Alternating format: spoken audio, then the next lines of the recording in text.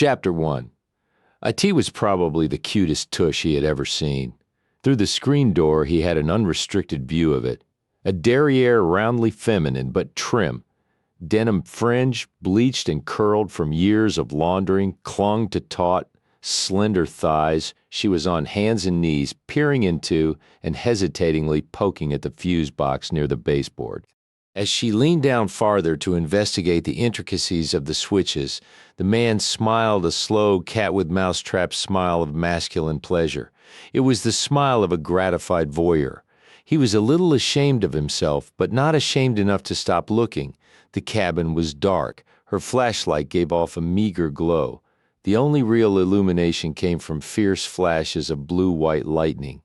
The two boys watching her efforts were growing increasingly restless. "I'm hungry. You said we'd eat as soon as we got here. Do you know how to turn the lights on, Mom? I bet you don't." The man at the door saw her head fall forward between her shoulders in an attitude of defeat. It lasted for only a moment. She raised her head determinedly as she drew in a deep breath. "It's just a fuse box, David. When I find the breaker switch, the electricity will come back on. It must have been tripped by the storm. And Adam will eat as soon as I can get the lights on and unload the car." "You said the cabin was going to be great." "I think it stinks," David complained. "We should have used tents." "Yeah, tents," the younger brother seconded. "If you don't think I can turn on the breaker switch, what makes you think I could put up a tent?" The rising impatience in the young woman's voice was unmistakable, and the man at the door didn't blame her for it. But the two little boys looked so bedraggled that he couldn't blame them for their complaining either. They were only kids and had apparently spent hours traveling. Their arrival at the lake cabin had been inauspicious, to say the least. He had seen the headlights of their car when they arrived. A few minutes later, he decided to brave one of the most tumultuous thunderstorms in recent history and walk to the cabin only 100 yards from his. That 100 yards was through dense woods, which guaranteed the owners of the cabin's privacy. Walking through it in a thunderstorm had been foolhardy, but he had become concerned for his neighbors. His electricity had gone out about 10 minutes before their arrival, and God knew when it would come back on. Now, as he listened to the whining of the boys and the near desperation in the young woman's voice, he was glad he had chanced the woods. She needed help, and she was alone. At least there was no husband and father in evidence. "We should have stopped at the burger town. David and I wanted to eat there, didn't we, David? I knew this was going to be a jerky camping trip. I wanted to use a tent and camp for real, not stay in a dumb cabin." The young woman rose up to sit on her heels, hands on hips. "Well, if you're such a pioneer, you can go out in the rain and start hunting or fishing for our supper." The boys felt silent. "I've had it with you two. Do you hear me? The cabin was graciously loaned to us. Since we don't have a tent and know nothing about them, I thought it was best we take up the offer to use it.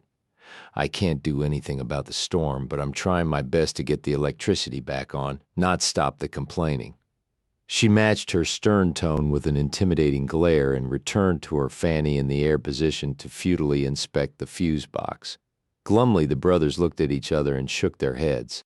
They were convinced their trip was doomed to disaster. "Do you think she can fix the electricity?" the younger asked the older in a loud whisper. "No, do you?" No, now was the time to make his presence known. He had never been a window peeper and was ashamed for having stood outside this long without letting them know he was there, but he was enjoying them. They were in no immediate danger. Their tribulations somehow endeared them to him. He found himself smiling at the comments of the two boys and the parental frustration of the woman. Maybe watching their dilemma was acting as a panacea for his own. Observing them had certainly taken his mind off his problem. Albeit unfair, that was human nature. It was also human nature for him to feel a shaft of desire spear through him each time he gazed at the display of bare thighs and that incredibly delectable tush. That wasn't fair either. It was downright lechery to lust after a wife as well as the mother of two young boys. But could a man be held responsible for his thoughts? "Mom, I have to go to the bathroom." It was Adam who spoke. Number one or number two? "Number one, bad. Well, since we haven't located the bathroom yet, go outside. It's raining." "I know that, Adam," she said, with diminishing patience. Stand on the porch under the roof and aim out." "Okay," he mumbled and turned toward the door. "Hey, Mom." She was dickering with one of the switches. "There's a man out there." The young woman spun around, toppled backward, and gasped in alarm. A man? Quickly, hoping not to frighten her, he switched on his high-beam flashlight and caught in its paralyzing spotlight an impressive chest straining against a chambray workshirt tied in a knot at her waist, a tumble of blonde hair that had escaped a haphazard ponytail, and wide blue eyes. Alicia Russell gulped in air and held it, her heart pounding. A brilliant flash of lightning silhouetted him where he stood just outside the screen door. Had she locked it behind him? Would it matter? He looked huge and fearsome against the stormy sky, and he was coming in. He pulled the screen door open. It was ripped from his hand by the force of the wind and crashed against the outside wall. She and the boys cowered. He rushed across the room and dropped to his knees in front of where she lay sprawled. Her eyes were blinded by his flashlight. She could no longer see him except as a looming hulk bending over her. She opened her mouth to scream for her boys to run. "Are you all right?" He switched off the light, and for a moment everything was black. "I didn't mean to scare you. Here, let me help you up." Alicia recoiled, and the hand extended to her was withdrawn. "I'm fine," she stuttered. Startled, and that's all.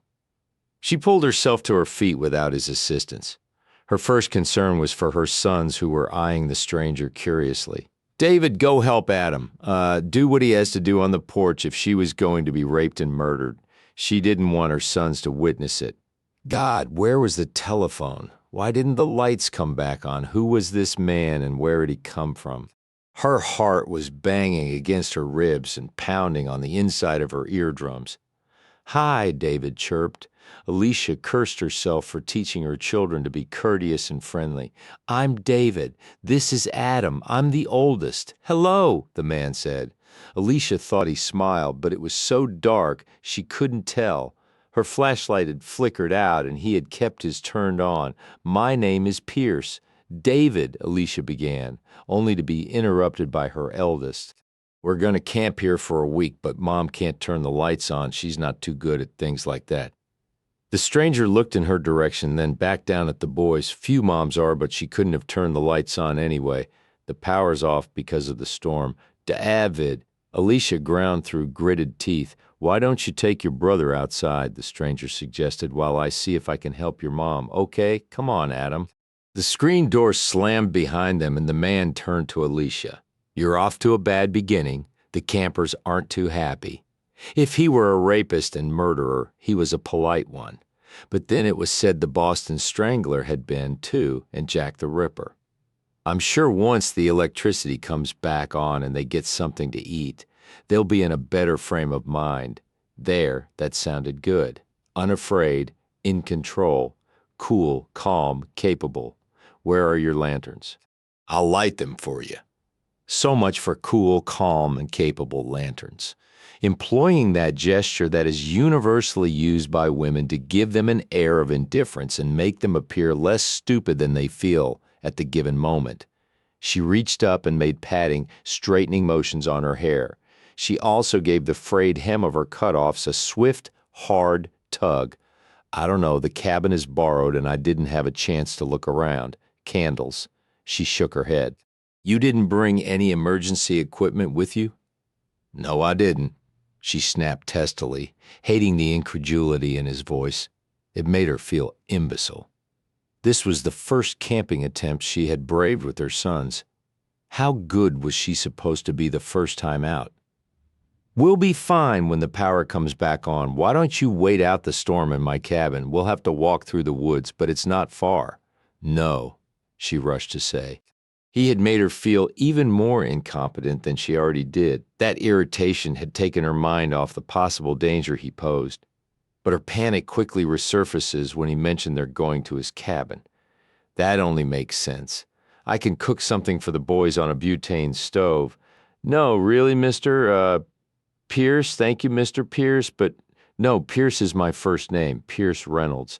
Mr. Reynolds will manage. I don't want to leave the cabin." "Why?"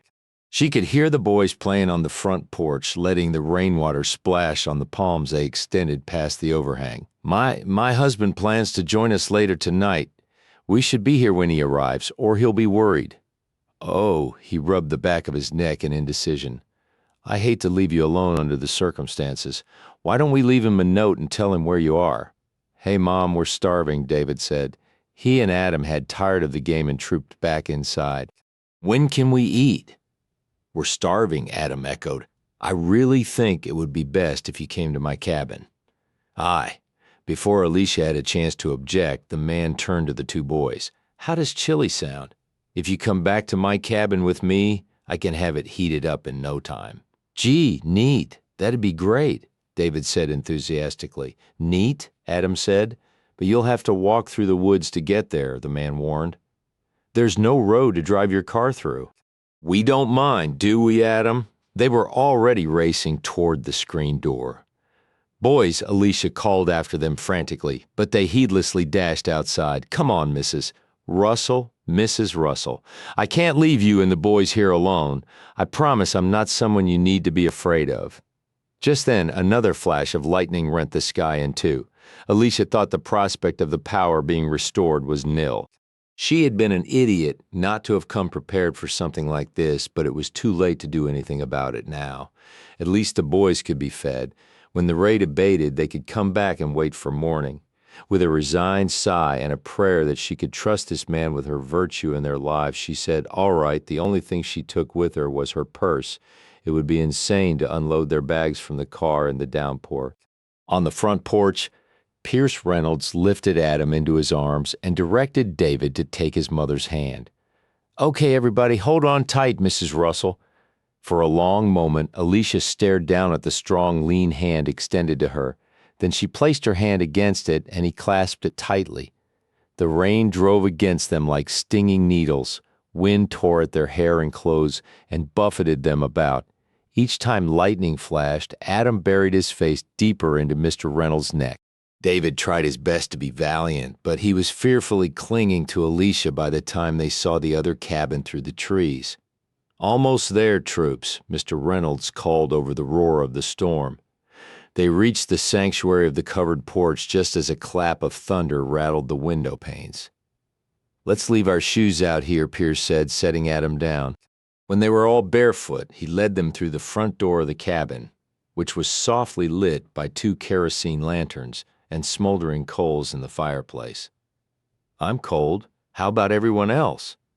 Pierce crossed the room and knelt in front of the fireplace to stir the logs with a poker. Glancing over his shoulder, he saw his three guests huddling uncertainly just inside the threshold. They were shivering. David, bring me one of those logs, please. The boy picked a log from the box near the door and rushed it to the man who was definitely hero material. Thanks, Pierce ruffled the boy's wet hair. You'll find towels for you and Adam and your mother in the bathroom. Yes, sir, David said, and ran toward the door that could only lead to the bathroom. The cabin was one large room serving as living room, bedroom, dining room, and kitchen. Comfortable chairs and a sofa were arranged in front of the fireplace. A double bed was tucked under a drastically sloping ceiling, which was actually the bottom of a narrow staircase that led up to a sleeping loft. It was too homey to be rustic and was spotlessly clean. David emerged from the bathroom carrying a stack of folded towels. After first handing one to Pierce, he took them to his mother and brother. Alicia felt a sense of unreality. What was she doing here in this stranger's mountain retreat, alone with him in a veritable wilderness? It would have been bad enough if he were old and feeble or kindly, but pitifully ugly and ignorant. But their rescuer was handsome and suave and virile, something she hadn't known until they'd entered the cabin and she had seen him in the light. His hair was ash brown and threaded with silver. It was carefully cut to look carelessly styled and was worn a trifle longer than fashion currently dictated. When he turned his head, Alicia had seen green eyes as brilliant as emeralds beneath a shelf of masculine brows. As he added the log to the coals and fanned it to life, well-developed muscles rippled beneath his wet cotton shirt. Though his physique wasn't brawny, he made her inordinately nervous. Not because she thought he would harm them.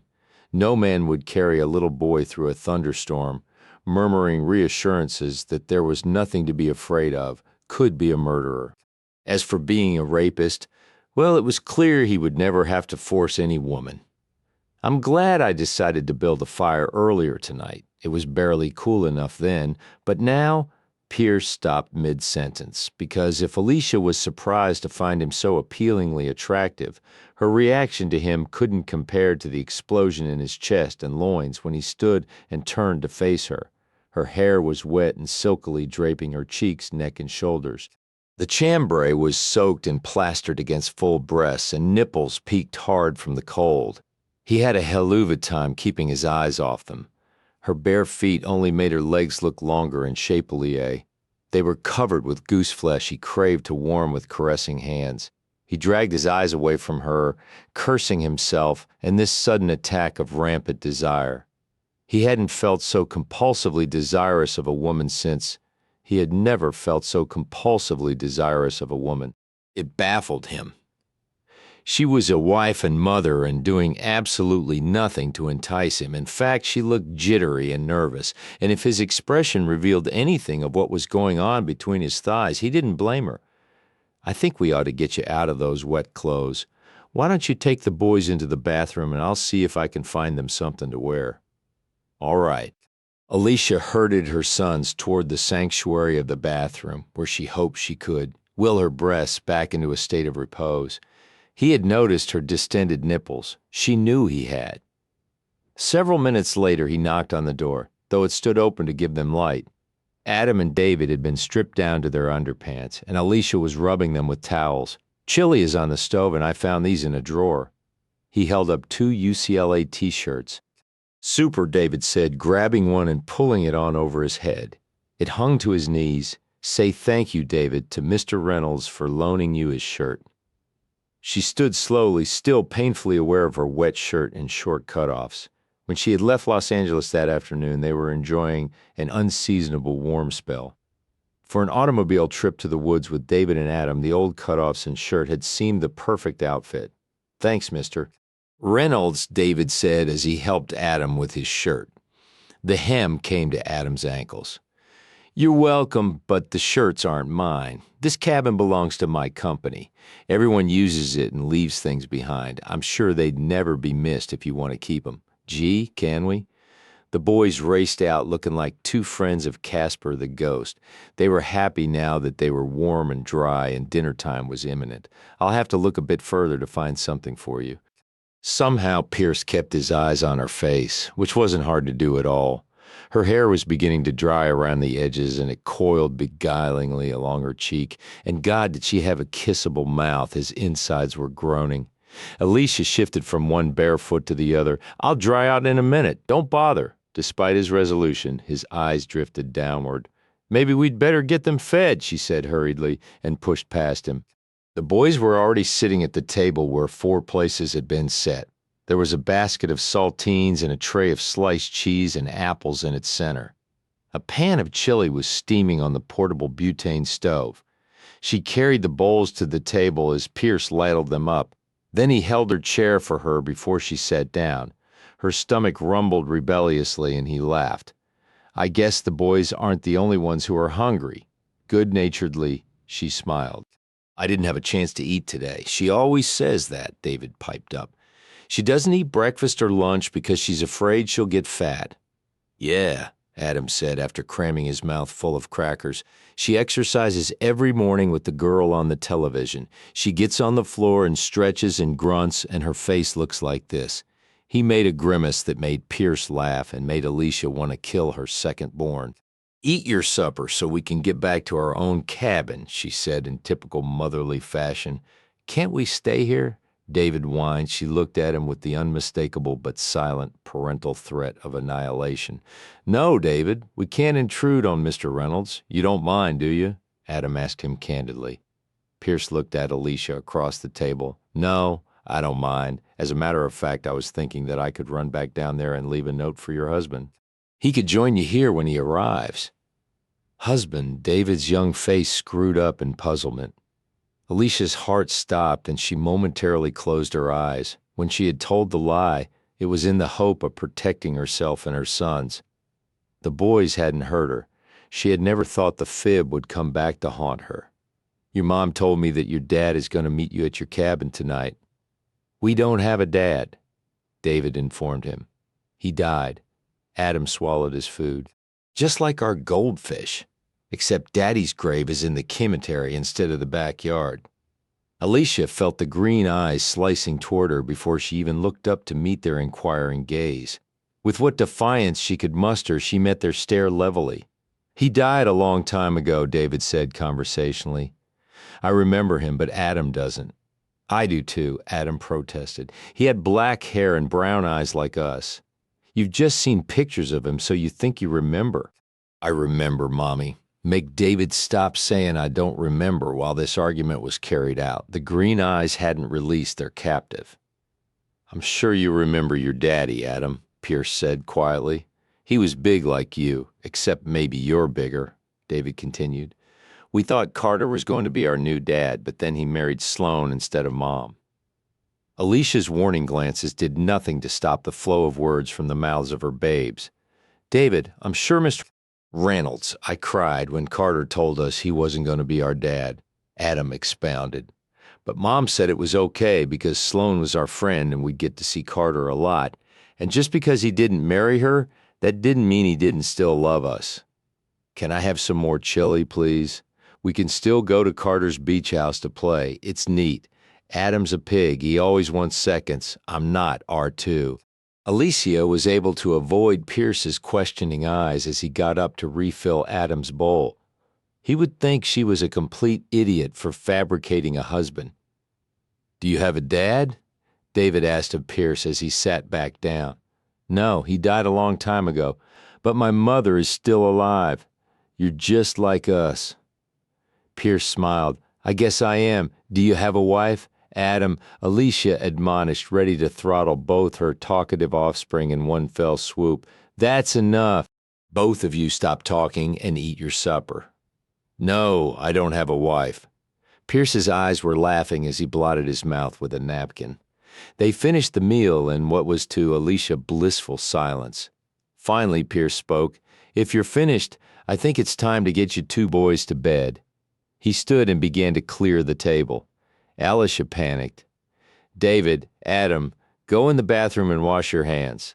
Do you want us to wash our hands, or are you just sending us in there because you want to talk about something you don't want us to hear? Go, she said, pointing a commanding finger toward the door. All right, her precocious son mumbled, taking his younger brother by the hand. When they had the water running in the bathroom, Alicia whirled on the man. She had to tilt her head back at a drastic angle to look up into his face. Until then, she hadn't noticed how tall he was. Was he just standing closer? I'm taking my boys back to our cabin. We will not spend the night here, and I would appreciate it if you'd stop trying to lure them into staying, thereby making me the villain. That's lunacy, Mrs. Oh, hell. What's your name, Mrs. Russell? She said peevishly. He glared, and she relented. Alicia. His lips drew up in a quick smile, then thinned to a resolute line. The rain hasn't slacked off. What possible advantage could it be to drag those two little boys back through the woods to that damp, dark cabin when they could sleep here? Because I'd be sleeping here too, he shrugged. So's my mother taught me to have better sense than to spend the night with strange men. I'm not strange. Again that quick smile, then tight-lipped sternness. Why did you make up that lie about a husband to protect yourself from me? She tossed back her hair and raised her chin. Yes, I was hoping you wouldn't bother us if you thought I had a man joining us soon. Was it only her imagination? Or did he lean forward slightly and did his voice lower in volume and pitch? Am I bothering you? Damn right, that's what she would have had to say if placed under oath. Thankfully, she wasn't. I just think that for all concerned it would be best if we returned to our cabin. I disagree you'd be alone without power. It's cold out now, and the boys aren't dressed properly, to say nothing of you. To make his point, his eyes scaled down her bare legs, but something happened on their return trip up to her face. They softened, dangerously so. so that when they collided with Alicia's, he and she were both rendered speechless by that non-physical collision. Seconds ticked by, moments stretched out, and still they stared, powerless either to move or look away. "What is wrong with me?" Alicia asked herself.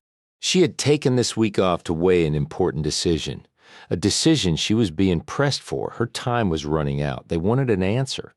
She didn't need this kind of romantic distraction in her life. Not ever, but particularly not now, when she had just found her footing in the scheme of things.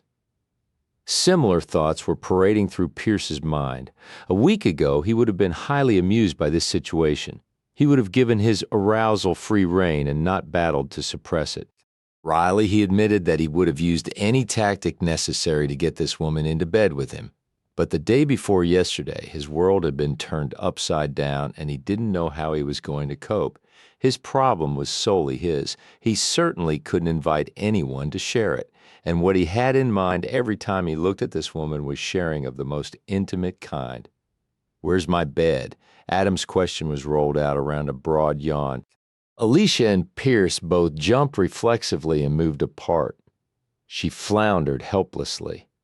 If she refused to stay now, that would be tantamount to an admission that Pierce Reynolds did bother her. Purely from a logical standpoint, staying in his cabin was the safest, most reasonable thing to do. She would look like a sap traipsing back through the woods during this thunderstorm with her two weary, cranky children in tow. This would be a temporary relapse, she assured herself. It had taken her 31 years to learn to take care of herself. She never wanted to depend on anyone else ever again, but this was only for one night. Pierce Reynolds's gray-flecked eyebrow arched in query, and she answered with a silent lowering of her eyes. He accepted her decision graciously and without a trace of smugness. "I thought one of you boys could sleep down here with me and the other upstairs with your mom. There's a double bed up there. They can both sleep upstairs. I wouldn't want you to be crowded." He would crowd any bed, no problem. "I'd love to be crowded in a bed with you. Then Adam can sleep with you since he's the smaller." David's brow wrinkled as he eyed his brother jealously. Then he bounded up the stairs. "Goody, I get to sleep upstairs." They were soon bedded down, and the cabin became awkwardly quiet, save for the steady cadence of rainfall and the distant rumble of thunder. The worst of the storm had been spent. Alicia began clearing the table, washing the dishes in the sink. Pierce dried and replaced them in the limited cabinet space. They worked in silence until the job was done. "Thank you," he said. "It's the least I could do. I guess I'd better find you something else to put on. Whether you want to admit it or not, I know those damp clothes are uncomfortable. Mine are." She wished he hadn't mentioned that. His damp shirt was molded over the muscles of his arms and chest. Tight denim jeans hugged his hips and thighs like a second skin. His bare feet hinted at an intimacy she would rather not think about. She was thinking about it just the same. He knelt in front of a cedar bureau and began rifling through the drawers. He had searched two, found them lacking, and closed them before he pulled open the third. His hands plowed through the garments left behind and long forgotten. The drawer produced a stocking cap, one glove, a pair of plaid Bermuda shorts, about a size 42, and 3 socks, all of different colors. "Ah, here's something." He pulled the garment out of the drawer, eyeing it knowingly. Someone had a good time while he was here.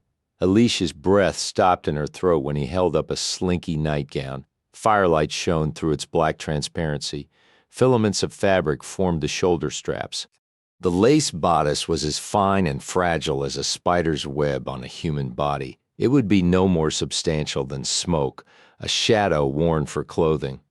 Coming slowly to his feet, he advanced toward her, his eyes immobilizing. He laid the straps of the nightgown against her shoulders, pulled the scanty bodice into place over her breasts, and let the length of it float down over her bare legs to her feet. He peered at her through the shimmering folds. "Perfect fit," he said in a rough, unnatural voice. Alicia stood stock still, not daring to move. Feeling vulnerable and much like a succulent dessert about to be devoured, she quavered, "I can't wear this."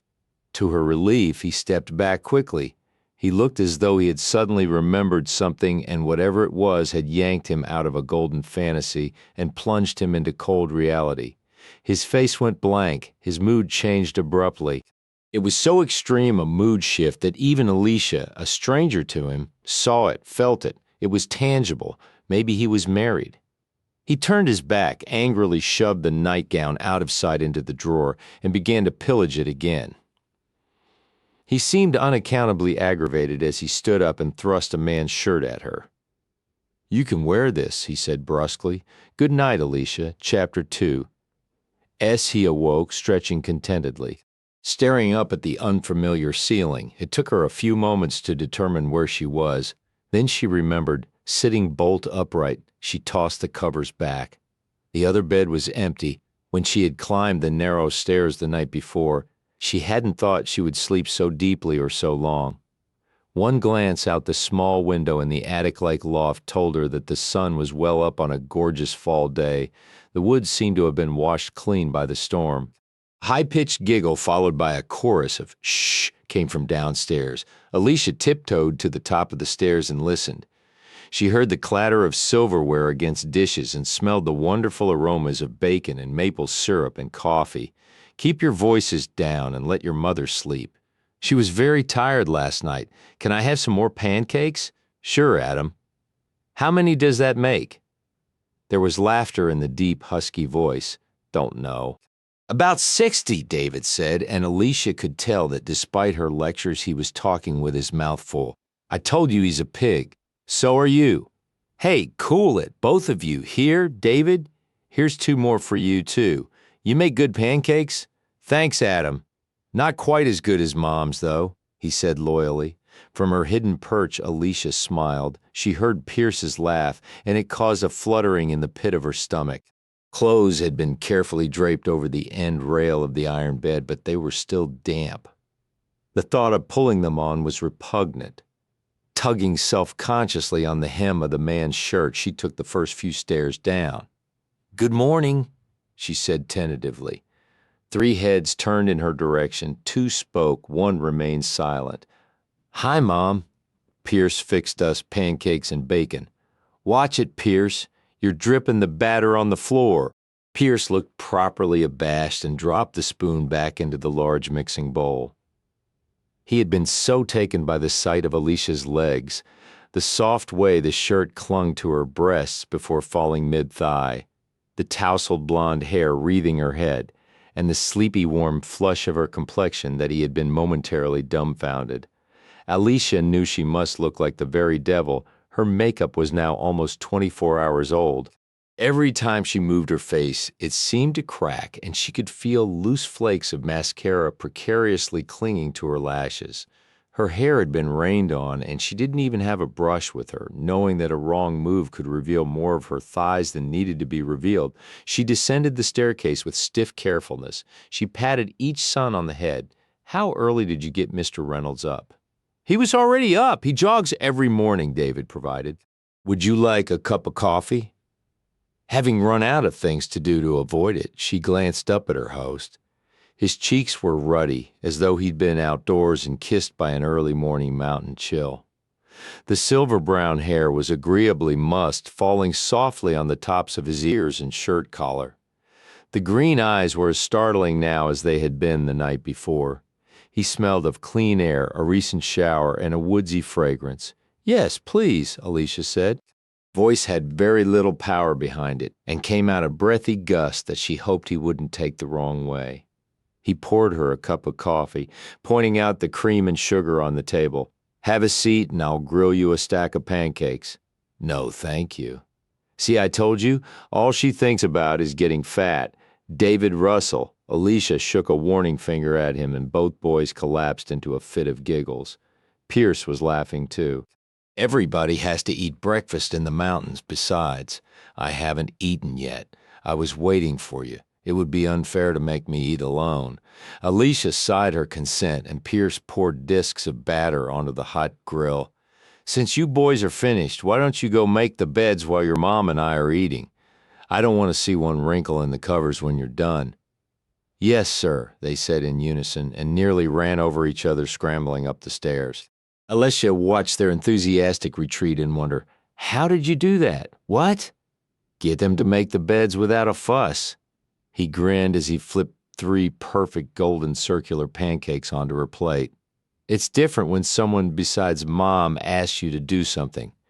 "I guess you're right," she said, liberally and sinfully buttering the pancakes. Her mouth was watering. She was just as generous with the syrup.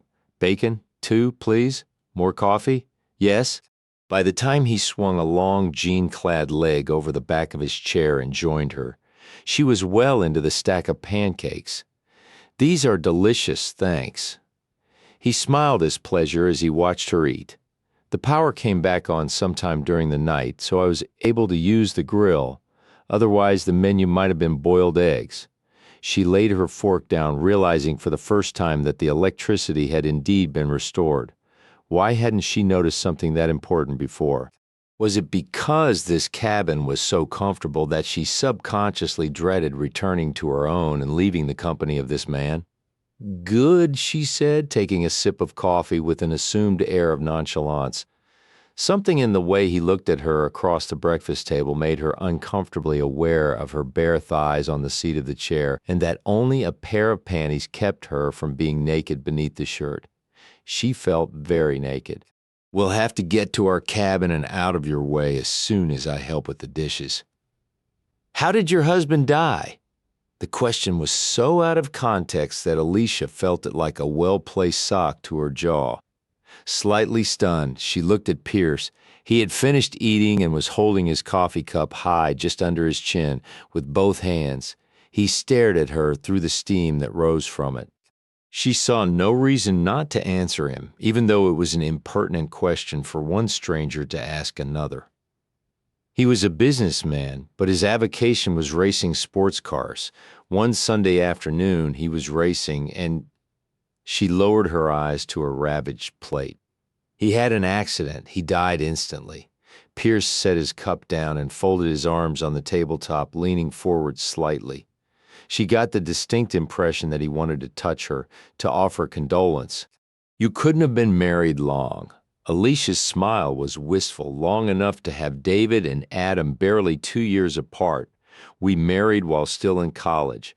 I fell in love with Jim Russell the first time I saw him." Pierce was alarmed by the jealousy that took a stranglehold on him. He was also swamped by a feeling of supreme frustration. Why now? Why now was he meeting a lovely woman who exuded a latent sexuality longing to be released, a woman who happened to be an unfairly young widow? When that internal anger seized him again, Alicia was aware of it. His face changed, becoming hard and closed. Anxiety pinched the corners of his eyes and mouth. Pierce Reynolds was a man with an axe to grind. The sooner she was away from him, the better. "We should get started," she said uneasily. She didn't need a man in her life, not now, not anymore, and she especially didn't need one with problems. Briskly, she set about cleaning the kitchen. Once upstairs, she pulled on her sour-smelling clothes and hustled the boys out of their UCLA t-shirts and back into their own shirts and shorts. She disregarded their litany of protests and querulous questions. "I can't tell you how much I appreciate your kindness and hospitality, Mr. Reynolds." God, she sounded like a paragraph out of an etiquette handbook and felt just a little ridiculous standing in the cutoffs when it was too cold for them. Tennis shoes were like clammy weights tied onto her feet. The small group was gathered on the porch of the cabin. "I'm glad I was here to help." Pierce's tone was just as detached and formal. "You're sure you'll be all right?" "Yes. Thank you again." The 2 boys looked about as jolly as pallbearers. Pierce knelt down in front of them. He gave each of them a quarter. "Play a video game for me the next chance you get." When they continued to hang their heads in glum silence, Alicia prodded. "What do you say?" "Thank you," they mumbled. David lifted his head. "Did you ever play soccer, Pierce, football? No kidding. Which position?" "Halfback. Gee, a running back." "I'm too young to play football, but I'm a forward on my soccer team. We're the Hurricanes." "I'll bet you're a good forward." The dark eyes lit up. "Maybe you could come see me play sometime." Alicia's heart wrenched at the pitiful plea in the young voice. David desperately needed a masculine role model. But she had learned long ago that she couldn't simply provide her children with a father. She would be taking on a husband, too, since she and Carter had broken their engagement. There had been no serious candidates for that. Maybe sometime, but he knew he wouldn't. He couldn't. "Where's your house?" Adam asked. "In Los Angeles, that's where our house is, too." "Come on, boys. Say goodbye and thank Mr. Reynolds again." Alicia intervened before their departure stretched out any longer. "Thanks," they muttered sadly as Alicia all but dragged them across the clearing, past the parked Jeep that she hadn't seen the night before, and into the woods that separated the cabins. "Oh, we're going to have such fun," she said, warding off her own sense of loss and depression. "Just wait and see. Maybe after we get settled, we'll go fishing." "You won't want to bait the hooks." David grumbled. He was right. The whole idea made her queasy. But she had had to do worse. "Want to bet? You can show me how." Her forced enthusiasm lasted as long as their walk through the woods and past the front door of the cabin. Then the three of them came to an abrupt standstill and gazed about them in mute disbelief. The cabin was a wreck. A tree limb, driven by the wind, had torn through a screen and crashed through a window, leaving the floor and one bed showered with glass.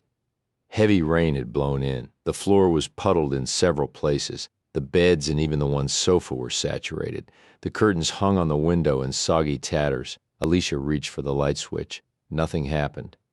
The electricity may have been restored in Pierce's cabin, but not here. She shivered to think what would have happened had they not joined Pierce last night. What if one of them had been lying on that bed when the limb crashed through the window? They had escaped possible injury, and for that she would be eternally grateful. But what was she going to do now? Were it not for her boys, she would have sat down and cried.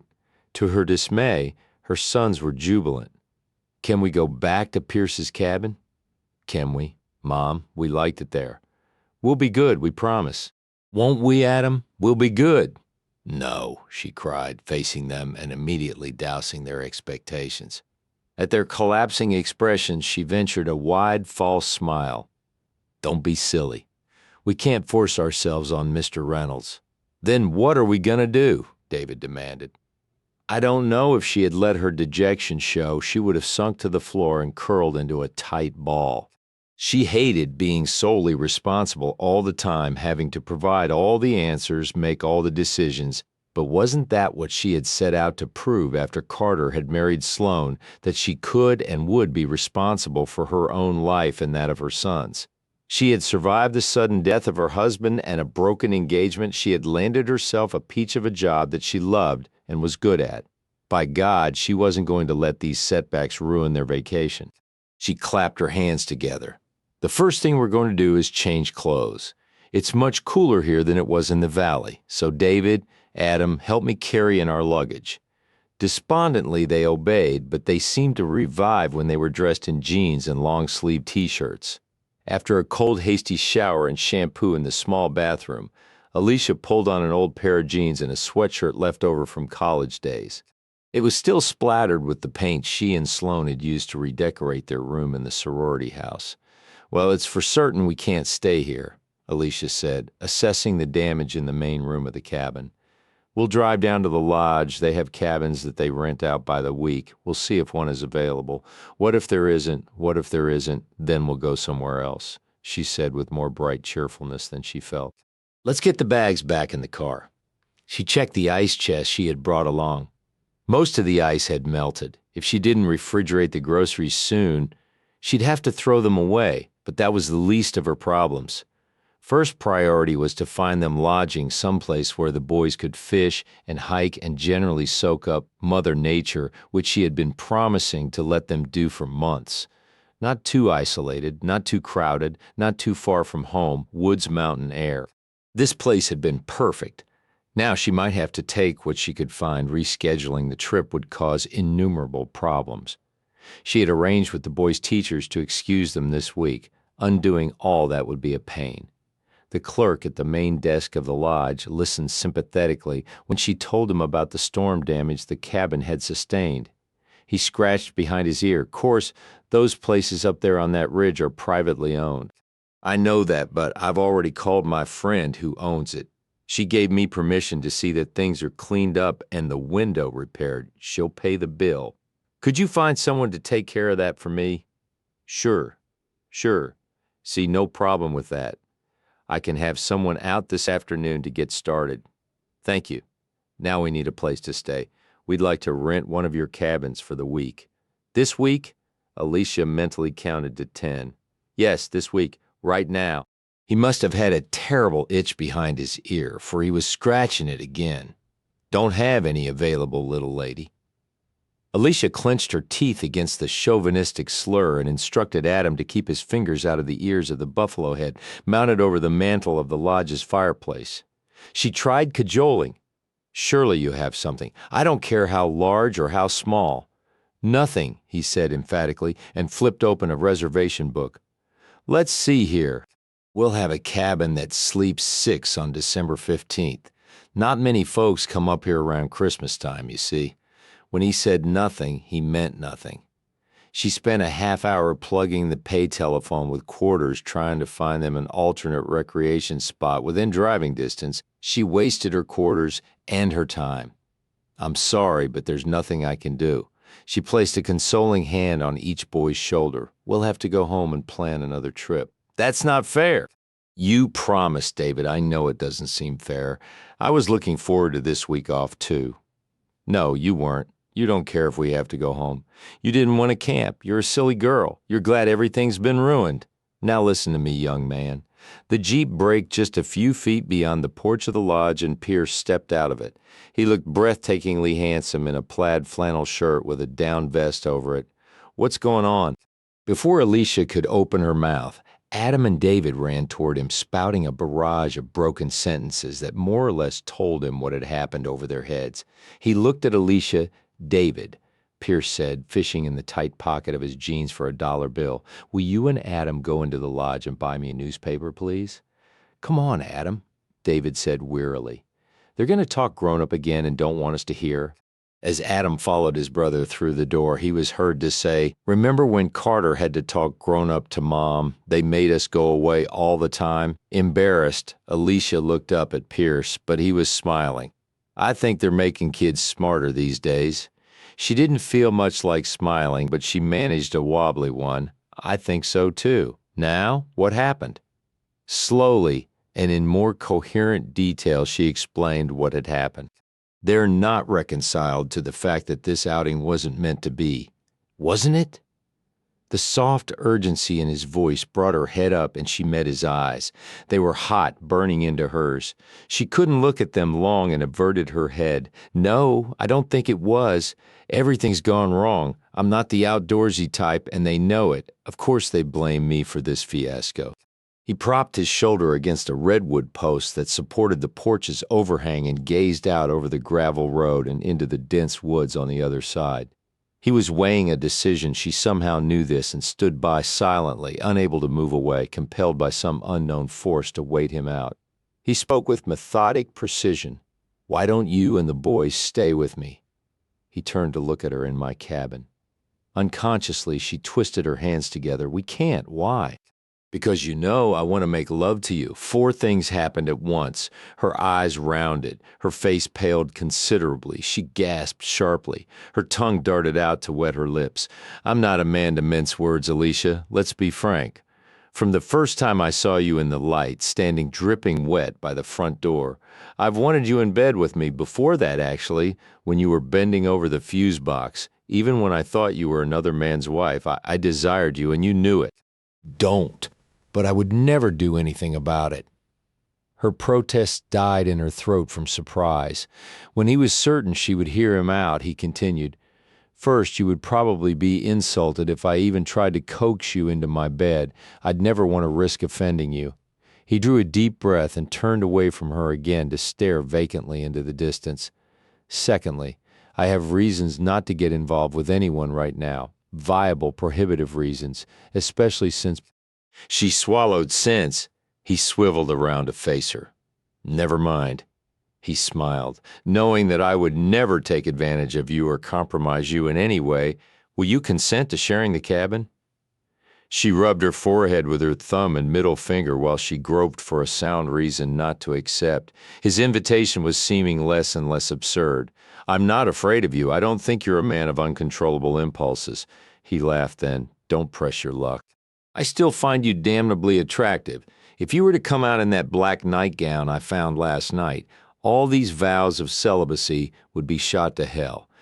She blushed and hurriedly changed the subject. "I can't let us interrupt your vacation. Do you have any idea what the boys can be like when they get wound up?"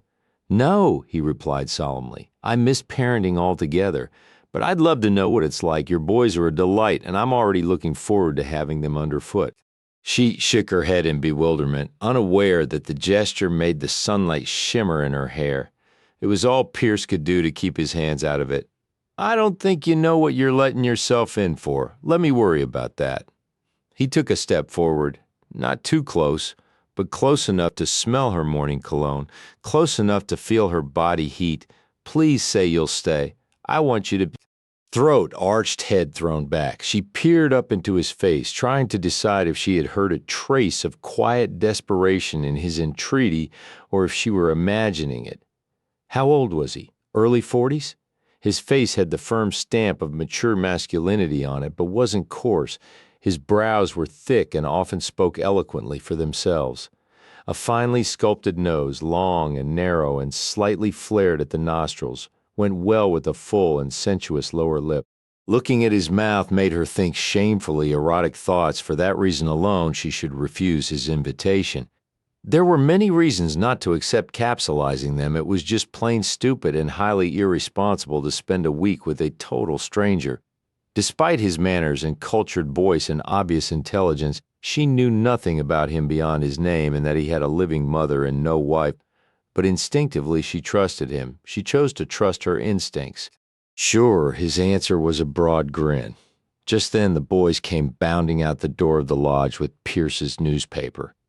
He scooped Adam up in his arms, straining biceps. Alicia couldn't help but be impressed by, "Guess what, fellows? You're going to stay with me this week. So the only place you're going now is to help me unload your car at my cabin." They whooped with noisy glee. "Can we ride in the Jeep? We've never ridden in a Jeep before." Pierce laid a hand on David's shoulder. "Yes, you may ride in the Jeep, but first you have an apology to make to your mother, don't you?" Both Alicia and David looked up at him in bewilderment. "What for?" David asked. "I heard your tone of voice and what you said to her when I drove up. You were blaming her for something that was beyond her control. Do you think that's fair?" David's chin fell almost to his knees. "No, sir," he mumbled into his chest. "You're the man of the family. As such, you should know to accept things graciously when there's nothing you can do to change them. Don't you think so?" "Yes, sir." The boy turned to his mother. "I'm sorry." Alicia knelt down and hugged him hard. Apology accepted. "Now let's concentrate on having a good time, all right?" David smiled tremulously. Pierce curved his hand around the back of the boy's neck and steered him toward the Jeep. "Why don't you sit in the front seat this time and help me navigate?" "Can I too, Pierce?" Adam wanted to know as he trotted after them on his chubby legs. Next time, he glanced over his shoulder to see Alicia standing where they had left her. "Coming?" he asked softly. She nodded. "I need to make arrangements with the clerk for the repairs on the cabin. I'll follow in our car." As she watched them go, she wondered why there were tears in her eyes. The day didn't lack for activity. It was a chore to unload her car and find a place for everything in the cabin. Then Pierce took the boys on a wood-gathering mission while Alicia prepared a lunch of soup and sandwiches. In the afternoon, they hiked around the lake and returned to cook steaks on the outdoor barbecue someone had had the foresight to build when the cabin was constructed. The dinner was sumptuous, but the boys yawned through theirs. Immediately afterward, they were bathed and put to bed. Alicia went to sit on the front steps of the cabin to soak up the silence, the crisp night air, the star-studded sky undimmed by city lights. Pierce joined her, carrying 2 mugs of coffee, one of which she accepted with a soft thank you. Rather than being an intrusion, she found that his presence enhanced her sense of peacefulness. "They're already asleep. I hope Adam's snoring doesn't keep you awake. I've been told I snore too." Alicia wondered how many women had told him that. To keep her mind from wandering in that direction, she guided it to neutral territory. You said your company owns the cabin. What company? Ecto Engineers. What kind of engineering? Aeronautical. You design airplanes? Military planes? What? He settled, and she liked the sound and feel of his male body shifting comfortably. We do some military contracts.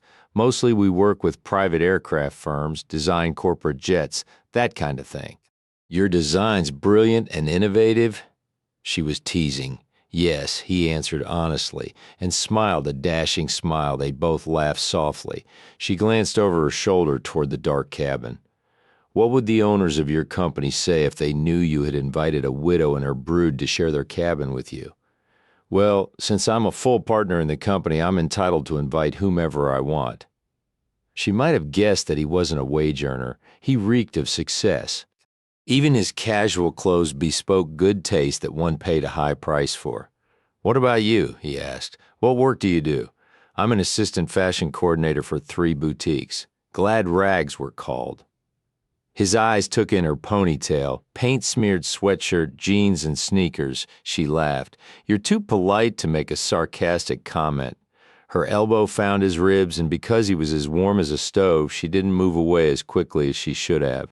I'm the epitome of diplomacy, he said, wishing she hadn't moved away after touching him. Even if it was with her elbow, she was so damned soft, so indubitably feminine.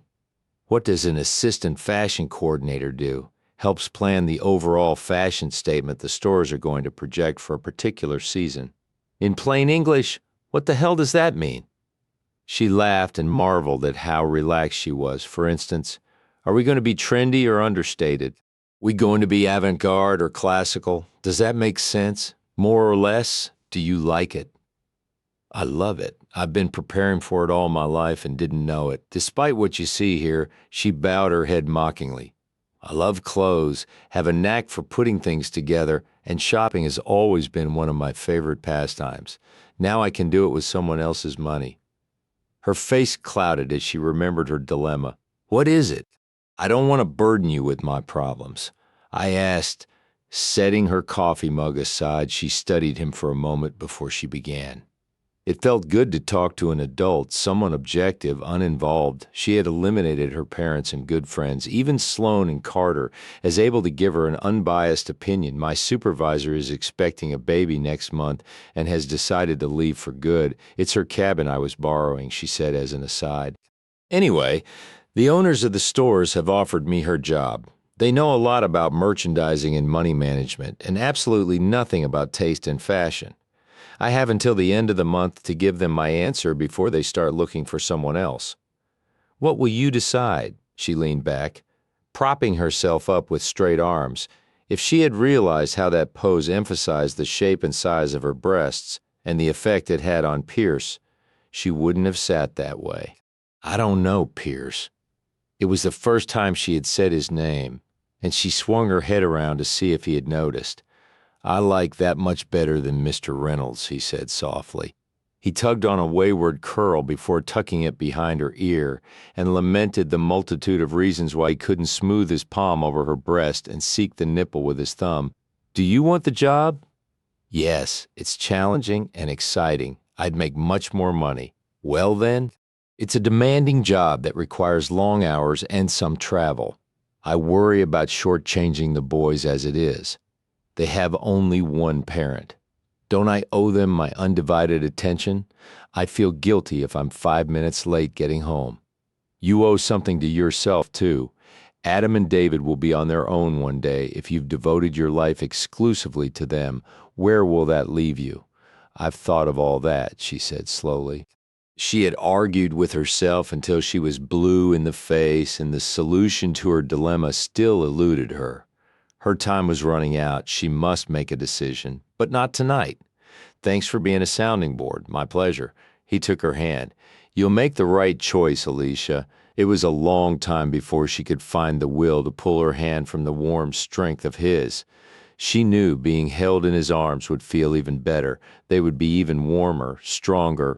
I think I'd better go upstairs now. Who is Carter? Chapter 3.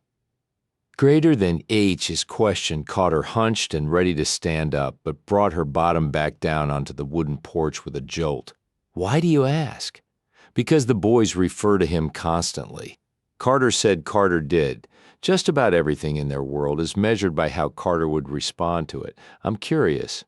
Carter Madison? She knew full well it wasn't strictly curiosity that had caused him to ask. His face was too tense for mild curiosity. He's an old friend. Carter Madison. Carter Madison. Pierce repeated the name like rapidly snapping fingers. He was trying to place it, and when he did, he turned to her. Carter Madison, the writer? You've heard of him. He'd like that. I've read most of his novels. He'd like that even better. I've seen him interviewed on TV talk shows. Charming, glib, good-looking guy. What happened? Why didn't you marry him?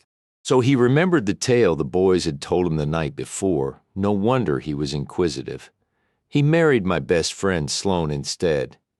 Pierce's face went blank, as though he thought he had committed an unpardonable blunder. Alicia relieved his mind by explaining Carter was my husband Jim's best friend. After Jim was killed, Carter was marvelous. He felt responsible for me and sheltered me from some of the most unpleasant aspects of recent widowhood. He helped me with the boys. Eventually, he became an essential factor in our lives. I hated to admit it, but we took him for granted. He asked me to marry him, and I accepted. I felt lost, lonely. Carter was a familiar, safe bulwark to lean against for protection. She smiled with fond memories. Husbands and wives should be good friends, but good friends should never become husband and wife. I sent Carter to Sloane's bed and breakfast house in San Francisco so he could finish a book before the wedding. They were instantly attracted to one another. It didn't take him long to realize that he was marrying me for the wrong reasons. Almost simultaneously, I realized the same thing. We broke off the engagement the day of the wedding, and he married Sloane a few weeks later. They're very happy. She's expecting their first child. Pierce sipped his coffee, which had to be cold by now.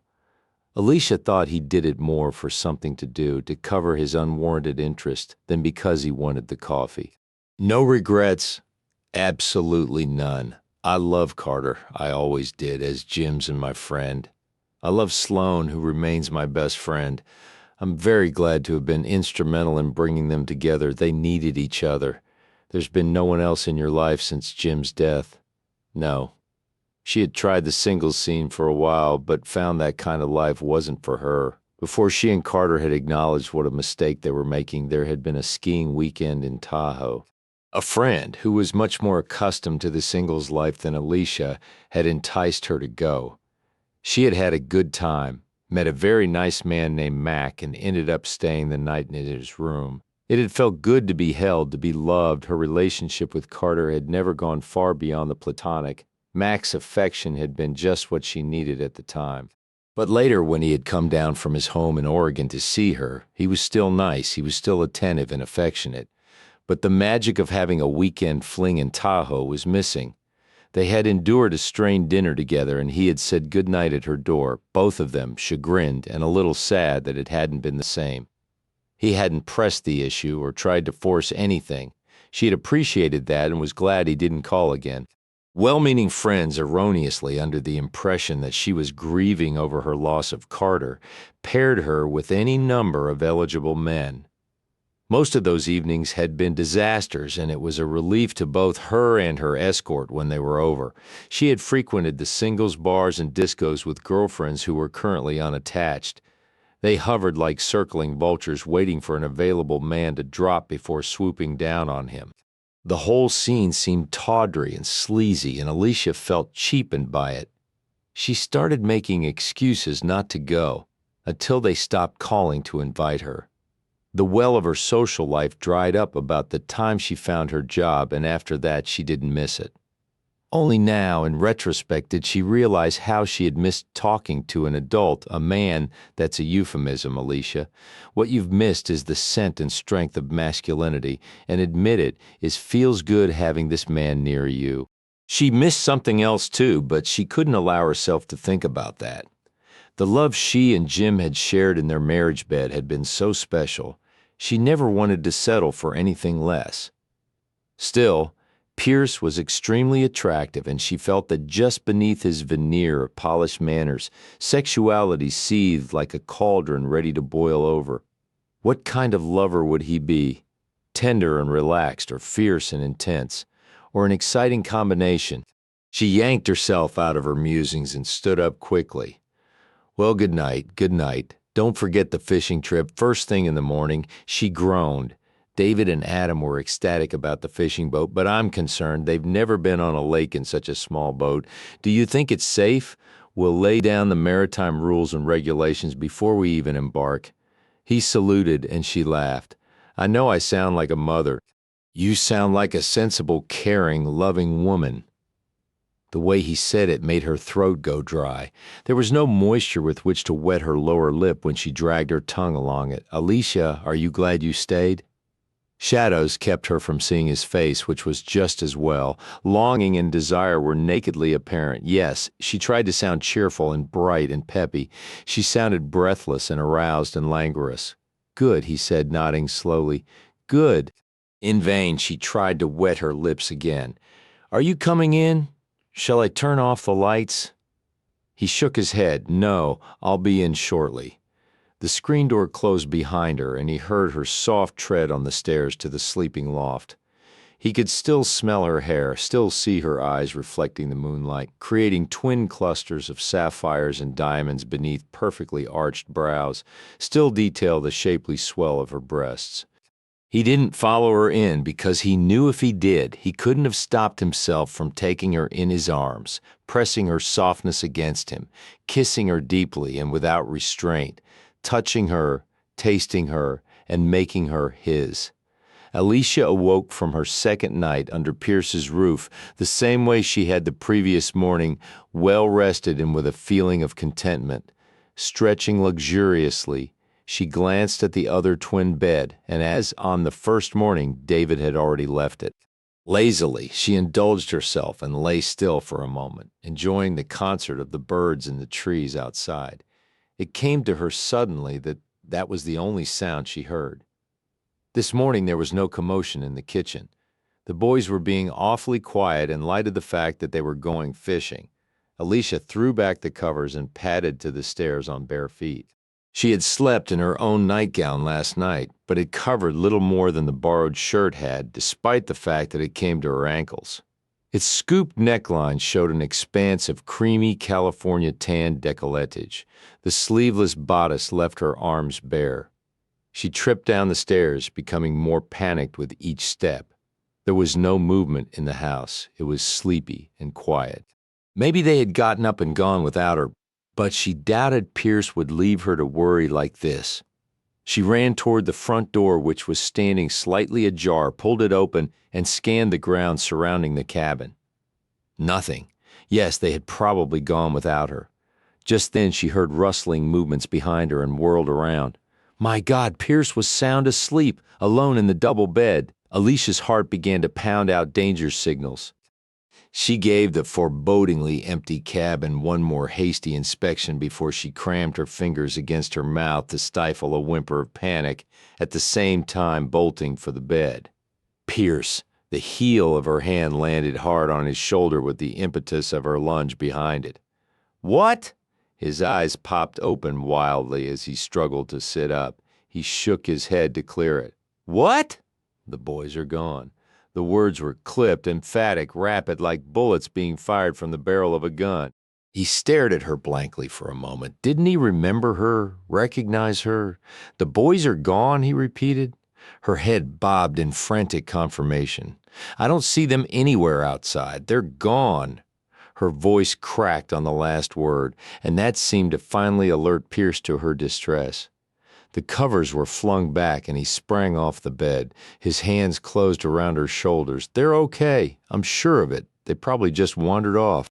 His palms were moving up and down her arms, warming her, the way a paramedic would try to revive a victim of shock. Maybe they're on their way down to the boat? At the lake? Oh, God, they won't know the danger. What if they try to get in the boat? He pulled her to him quickly, hard, crushing her against his body and pressing her face into his chest. It's all right, I promise it is, he whispered urgently into her hair, willing her to believe him. Hurry now. Let's dress and go look. He pushed her away and peered into her eyes. She nodded mechanically and turned to run up the stairs, catching her nightgown in a damp fist and hiking it high. In minutes, they met at the front door. They were so excited about the fishing. I think the pier is our best bet to start, Pierce told her as they scrambled down the steps of the porch. So do I. Even the pinkish golden rays of the new morning sun didn't relieve the pallor of her face. Pierce took her hand and they ran down the overgrown path that led from the cabin toward the lake. He did his best to push aside tree limbs and warn her of roots that snaked across the trail, but she stumbled along behind him, fear and dread making her blind to the hazards. By the time the lake came into sight like a silver platter lying amidst the woods, she had been scratched and bruised. Do you see them? Anxiously, she stepped around Pierce where he had halted on the edge of the clearing. Yes, he said, letting out the word on a long exhalation. Alicia knew then that he had been just as concerned as she, but had remained calm for her benefit. He pointed in the direction of the pier. Both boys were sitting on it, legs dangling over the water. They were happily chatting, blissfully unaware of the chaos they had caused in their mother's heart. Pierce took her hand and they jogged down the gradual slope to the pier. The boys heard them coming and ran to meet them. We're going to catch millions of fish. We've been watching them, haven't we, Adam? They swim right up to the pier. The two young faces turned up to the adults were flushed with excitement and high color. Are you ready? The poles are in the boat. Adam and me checked. Alicia paled again to think of them climbing in and out of the boat that was moored at the water's edge. They had taken swimming lessons for the last 3 summers and both could swim fairly well. But a neighborhood pool where the depth of the water was clearly demarcated and the cold, murky waters of a lake were two different things entirely. David, Adam, I was scared out of my wits.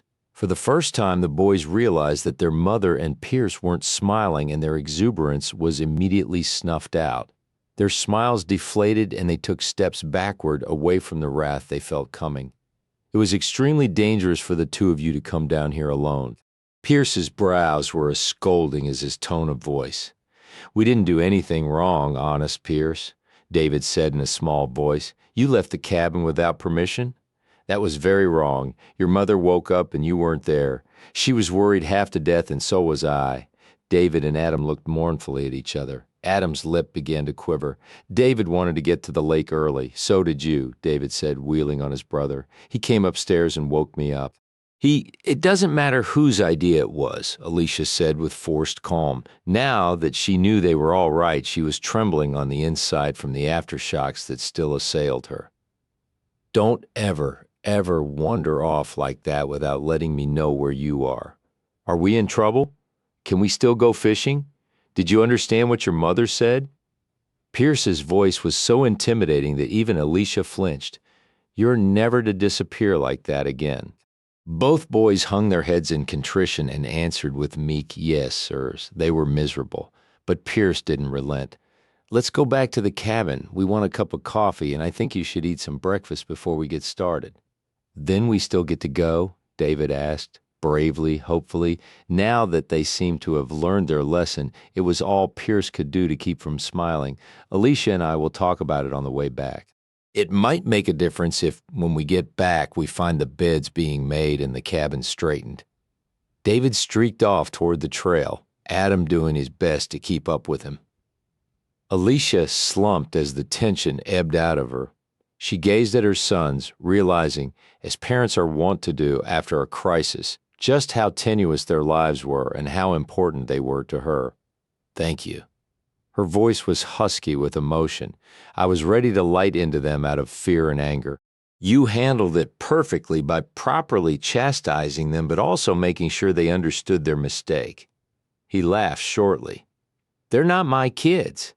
That makes it a hell of a lot simpler. But you were worried too. I was worried too, he admitted ruefully. He touched her arm. You okay? She shuddered briefly to shake off the last traces of trauma and looked up at him. Yes, I'm fine now. Their eyes melted together. Realization of what had happened only minutes ago dawned on them at the same time. It had had a stunning impact on them, but they hadn't been able to pause and dwell on it then. The indulgence had been postponed until now. Now, when they could afford the time, could devote to it the concentration such an occurrence deserved. Her mind tracked backward, and Alicia could see him coming off the bed, a study of virile grace and power, naked save for a pair of briefs that hid nothing and emphasized much. There was much to emphasize. Her palms began to perspire. The chest hair that matted the hard curves had tickled her nose as he held her tightly against him. He was an even toasty tan color all over. She had longed to explore him slowly, to drink in with the sensors on her palms the varied textures. He had offered her comfort when she needed it, but at the same time he had acquainted her with his rawly masculine body. Pierce was remembering, too. But his recollections were of softness, the kind a man is compelled to cover, to protect, to mate with, the kind of softness hard virility yearns to be nestled in. Blonde hair was riotous around her head. Much as it was now, it fell on skin the color of ripe peaches, and he had longed to taste it. He had wanted to taste her mouth, too, a mouth that seemed in perpetual need of kissing. Her breasts had swayed lush and heavy and heavenly beneath her nightgown. When she was bending over him, shaking him awake, he had seen their full glory displayed under the gaping neckline of the gown. Almost as enticing were the dusky shadows of her nipples that shyly pushed against the cloud-like cotton when she was standing straight. He remembered what it felt like to hold her against him, to feel the blatant femininity that roused every sleeping cell in his body. And now it had become just too much to resist. He simply had to kiss her. One hand cupped her jaw and tilted her face up. The other went inside her jacket. His arm curved dictatorially around her back and hauled her close. Pierce's mouth came down on hers, slanting over surprise, slightly parted lips that didn't stand a chance against the onslaught. It was a potent kiss and had an immediacy about it that coerced her lips to relax against the thrusts of his tongue. It was buried in the soft, sweet recess of her mouth, where it refused to be stilled and continued its stroking. Later, Alicia assured herself that she had struggled and that his greater strength had overpowered her. She lied to herself, for actually her body inclined toward his and her feet followed with tiny baby steps that brought them between his hard straddling legs. There was no denying that he wanted her in the most primeval way. He was a steely hard pressure against the fly of her jeans. But his mouth was softly persuasive. Against such gentle persuasion she had no argument. His kiss made her feel as if she were the most desirable woman in the world, the only woman in the world, and that if he didn't have her, he might perish. When at last he lifted his head, he seemed impatient with himself. The hand securing her jaw dropped to his side, and the other was withdrawn from her jacket. "We'd better get back and see to the boys," he said gruffly before turning in the direction of the cabin. Left with a sense of loss, Alicia forlornly followed him. She hadn't invited his kiss. It shouldn't have happened, but since it had, she wished he had cuddled her for a while afterward. Such romantic sentiments were utter foolishness. She didn't want this man, did she? Fishing in the boat turned out to be a complete success. Pierce instructed the boys on what they could and could not do in a boat that small, and they returned to the pier with a creel of fish and 4 slightly sunburned noses. In the afternoon, Alicia opted for a nap while the men went into town for groceries. She handed Pierce a shopping list and a $20 bill. He frowned at the money. "I insist," she said firmly, forcibly curving his fingers around the bill. "Let it be noted that I concede under protest." Fine. Just so long as you concede, she was glad that the kiss that morning hadn't put a wedge of tension between them. By the time they reached the cabin to find the downstairs bed already made and the ones upstairs being worked on, he was conversing as though nothing had happened. She tried to ignore that he went out of his way not to touch her or be alone with her. His avoidance both relieved and piqued her, so it was wiser not to think about it at all. "Which bed are you going to sleep in, Mommy?" Adam asked, feeling important since it hadn't even been suggested that he stay behind to take a nap rather than accompany David and Pierce. "You can sleep in mine and Pierce's? We wouldn't mind, would we, Pierce?" The corners of Pierce's lips were twitching with suppressed laughter as he cocked a rakish eyebrow at a blushing Alicia. No. While we're gone, she can sleep in any bed she chooses. She has the run of the place. In that case, she said, buttoning up David's jacket and futilely finger-combing his dark hair, I may make a pallet under the trees. You won't either. You'd be afraid of snakes and bugs and stuff. She tweaked her eldest son on the nose. You're right. The boys raced for the Jeep, fighting over who would get to sit in the front seat first. You're sure you don't mind staying alone? Laugh was spontaneous and genuine. Are you kidding? Do you know how rare these precious occasions are? Okay, Pierce said. Just don't open the door to strangers, he warned with a mocking grin. Alicia waved them off with a glowing feeling warming her from the inside out. But on the fringes of that energy source, away from that tingling heat, there lurked an indefinable sadness. When she woke from her nap, she had slept in the upstairs twin bed. Pierce and the boys were building a fire in a ring of stones well away from the cabin, but not too close to the trees. Hey, Mom, David called out when he saw her looking at them from the upstairs window. We're going to cook the fish in the coals of the fire. Pierce knows how. Are you coming down now? Have the fish been scaled and gutted? Yes, then I'm coming down. While they tended the fire and wrapped potatoes, ears of corn, and seasoned fillets of fish in foil, Alicia baked a double batch of Toll House cookies. Those smell scrumptious, Pierce said from over her shoulder as she dropped the balls of dough onto the cookie sheet. Better than raw fish, she said, wrinkling her nose and sniffing the air. He laughed. Just wait till you taste it. Reaching around her, he scooped up a fingerful of the dough from the mixing bowl and plopped it into his mouth. She spun around to confront him. Pierce, you're worse than the boys, am I? His eyes were dancing emeralds of mischief as he laughed down at her. He bent forward quickly, and Alicia thought he was going to kiss her, possibly on her nose. But just as suddenly as it had sparked, the light in his eyes went out, and he pulled back. Turning away, he went through the screen door, and she was left staring after him as she had been that morning, wondering what she had done to turn him off so abruptly. The boys enjoyed that meal more than any other they had ever eaten. They all ate outside, sitting around the fire. The boys hung on to Pierce's every word as he told them how he had learned to cook over a campfire on a hunting trip with his father. Once again, Alicia was grateful to him. She could never have made the week such fun. He was just what her boys needed, a masculine presence, a role model. It was plain to see that they had awarded him a place next to their other heroes, their late father and Carter Madison. For a man who had never had children, who wasn't even married, Pierce showed infinite patience with them. Unless he was a very good actor, he was enjoying the boys' company as much as they were his. When they talked to him, they held his attention. He gave everything they said importance and credence when she often tuned out their chatter, listening with half an ear and recording only what she deemed important. Off to bed, you two, he said after they had carried the dishes into the cabin. Oh, please, can we stay up longer? Nope, Pierce said, shaking his head. If you go to bed without an argument, I may have a surprise for you tomorrow. What? Can't tell. He can't tell, David, or it wouldn't be a surprise. Pierce laughed. That's right, Adam. Good night, or no surprise. After hasty kisses aimed in the general direction of Alicia's mouth, the boys went into the cabin. More wine, Pierce? Asked Alicia once they were alone. Only the occasional stirring of autumn leaves and the crackling friendliness of the fire broke the pervading quiet.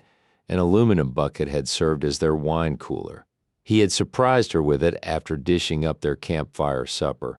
White, of course, madam, to go with your fish, he had said in a sonorous tone and executed a stiff, formal butler's bow. Alicia's dumbfoundedness had given way to delight as he poured her a liberal portion into a tin cup. No, thank you, she said now. It was delicious, but no more for me. Half a glass? It's good for the soul. If my soul gets to feeling any better, I'm going to fall over in a stupor. He laughed. A woman who can't hold her liquor, huh? That could prove dangerous. They lapsed into silence, smiling, looking at each other. Then, because looking at each other proved to be unsettling, they stopped looking at each other, then stopped smiling. The longer the silence stretched out, the more awkward it became. Finally, Alicia got up, dusted off the seat of her pants, and said, "In spite of my nap, I'm sleepy. Thank you for a wonderful dinner, Pierce. I'll do the dishes before I go upstairs." How he moved that quickly, she never knew. By the time she leaned down to pick up her cup of wine and turned toward the cabin, he was standing inches away, blocking her path. "I shouldn't have kissed you this morning." His body was rigid with self-enforced control. "No," she said, her head down, eyes staring at his boots. "You shouldn't have. I shouldn't kiss you now either. No, but I'm going to anyway." Before her reflexes, dulled by the wine, could respond, she was being folded into his arms and molded against his hard frame. His lips plundered again, but more sweetly this time. They savored her as they whisked back and forth over her mouth before they settled and pressed. His tongue parted her obliging lips to tease the sensitive inner lining. When he heard her murmur of arousal, it plunged deeply and with authority to investigate her mouth at will. What little resistance she had initially fell away like melting wax. She craved the tutelage of his mouth, for surely she had never been kissed with such expertise. His passion frightened and thrilled her. It reminded her body of its long abstinence from all things sexual. Her sense of shame was diminished by the sweet flow of wine through her veins. She arched against him invitingly. The sounds he made in his throat were wonderful to her ears. They were guttural, animal. The sounds of a male mating or desperately wanting to. It was gratifying to her ego that she, a mother, a widow, could excite an exciting man like Pierce. He left her mouth and swept hot, airy kisses on her cheeks and nose, her jaw and earlobes, on her temples and in her hair. One hand slipped past her waist and secured her hips hard against his. The other pushed aside the collar of her shirt. He planted his mouth at the base of her throat. When his lips parted, she felt the scalding caress of his tongue, rasping and velvety at once. "I swear to you, this is not why I encouraged you to stay," he said thickly. His lips sipped at her neck. "I know." She didn't remember when she had set down her cup and raised her arms, but now her fingers were tangled in his hair and she was holding his head fast. "I tried to keep my hands off you. I swear I did. I couldn't any longer." His mouth met hers in another fiery kiss.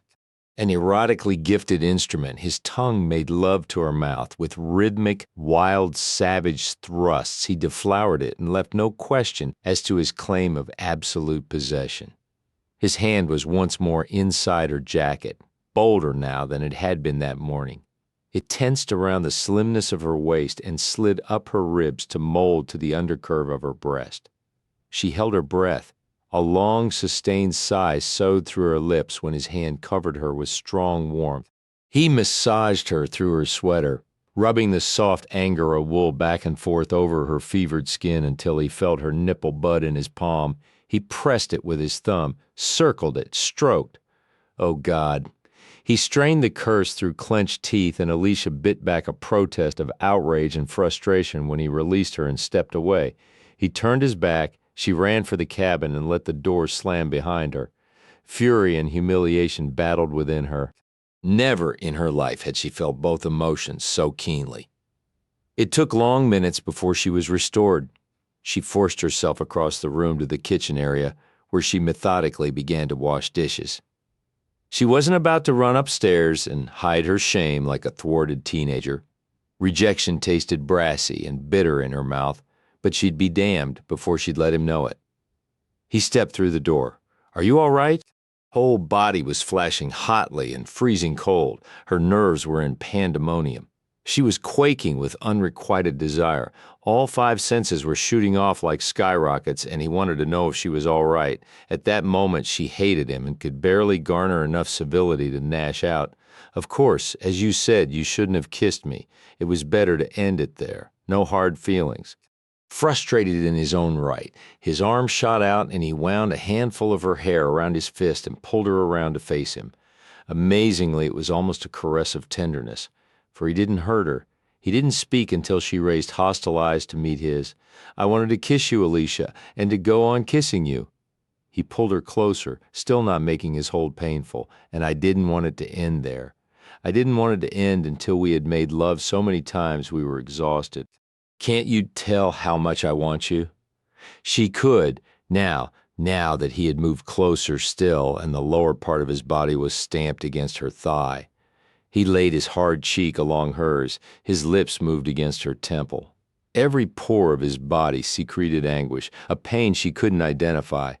It's important to me that you know how much I want you and that my reasons for not making love to you are insurmountable. Otherwise, he heaved a regretful sigh and stepped back. Gradually, he let go of her hair. He studied her face, all but flaying off the skin and reading her every thought with those piercing green eyes. Then he said abjectly, "Go upstairs. I'll finish up here." She didn't dare argue. If she stayed with him for as long as another heartbeat, she might very well make a fool of herself and beg him to take her despite whatever problems prevented it. What could it be? Alicia studied Pierce from the upstairs window. It was early. Miraculously, she had awakened before the boys and hadn't been able to go back to sleep as she reviewed the disturbing events of the night before. Pierce had been jogging this morning. His warm-up suit was drenched with sweat. Obviously, he had driven himself to the limit of his endurance. He was propped against a tree, staring up through its branches. His face was twisted with his private turmoil. He wiped perspiration out of his eyes, and Alicia heard him curse. Whatever it was that tormented him, whatever that insurmountable obstacle was, it was terrible, and something he couldn't eliminate with his own resources. Alicia couldn't let it worry her. At the end of the week, they would go their separate ways. In the meantime, she had her own problem to struggle with. Her mind must remain occupied solely with that. Yet, looking down at Pierce's bowed head, she confessed that objectivity where he was concerned had vanished the moment he had kissed her.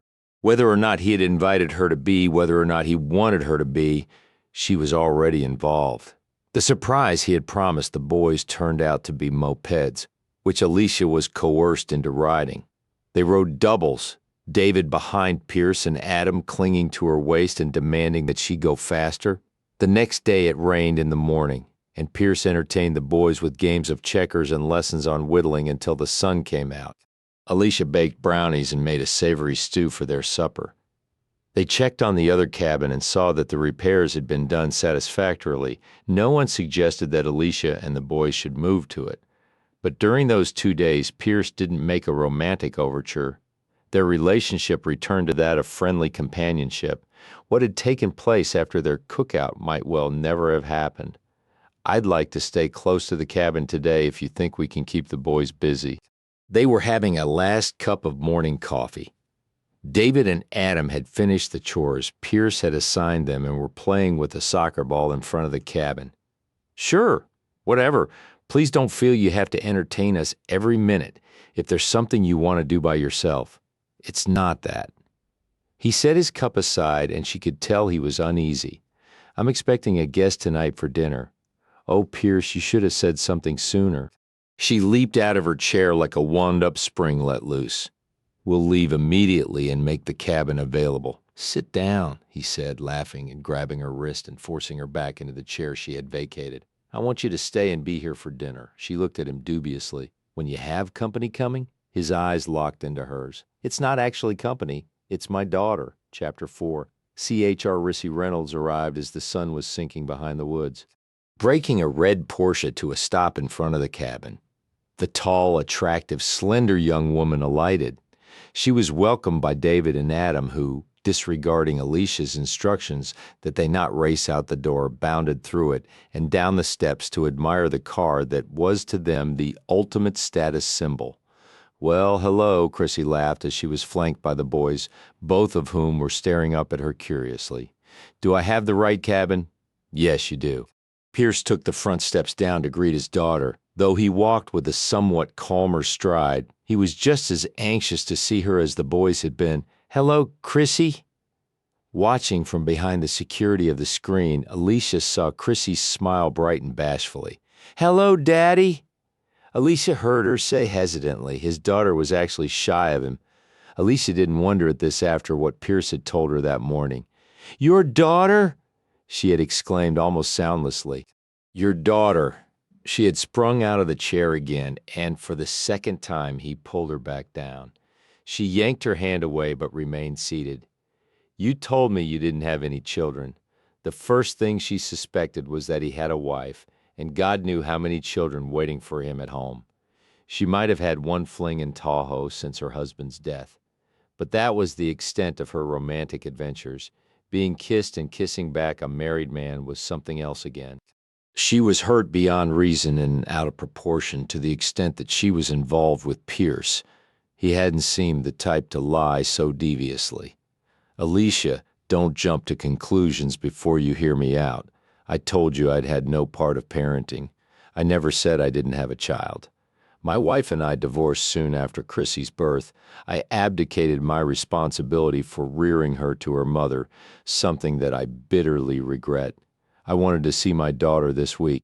It's become very important that I spend time with her. That's why I invited her to come up here one evening and have dinner with me. She had been mollified, but still felt that he had misled her. We'll leave before she arrives. I'm sure she won't expect you to have other guests when you made a special point of inviting her to join you. She doesn't expect anything one way or another. I wasn't exaggerating how I neglected her while she was growing up. The occasions she's visited me are embarrassingly few in number.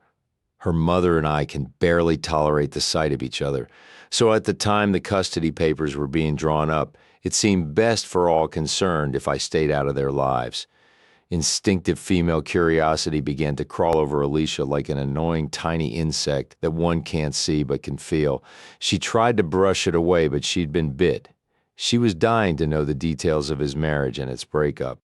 However, if a man didn't even call his ex-wife by her first name, he wasn't going to talk about her. Alicia had remained silent. I thought I'd cook beef stroganoff for dinner, he said. Do you think that will be okay? He was nervous. She could tell by the anxiety lacing that otherwise innocuous question that Pierce had misgivings about this reunion with his daughter. That vulnerability, so unusual in a man with Pierce's confidence, touched a chord deep inside her. Beef stroganoff sounds delicious, she assured him softly. Pierce, are you sure you want us around tonight? Yes, he answered swiftly, too swiftly. To act as buffers? Are you expecting a fight, a scene? His grin was lopsided and self-deprecating. No, nothing like that. I just wanted it to be a pleasant evening for her, that's all. I'll fix something special for dessert. No, don't feel that you have to do that. I don't. I've got a sweet tooth. He knew better, but he accepted her generous offer with appreciation. Now, as Alicia watched father and daughter embrace, she could tell such displays of affection were infrequent and awkward for them both. Pierce hugged Chrissy to him, but briefly. He pushed her away to look at her. You look terrific, as always. Did you get your hair cut? I like it, do you? Thanks. Mother had a fit. She didn't want it cut before the wedding. Wedding? Whose wedding? Hers or her mother's? The big day is fast approaching. Any premarital jitters? Ah, Chrissy was the bride-to-be. A few, she admitted, with a soft laugh. But that's natural, I guess. Pierce's brows knitted as he studied his daughter. He sensed that she could elaborate, but had chosen to be reticent.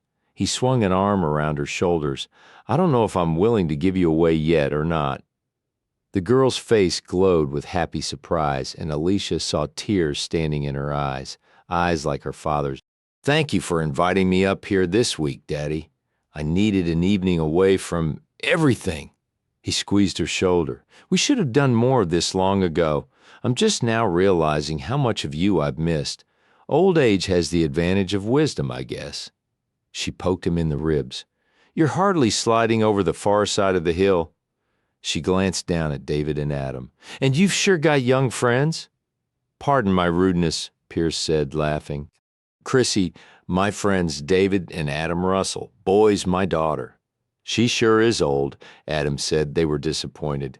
When they had been told Pierce's daughter was coming for dinner, they had obviously conjured up an image of someone closer to their age, not an ancient 21-year-old. Chrissy put her hands on her hips. She's not too old to play soccer. Whose ball is that? She pointed to the ball that had rolled beneath an evergreen bush. Mine, David said, his frown lifting slightly. I'll let you play with it if you'll let me ride in your Porsche. It's super. I have a poster of one in my room. I wanted Mom to buy one, but she said it wasn't practical, Pierce supplied, and Chrissy laughed. Well, she's smarter than Daddy then. He gave it to me last Christmas. You've got a deal about the soccer ball in the car. Chrissy turned to her father and gave him an arch look. Have you known David and Adam long since Sunday night? I rescued them during a thunderstorm. You're kidding. No, he's not. He did, David said. Yeah, he carried us and Mom back to his house, and it was raining real hard and lightning, but I wasn't scared, Adam added. Chrissy had also inherited her father's expressive eyebrows, one curved high as she eyed him shrewdly. Well, the boys are certainly cute. How about Mom? Alicia blushed to the roots of her hair and tried to chick into the shadows of the cabin before she could be caught eavesdropping. But Pierce turned around and called out to her. She had no choice but to push through the screen door and take the steps down to be formally introduced. Alicia Russell, my daughter Chrissy. Hello, Chrissy, Alicia said, suddenly feeling like a scarlet woman. And why? She, better than anyone, knew that nothing had happened between her and this girl's father. But how would Chrissy react to her and the boys sharing Pierce's cabin? Hi, it's nice to meet you. Her smile was wide, pleasant, friendly, and guileless. Did he really rescue you during a thunderstorm? I hate to admit it, but yes. And when we couldn't find other lodging after our borrowed cabin was damaged by the storm, he insisted we share as Alicia felt compelled to explain quickly, lest Chrissy draw the wrong conclusion. Mischievously, Chrissy slid her eyes in her father's direction. He's a regular knight in shining armor, she commented dryly but without rancor. No matter about Alicia's rapid explanation, Chrissy had summed up the situation in her own mind the moment she saw Alicia. She might not know much about her father, but she knew that he was a connoisseur of women. Alicia Russell's wholesomeness was a departure from the kind of woman he usually squired around. Nonetheless, the sexual currents radiating between them were real and alive and popping. Stand too close when they looked at each other, and you could get singed. What's a knight in shiny armor? Adam asked. Why don't we discuss that over a cold drink? Pierce suggested, and began shepherding everyone inside. Alicia liked Chrissy immediately. She was chatty and animated, shy only when she looked directly at her father. It was as though she wanted to fling her arms around him and hold him tight, but was afraid to. It was apparent every time she looked at him that she admired him and loved him, but that she didn't feel completely comfortable around him yet. Alicia got the impression that the young woman desperately wanted his approval and affection. Chrissy enlightened them on her progress in art school, and because she aspired to design women's clothing, she and Alicia launched into a long discussion on fashion. Bored, David whined, "Can we play soccer now?" Pierce stood. "You ladies excuse us. I'll take them out and run off some of their energy." "No," Chrissy said, rising. "I promised. Come on, boys." They raced out ahead of her. "Your daughter is lovely, Pierce. A vibrant, intelligent young woman. Isn't she?" he said proudly as he watched her through the screen door. "I only wish I could claim some credit for the way she's turned out." "You can." He shook his head. "I was never around. She deserved a father, a good one she knew cared about her. What happened between her mother and me wasn't her fault, but she's the one who paid for it." "I think she knew you were there if she needed you," Alicia said quietly. He turned to her, and his green eyes speared straight through her. "I'd like to believe that, Alicia. I need to believe that. She doesn't seem to be holding a grudge. She looks at you with love, not resentment. Maybe she needs to hear how you feel about her. Have you ever told her you love her?" He pondered that for a moment, his brows drawn together. "Go on out with them, and I'll set the table for dinner. I can't leave you to do all the work." She pointed toward the door. "Go," she used the same no-nonsense and no-backtalk voice she used on her boys. "Yes, ma'am," before she could react. He smacked a sound kiss on her mouth and went out the screen door. 20 minutes later, Alicia called the boys inside for a bath before dinner. They complained and grumbled, but she finally got them indoors and into the bathroom. She carried a tray with 2 glasses and a bottle of chilled white wine out to Pierce and Chrissy, who had collapsed in fatigue on the front steps. "I'm sorry, this is all we have in the way of a pre-dinner drink," Alicia said, setting the tray down. "Where's your glass?" Pierce asked, patting the spot beside him on the porch to indicate that she should sit down. "I'm supervising the bathing, or they might flood the bathroom. Take your time. The rolls still have to bake. I'll call you when dinner's ready." Pierce reached up and touched her hand. "Thank you." His look carried with it gratitude and something else. He was grateful to her for providing him and his daughter this moment alone. And the something else? Alicia couldn't quite define it, but it made her insides seem anchorless. As she was putting the food on the table, they came in hand in hand. Chrissy was saying, "That was the Christmas you sent me the pony, remember? I've never seen Mother so furious. I only got to keep it for 1 day before she sent it back to the stables. She's always been a bitch. I know what that spells." David piped, "Bitch. David Russell." Alicia was horrified. Pierce looked embarrassed, and Chrissy said, "See what calling Mother bad names can get you. It wasn't a bad name. It was a factual name. And I'm not sorry I said it, only sorry that David heard it. It's an impolite word, David, so don't let me hear you using it." "Yes, sir." Dinner was a happy time. The group lacked for nothing to talk about. Pierce had done an excellent job on the stroganoff, though he complimented Alicia on boiling the noodles to just the right tenderness. She missed the frequent entertaining she and Jim had done and had put all her culinary talents into a lemon meringue pie that won everyone's approval. The boys hadn't forgotten the promised ride in the Porsche. Chrissy handed Pierce the keys. "Will you do the honors while I help Alicia with the dishes?" "That isn't necessary," Alicia said quickly. "I want to. We didn't get to finish our debate about next year's hem lengths. Then I'm all too glad to take the boys out." Pierce hooked a young Russell under each arm and carried them screeching gleefully out the front door. Chrissy caught Alicia fondly and wistfully smiling after them. Embarrassed, Alicia began clearing the table. "I understand you're getting married soon. What kind of gown have you picked out?" Chrissy described her gown and the color scheme she had chosen for the wedding. Conversation was no effort between them. Alicia found herself telling the younger woman about Jim and his death, her life as a widow, her job, even about Sloan and Carter. "Have you slept with Daddy?" That was something else. Chrissy had inherited from her father the ability to shock one speechless with an incisive, out-of-context question. Alicia's hands were submerged in the soapy water. At the audacious, presumptuous question, they balled into fists. "No," she said softly, lifting her eyes to Chrissy's. She repeated slowly, "No, I haven't. I think you should," Chrissy remarked. She wasn't looking at Alicia, but was concentrating on lining up the glassware in the cabinet. Alicia couldn't believe the girl's candor. "Why?" Chrissy looked at her, smiled, and shrugged. "Why not? You obviously find each other attractive. Don't get me wrong. I don't believe in sleeping around. I just think." She paused to stare into space for a moment. Then she turned to Alicia again. And just as Alicia quelled under Pierce's steady stare, so did she under Chrissy's. For they were identical. One couldn't hide one-us thoughts from those eyes. "There's something wrong with Daddy." "Wrong? What do you mean?" "I don't know. He's different. Even his inviting me up here is uncharacteristic. Always before on my visits, he's been in a hurry. I got tired just trying to keep up with him. He was always moving. Now he's meditative, sentimental. He's doing things that aren't like him at all, like inviting a poor widow and her sons to stay the week with him." Chrissy laughed and boldly assessed Alicia's shape. "Surely you figured out why he did that.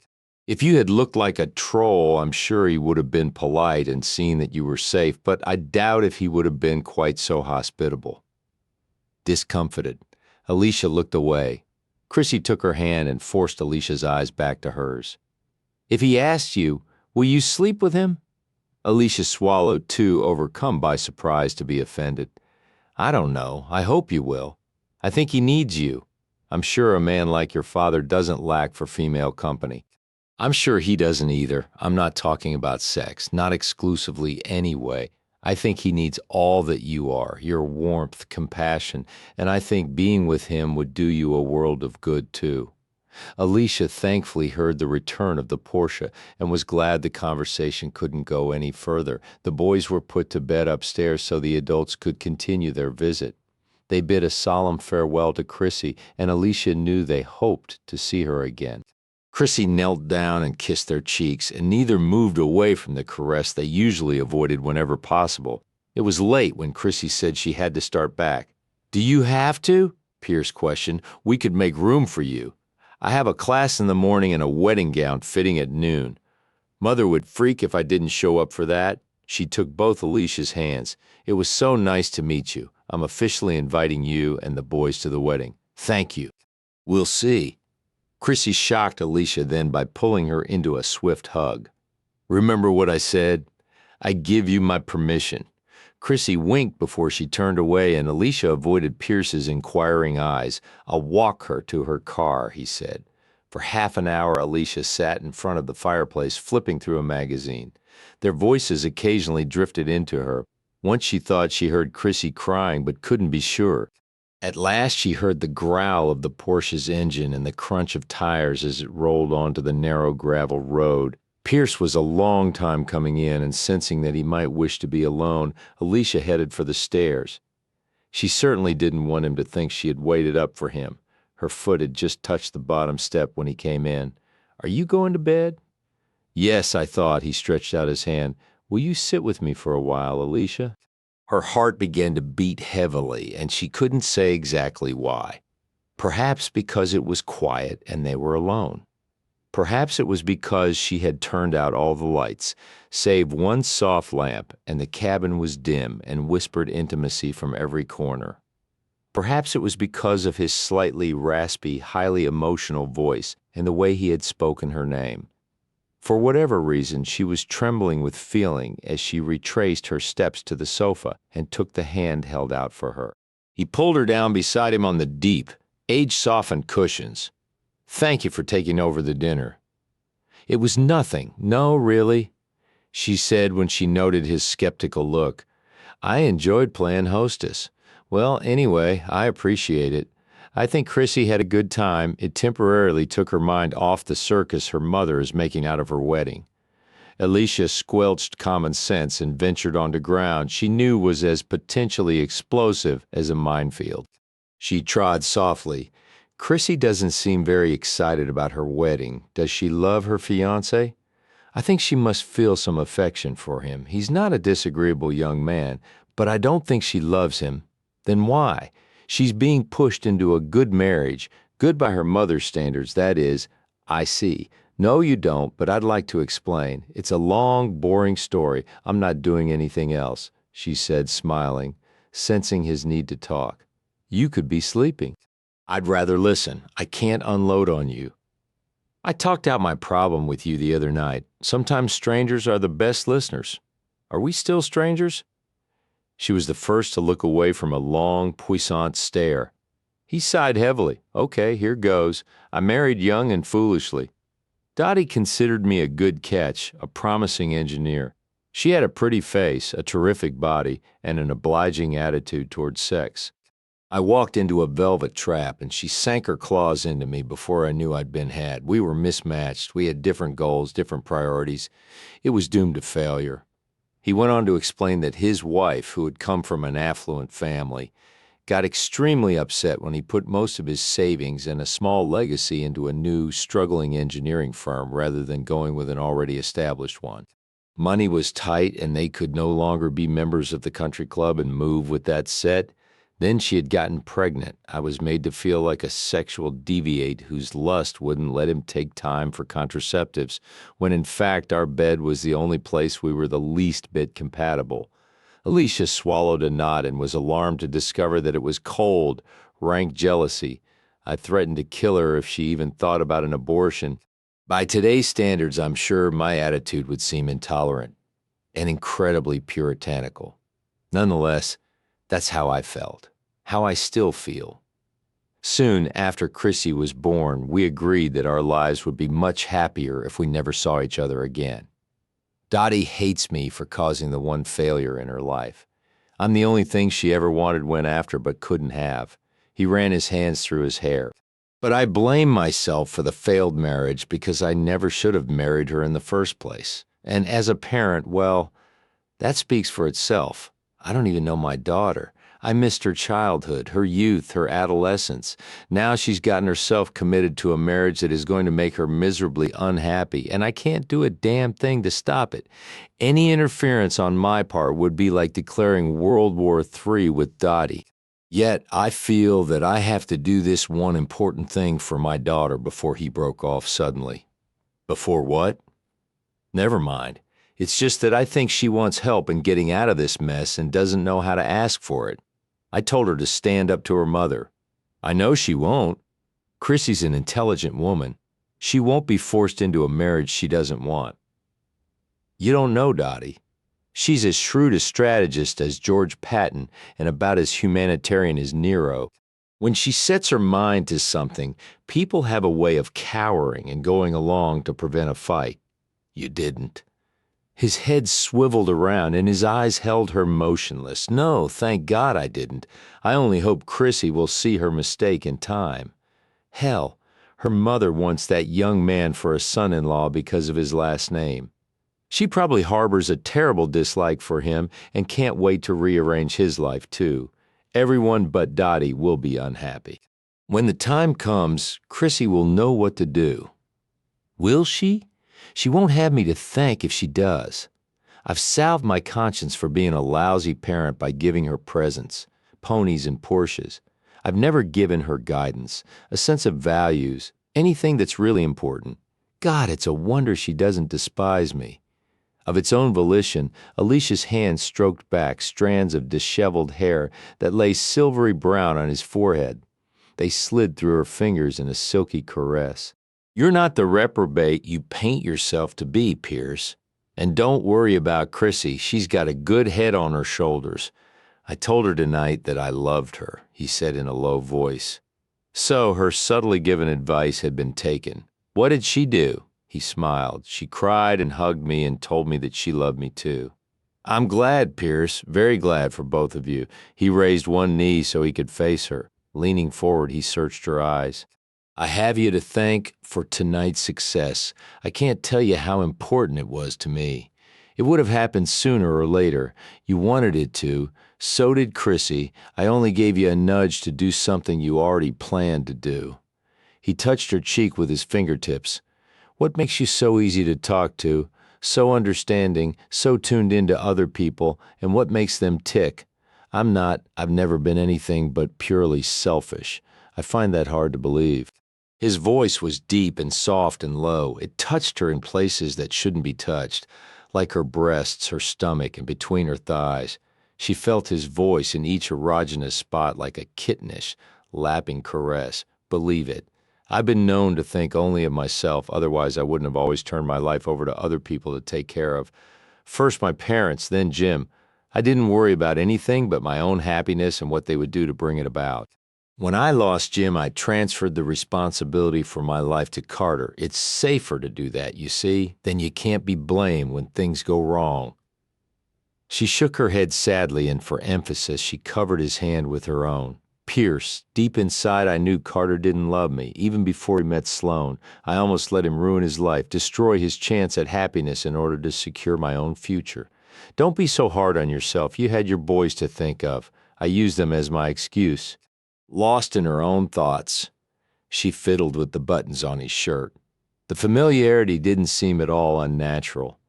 I finally woke up to the fact that I was an adult, that I had to take full responsibility for my life and that of my sons. For the first time in my life, I'm standing on my own 2 feet. I like myself better for it, but it's a shaky perch at times. I don't know anyone who doesn't feel afraid at one time or another. His eyes turned introspective, and for a moment she thought that he might draw away again. Instead, he raised her hand to his mouth and pressed his lips against her palm. What did you and Chrissy talk about?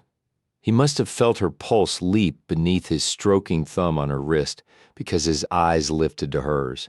His lashes were dark and long and ridiculously lavish. She wanted to run her finger over them, Girl talk. Nothing much. Did she ask about us? Yes. What did she want to know? She knew where the truthful answer might lead in this instance. It would be best to avoid the truth. But she didn't want to. She wanted to be led straight into the jaws of temptation. Damn the consequences. Chrissy asked me if we were sleeping together. What did you tell her? I told her no. What did she say to that? Alicia wet her lips with the tip of her tongue. Jealously, he watched it disappear back between her lips. She said she thought we should, that it would be good for both of us. I'm inclined to agree. I know it would be damn good for me. He cupped her face between his hands and drilled into her eyes with the hot emerald brilliance of his. He saw in her eyes a need, a longing, a desire as clamorous as his own. What about you? I think it would be mutually satisfying. The die was cast. I can't get involved. It would be bed, that's all. I don't want you to be hurt later. I understand. Do you, Alicia? 'Cause I have to know now. I can't get involved with anyone either. We're two people who know what we're doing, right? Consenting adults. Yes, no regrets later. No regrets. It's only for tonight. Nothing binding. We attach no special significance to it. Just take it for what it is. A physical release, a pleasurable exchange of flesh, right? Yes, the last word came out a plea as passionate as the way her body curved longingly against his. His thumbs outlined her lips, detailed their shape before his mouth took them under his kiss. Without preamble or apology, his tongue pressed into her mouth and moved freely, rampantly, stroking, delving, tasting all of her. Wrapping his arms around her, he stood and brought her to her feet. Never letting his mouth leave hers, he held her full length against him and carried her to the bed. He let her slide to her feet, and the dragging motion of her body along his brought moans of desire from their throats. Deftly, he tugged her shirt tail free of her waistband. He ducked his head and kissed her breasts through the cloth, even as he unbuttoned her blouse. When he parted the garment and peeled it down her shoulders, her breasts were damp from his mouth, and their crests were rosy and taut beneath her sheer brasiere. Forcibly, he calmed himself, commanded himself to slow down, not to ravage, but to savor. His hands closed with tender possessiveness around her breasts, and he fondled her with gently squeezing motions. "You're wonderful to touch," he whispered along her neck. Her hands folded around his neck, and she laid her cheek against his thudding heart. He smelled of that elusive, expensive woodsy cologne, and she breathed it in greedily. Nimbly, his hands went around her back and unfastened her brassiere. When he pulled it away from her and dropped it to the floor, she faced him demurely, but his eyes showered praise on her. "Your breasts are beautiful, Alicia, beautiful." His eyes, his words then, his hands and lips testified to that. He brushed light kisses on the soft flesh, lifting her breast to his mouth with his palms. Her nipples beaded beneath the sweet coaxing of his fingertips, and his tongue circled them in lazy contrast to the fury building inside them both. "Do you want to undress yourself?" he asked, his throat throbbing with self-imposed restraint. "Do you want to undress me?" "Very much." She stepped out of her shoes and stood before him, compliant. His eyes rained liquid heat on her as they slid over her tremulous breasts, down her stomach to her waist.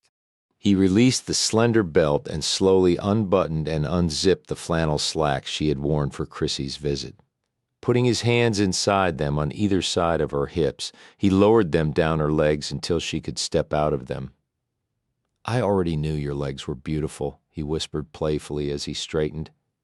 Hooking his thumbs in the elastic of her panties, he started to pull them down. He felt her tense suddenly and immediately withdrew his hands. "Did I do something wrong?" "No, it's just..." Embarrassed by her sudden attack of virginal modesty, she sought to make amends by laying her hands on his chest and unbuttoning his shirt.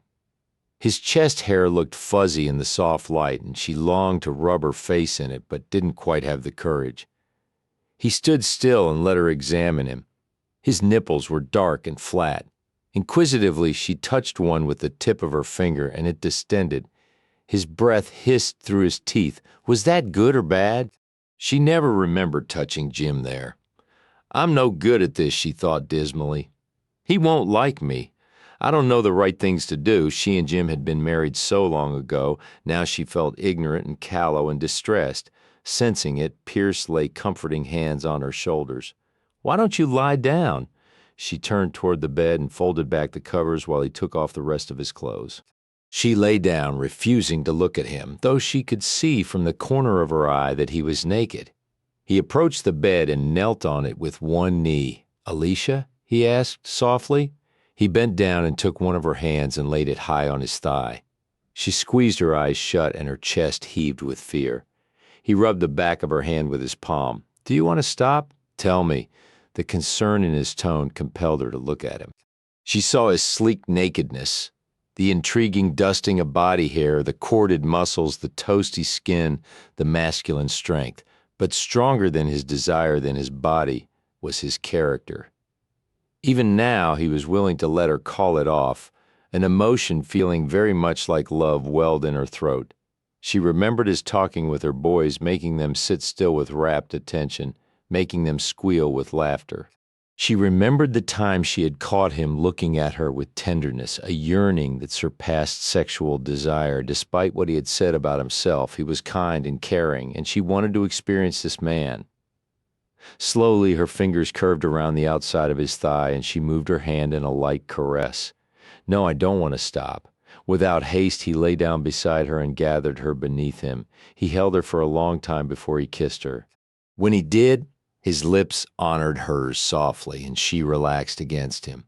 Sliding his hands down her torso, he removed her panties, taking care to go slow, not to frighten her. His eyes took in her nakedness, and she lay submissive beneath them. When he looked again into her eyes, his were shining with pleasure, and his smile was a silent endearment. He caressed her earnestly, unhurriedly, delaying the supreme gratification by heightening the anticipation. Her body hummed and purred beneath his hands and lips. He watched his hands as they smoothed over her skin, visually enhancing his pleasure in her. Alicia marveled that she wasn't burning with embarrassment. Rather, her own arousal was embellished by watching his every move, meeting his eyes with a lover's gaze. With a soft touch, he parted her thighs and acquainted himself with her mystery. Alicia felt like a rare treasure being discovered by someone who could appreciate her rarity. She was malleable and moist to his seeking fingertips, and he murmured his approval as he moved above her. Alicia felt his passion, hard, so hard. It rubbed against the nest of tawny hair between her thighs. His lips were softly urgent against her breasts, on her nipples. He made no lunging, thrusting motions, but suddenly she felt his intrusion and arched against that sublime, invading pressure. He filled her competently, completely, and the pleasure of his possession went on, rippling over her like trickles of sensation from a magic waterfall. "Oh, God, it's good," he whispered in her ear. "So good, Alicia." "Pierce." Softly she cried his name as he began to stroke her with shallow thrusts that gradually deepened. Frantically, her hands groped along his shoulders. Her body bowed and bucked. Had she just forgotten, or had it ever felt like this before? "Shh," he said quietly, without breaking that tantalizing rhythm. "We're in no hurry. This isn't a contest. Relax. Just let it happen, darling. Feel me, love you. Just feel." That's all she could do. Her insides coiled tighter and tighter as he reached higher and higher inside her to touch the very gate of her womanhood. She didn't want to make a fool of herself or do anything she'd be ashamed of later. But when she felt herself quicken and knew that she was about to be swept away on a tidal wave of emotion, her limbs curled around him and she burrowed her face in his chest.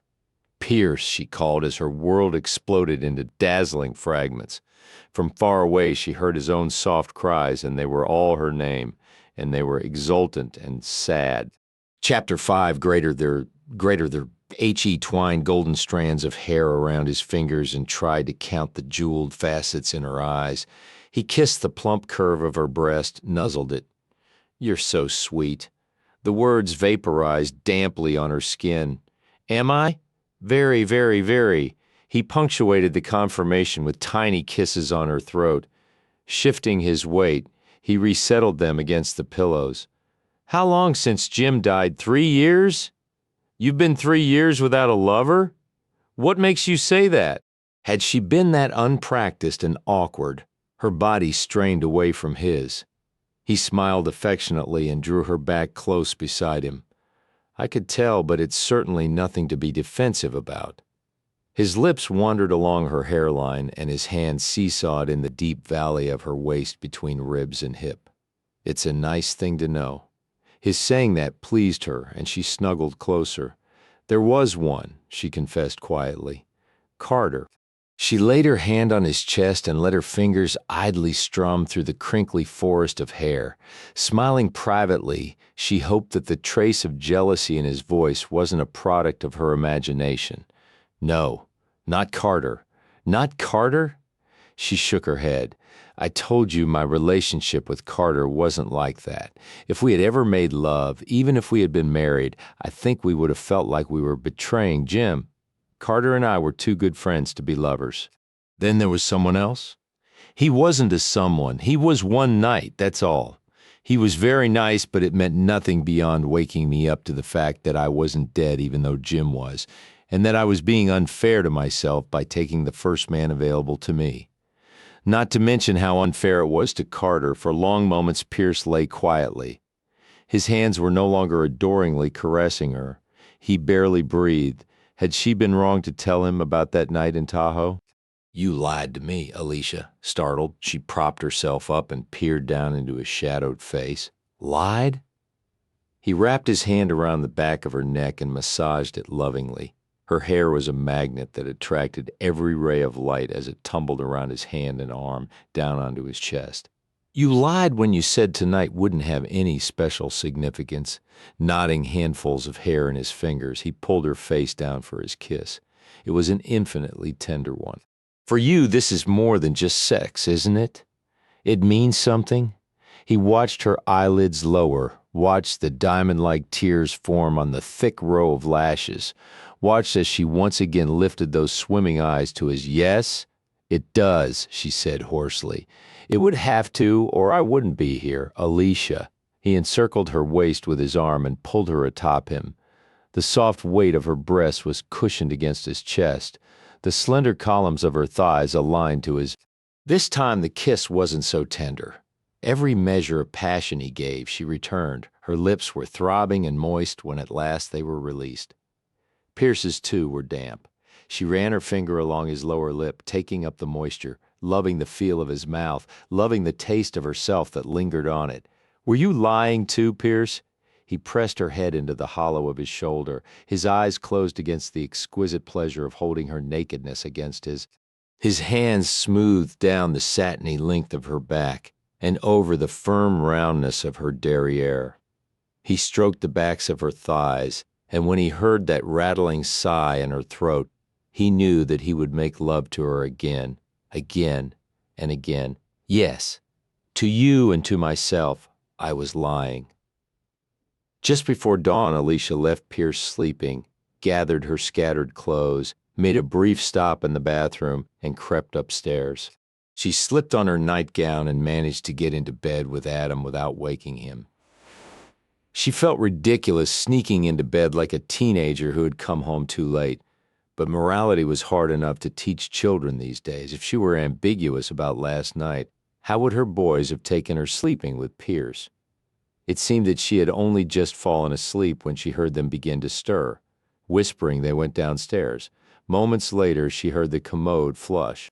Then she heard Pierce's low, "Hey, are you two already up? Is your mother still sleeping?" She would have to get up and face them all sooner or later, but she stayed beneath the light covers dreading that time. What was Pierce thinking of her now? What did she think of herself? Why, 1 minute was she breathless and giddy over what had happened between them last night, and the next minute scaldingly ashamed of it. Nothing in her adult life had prepared her for sharing a bed with Pierce. There wasn't an inch of her body that he hadn't explored thoroughly and didn't now know intimately. Jim had been a sweet, earnest lover, but their bed had been modest and immature compared to the sheer ecstasy of Pierce's. His lovemaking utilized his whole body, not just his hands and lips and sex, but his skin and hair and all 5 senses, his heart and his mind. Perhaps it had been his total concentration on her that made her feel that no woman in history had ever been so loved. Recollections of all that she'd done, all that had been done to her, made her blush like a maiden aunt. People who knew her well would be shocked by her wanton behavior and boundless responses, her parents, her friends Sloane and Carter. Well, maybe not Sloane and Carter, she thought with a smile, remembering the sexual passages in Carter's recent books, but that was them and this was her, a new her one. She had only met. The old Alicia Russell was delighted and horrified and intrigued by the woman in her who had emerged last night. She had put it off long enough. Breakfast was already in full swing downstairs. It was time she joined them. She pulled on a velour sweatsuit, ran a brush through her hair, and timorously approached the steep stairwell. Adam spotted her first. "Hi, Mom. Did I kick you last night?" He turned to Pierce. "Every time I sleep with her, she says I kick. I didn't notice it last night." She didn't quite look at Pierce, who was leaning against the drain board sipping coffee. Her nervous eyes merely glanced over him. He had pulled on a pair of jeans, but his chest and feet were bare. Her heart picked up its tempo and her stomach did a cartwheel. She knew the texture of his skin, knew how his body hair felt against her palms and cheeks and lips. "Good morning, David." "Hi, your face is red, it is?" Alicia clapped her hands up to her burning cheeks. Her hands were icy. "Why is your face red, Mom?" Adam asked around a slurpy spoonful of cereal. I don't know." "You're sure acting funny," David commented. "Pass the jam, please." Alicia lunged for the jar of grape jam, wishing she could clout her son on the head with it. It took a long, awkward moment before she had enough gumption to look at Pierce. "Coffee?" he said softly, and that was enough. His eyes, his mellow expression, the confidential inflection, let her know that everything was all right. Tension ebbed out of her like the remnants of a wave receding from shore. "Please." He poured coffee for her, and she took a seat at the table before her jellied knees gave way. The snap of his jeans rode an inch below his navel. The spot mesmerized her. Had her tongue actually been there, investigating in the dark? She ached with the need to touch him, to give him a good morning kiss that said thank you for a wonderful night. It was thrilling. I've never felt so feminine and desired. "Would you like some breakfast?" "Maybe just toast." "I'm not very hungry. Neither am I." For a moment that stretched out noticeably long, they stared at each other, transmitting 1,001 silent private messages. Eventually, David asked Alicia a question, and she roused herself enough to answer him. Pierce brought a plate of toast to the table and sat down across from her. "You look pretty in that color of lavender." The sweatsuit was too nice to actually sweat in. "Thank you." "Sleep well?" His mouth was so beautiful. "Yes, you. Dreams kept me from sleeping too soundly."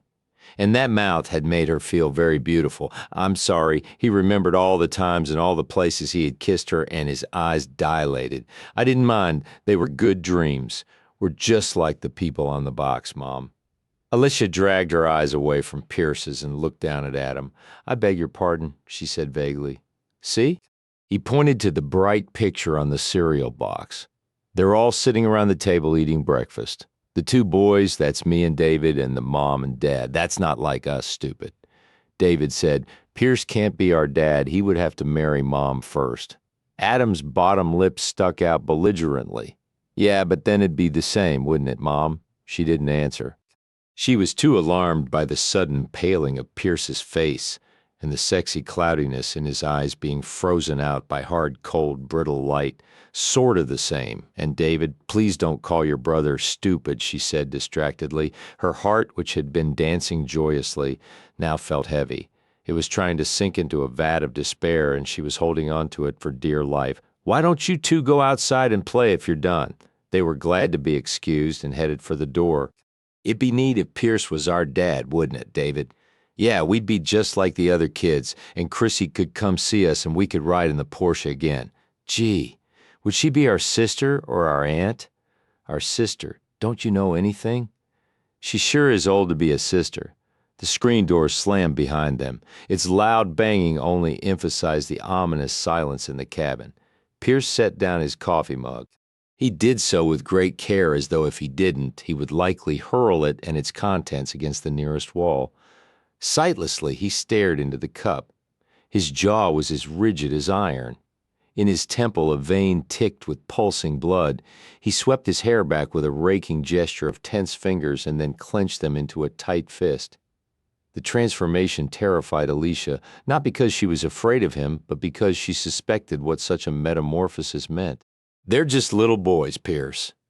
She couldn't help the pleading sound in her voice. They don't realize the implications of what they said. They just know that our family isn't complete, and the fact that they don't have a father bothers them. Please don't attach any special significance to what they said. His smile was mirthless, frosty. That sounds vaguely reminiscent of what we said to each other last night, but it did have special significance, didn't it, Alicia? "I thought we'd already established that it did." She plucked at a loose thread. "Is that any reason to get angry?" "Damn it, yes," he shouted, vaulting out of the chair. Luckily, the boys were yelling loudly at a squirrel and didn't hear him. Alicia did, however, and winced at his level of rage. "Yes, I'm angry." "Why?" She recovered quickly. After last night, wasn't she entitled to know what his hang-ups were? "How can you get angry over a 5-year-old boy mentioning marriage?" "I'm not angry at Adam." "My God, Alicia, give me some credit," he snapped. "I'm angry because last night was so damn good, because you're a woman I could fall very deeply in love with, because I want to be a father to your boys and make up for the mess I made of it the first time." She gazed around her, waving her hands helplessly. "I don't understand you. Why is any of that bad?" He grabbed her shoulders and shook her slightly, "'cause none of it can happen." Each word was driven out of his mouth, holding on tenaciously, reluctant to be uttered. He released her suddenly, and she reeled. He turned his back and went to stare out the window, watching Adam and David as they picked up kindling wood and stacked it on top of the logs he had piled against the cabin the day before. He closed his eyes to the poignant sight and only wished he could close his ears to their conversation. This is the way Pierce taught us to do it. "How come he knows so much stuff, David?" "Because he's old, like a dads know lots of stuff. Do you think he'll be proud if we stack all this up?" "Sure, he's always proud of us. Remember, he said so?" Alicia willed him to turn around and explain himself. When he didn't, she took the initiative. She was pushing, and she knew it, but she wasn't about to leave him never knowing or understanding. "Why can't it happen?" "Believe me, it can't." "Why, drop it, please." "Is there another woman?" He turned toward her. His eyes swept her body, and there was no disguising the desire that was still smoldering in them. "I wish it were that simple. To live with you, sleep with you every night. I'd give up any other woman I've ever met." A small moan escaped her. "Then what is it, Pierce? Tell me." "No." "Why?" "Because you're better off not knowing. Who made you the judge of that?" "After the intimacy we shared last night. Can't we talk to each other openly and freely about anything?" "Not about this. How could we possibly harbor secrets from each other after the way we've loved? I didn't let myself think about it last night. This morning I have to think about it." She laid her hands on her stomach, splayed wide. "I'm still carrying a living part of you inside me, but you can't confide in me? There's no logic in that." The character lines were ironed out of his face as the skin stretched tightly across it. He stared at her hands where they pressed against her lower body. "My God," he strangled out. "You're on the pill, aren't you?" "No!" His expletive was vicious and to the point. "Why didn't you tell me?" "I don't recall your asking," she shot back. Her whole body was bristling with anger now. He had staggered away from her, but she reached for his arm and spun him around. "Don't worry, Mr. Reynolds. I'd never come begging after you with a baby on my arm. It's not that," he snarled. "I don't want to leave you pregnant, that's all." "Leave me? This is it, then?" He drew in a deep sigh and his eyes softened considerably. "Yes, you knew that before you ever consented to stay the week here." Yes, he had been honest about that. "I can't get involved," he had said. He had repeated it last night. She knew it, but she had ignored it. Their loving had been special, not just an exchange of flesh, But apparently Pierce Reynolds was stubbornly clinging to his reasons for not getting involved. All right, to hell with him. To save what scraps of pride she had left, she turned away from him and began to clear the table. Pierce went into the living room and finished dressing. When the dishes had been washed and neatly stacked, never let it be said that she and the boys had taken advantage of his hospitality, she went to him. "I'm going back to L.A. this afternoon. It's a day earlier than I'd planned, but under the circumstances, I think that's best." He was sitting on the couch, his hands folded between his widespread knees, staring at the floor. "Pierce," she said impatiently when he didn't respond. His head came up. He looked at her and nodded tersely. On the verge of tears, she fled upstairs and began throwing things into their suitcases. Pierce stared after the car until it disappeared into the trees. The engulfing silence was cacophonous and hurt his ears. Go after them, you idiot. You damned fool. How could he let them leave? He wanted the woman. He wanted the boys. He didn't move because he knew he couldn't. In the long run, it wouldn't be fair to any of them. He'd lived in a vacuum for almost a week. He'd remain there until he knew the answer one way or another, and either way it came out, he couldn't chance involving them. He cursed his luck, cursed his life, and slammed the cabin door behind him as he entered its gloomy interior. He couldn't abide its shrouding depression. Shadows and sounds stalked him as he ranted through the small house. It would drive him mad to stay. He'd return to Los Angeles, too, just as soon as he could pack. "It's your fault," David accused from the back seat. "He liked Adam and me, but you made him mad. That's why we had to leave. We were going to leave tomorrow anyway." David and Adam were acting as though the Wicked Witch of the West was an angel compared to their mother. They had cried and whined and argued ever since she had virtually shoved them into the car and headed for home. "Yeah, but tomorrow, not today." "I didn't want to leave today either, David. Then why did we?" Oh God, she was tired of his harping on her. She craved peace, silence, solitude. She didn't want to make explanations because she had no explanations herself. Why couldn't she just go away someplace to lick her wounds, remember, savor, analyze, agonize? Pierce wanted us to leave. Maybe he wanted you to, but he didn't want us to. He liked us. All right, that does it.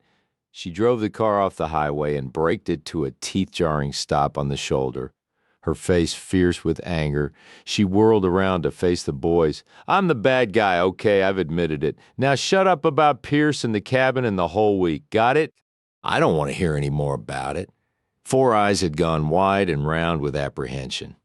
Rarely did she lose her temper with them to that extent. "Say yes, ma'am," she instructed.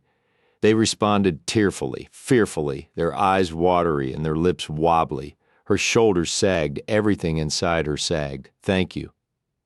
She pulled back onto the highway, and when she looked around several minutes later, both boys were asleep. David had a protective and comforting arm around Adam. Adam's thumb was in his mouth, something he hadn't done in a long time. Alicia felt wretched for yelling at them, but her nerves were shot, her heart was broken, and she more than anyone felt like crying. Hours of hard sobbing sounded like a supreme luxury. She wanted to wallow in self-pity. Why was she so unlucky in love? When would she learn to use some common sense, to practice caution, to beware? When would she grow up and stop being so gullible? Would she ever look beyond the surface of things? Why did she waltz blindly and foolishly into hopeless situations? Why had she had to fall in love with a man who wanted to race sports cars and get himself killed? Why had she thought herself in love with a man who liked but obviously didn't love her? Why now had she fallen in love? The car nearly swerved off the road. Had she fallen in love with Pierce? Tears trekked from the corners of her eyes and rolled down her cheeks. Her bottom lip was pinched by bruising teeth. Her breasts heaved painfully. Yes, she was in love with Pierce, and a helluva lot of good it was going to do her. "Good morning, Alicia," greeted the saleswoman the following Monday morning as she pushed open the glass door and entered glad rags. "Alicia? Hi. Have you heard the news since you got back? I guess not. What news?" "Gwen had her baby last night." "Oh." Alicia walked to the back of the shop, her footsteps soundless on the lush baby blue carpet. She hung her purse and jacket in the crowded employee's closet. The saleswoman followed her. It was almost a month early, but weighed over 6 pounds. A little girl. How wonderful. How's Gwen? Fine, came through it like a charm. Good. I need to call her about the work that was done on her cabin. Can I get you some coffee? Alicia looked at her quizzically. Awfully solicitous, aren't you? Is there something you're not telling me? Have I been fired in my absence? Hardly. The woman lowered her voice. The powers that be are in a meeting and asked me to send you in when you arrived. I think they want your decision today, Alicia. Alicia accepted the coffee and took a sip. She hadn't expected it to come so soon, but she knew now what her answer would be. Well, to the trenches? She winked at her cohort, checked out her appearance in the hall mirror, and took the stairs to the chain's executive offices on the second floor. Hello, Alicia. They're expecting you. Go right in, the owner's secretary said with all the cordiality of an undertaker. Thank you. Summoning all her poise, Alicia opened the heavy oak door and entered the inner sanctum. She was greeted by a cloud of cigar smoke and hearty hellos. After being politely seated, offered coffee, and queried about her week of vacation, they put the important question to her. She had almost blown it again. She had almost let herself slip into that old habit of dependency on someone else for her happiness.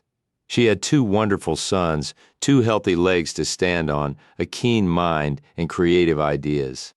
After several hours of hard weeping, more hours of cursing and stomping, and 2 days of soul-searching, she had decided she didn't need Pierce Reynolds. She didn't need anything except her own ingenuity. My time and talents are expensive, she told them bluntly. I want $500 a month more than you offered. They conferred and met her terms. Well, Serge, you have yourself a new fashion coordinator. Shall I outline some of my ideas? Her smiling enthusiasm captivated them. I love it, she said, knocking on the plate glass window. The window dresser turned around and gave her the thumbs-up sign. She pushed through the door. Thanks for the idea. I think it looks terrific. It does, she said, glad that her idea featuring belts in the window had sparked such a creative response in him. You look terrific, too. Because of her promotion and the hefty increase in salary, she had splurged on the outfit. The skirt was a long swirl of lightweight ivory wool. The blouse she wore with it was teal silk. She had slung a fringed paisley print shawl over one shoulder and belted it at her waist with one of the designer belts she was featuring in the window. Pale stockings and bone pumps completed the businesslike but softly feminine ensemble. She curtsied. From our Beverly Hills store, he whistled long and low. Wrap them up. I'll take a dozen, if the girl comes with them, that is. She tilted her head to one side and put her hands on her hips. What would your boyfriend say? He grinned at her. We're open-minded. He'd be delighted to have a lady like you join us one night. She laughed and shook her head. I'm afraid I'm not quite that open-minded. I was afraid this was going to happen. He sighed theatrically, 1 week with a new title, and she's too prickly to have a good time with us commoners. Alicia swatted a hand at him and went to answer the ringing telephone. She could see that the 2 saleswomen were with customers. Glad rags. Is Mrs. Alicia Russell there, please? This is Alicia Russell. Mrs. Russell, this is Westbrook Clinic calling. We have your son here. All the air rushed out of her body at once, and she slumped against the counter. My son at the hospital? David, he had an accident at school. The principal brought him in. Is he? He's fine, but he's crying for you. Can you come right away? I'm afraid we need you to sign. Oh, God, yes. I'm on my way. She slammed the phone down and, picking up her purse again, raced for the door. David's been taken to the hospital. She called over her shoulder to the saleswoman who had noticed the nature of the call and was standing nearby. I'll probably be gone the rest of the day. Is it serious? Do you want someone with you? I don't think so. I don't know. No, I don't want anybody with me. The California sunshine struck her eyes like a laser, but she didn't take time to put on her sunglasses. Hands were shaking uncontrollably as she tried to unlock the door of her car. Traffic was snarled on the avenues and sluggish on the freeways. Her eyes were tearless, but her throat was clogged with the need to cry. Was it a broken bone? A scratch? What? Why hadn't she asked? Was he bleeding? And where the hell was Westbrook Clinic? Oh yes, on Montgomery Street near the boys' school, 30 minutes from here. When at last the clinic came into sight, she screeched the car to a stop and dashed for the entrance. Automatic doors slid open and she ran through them. "David Russell," she said breathlessly to the nurse behind the reception desk. "Are you Mrs. Russell?" "Yes, how is he? I got here as quickly as I could." She could easily have slapped the nurse for her cool, calm efficiency and the slightly reproachful curl of her thin lips. "He's in treatment room 5 down this corridor. I'll bring the papers in for you to sign before we can treat him." She wanted to ask if they'd let a child die because some damned form hadn't been signed, but she didn't want to waste her breath or her time. She ran down the corridor, her heels striking hollow thuds that matched her heartbeats. She heard his whimpers of pain even before she reached the door and pushed it open. The first sight that greeted her was a blood-saturated towel lying on the floor. Nausea gushed to her throat. "David?" A man was bending over him. He straightened and turned around. It was Pierce. Chapter 6. "What are you doing here?" David had them call me. "Mommy?" The pitiful, frightened cry superseded her shock over seeing Pierce. Rushing to the side of the examination table, she looked down at her son and barely stifled a gasp. His right eye was almost swollen shut. An inch-long gash had been cut from the middle of his eyebrow to well past the outer corner. It had stopped bleeding, but the raw flesh lay open, obscenely open. "David, baby, what happened? Oh, Lord, are you in pain?" "It hurts, Mommy." Blindly, he groped for her, catching a fistful of her shawl. I know it hurts, sweetheart." Frantically, she looked up at Pierce. "Have they done anything for him? What about his eye?" He shook his head. "They wouldn't let me sign the permission for treatment. He can see out of his eye. I already tested him on it." "Thank God," she breathed as she gripped David's hand. "We're going to get you fixed up, I promise. Don't leave me, Mommy," he cried when she began to draw her hand from his. "I'm not going to leave you. I'm only going to get the doctor." Just then the nurse swished in crisply. "Mrs. Russell, if you'll please sign this form and give me the name of your insurance company and your policy number, I can give David a shot to relieve his pain." "I don't want a shot," David screamed and began to cry. Hey, what was that promise we made each other about being brave?" Pierce lay a consoling hand on the boy's shoulder and bent over him. Alicia fumbled in her handbag for her wallet where she kept her insurance cards. When the forms had been properly filled out, the nurse prepared a syringe with a mild sedative. "It won't hurt so bad in his hip." Alicia and Pierce, working together, got David's belt unbuckled, turned him over, and lowered his jeans. He was crying copiously. Alicia's heart was wrenching. "Now we'll let that take effect while we wait for Dr. Benedict," the nurse said. "What do you mean, wait?" Alicia demanded heatedly. "I want my son seen to immediately. What's wrong with you people?" "Alicia, I took the liberty of calling Frank Benedict," Pierce said calmly. "He's a plastic surgeon, a friend of mine. I thought you might want a plastic surgeon to suture David since the cut is in such a visible place on his face." "Oh," she said in a small voice, "of course. I probably would have done that myself. Thank you, Pierce." The nurse looked at her smugly as she went out the door. No doubt she had assessed Alicia as an unfit mother who couldn't be found when her son was injured. She had assumed Pierce was her lover, wasn't he?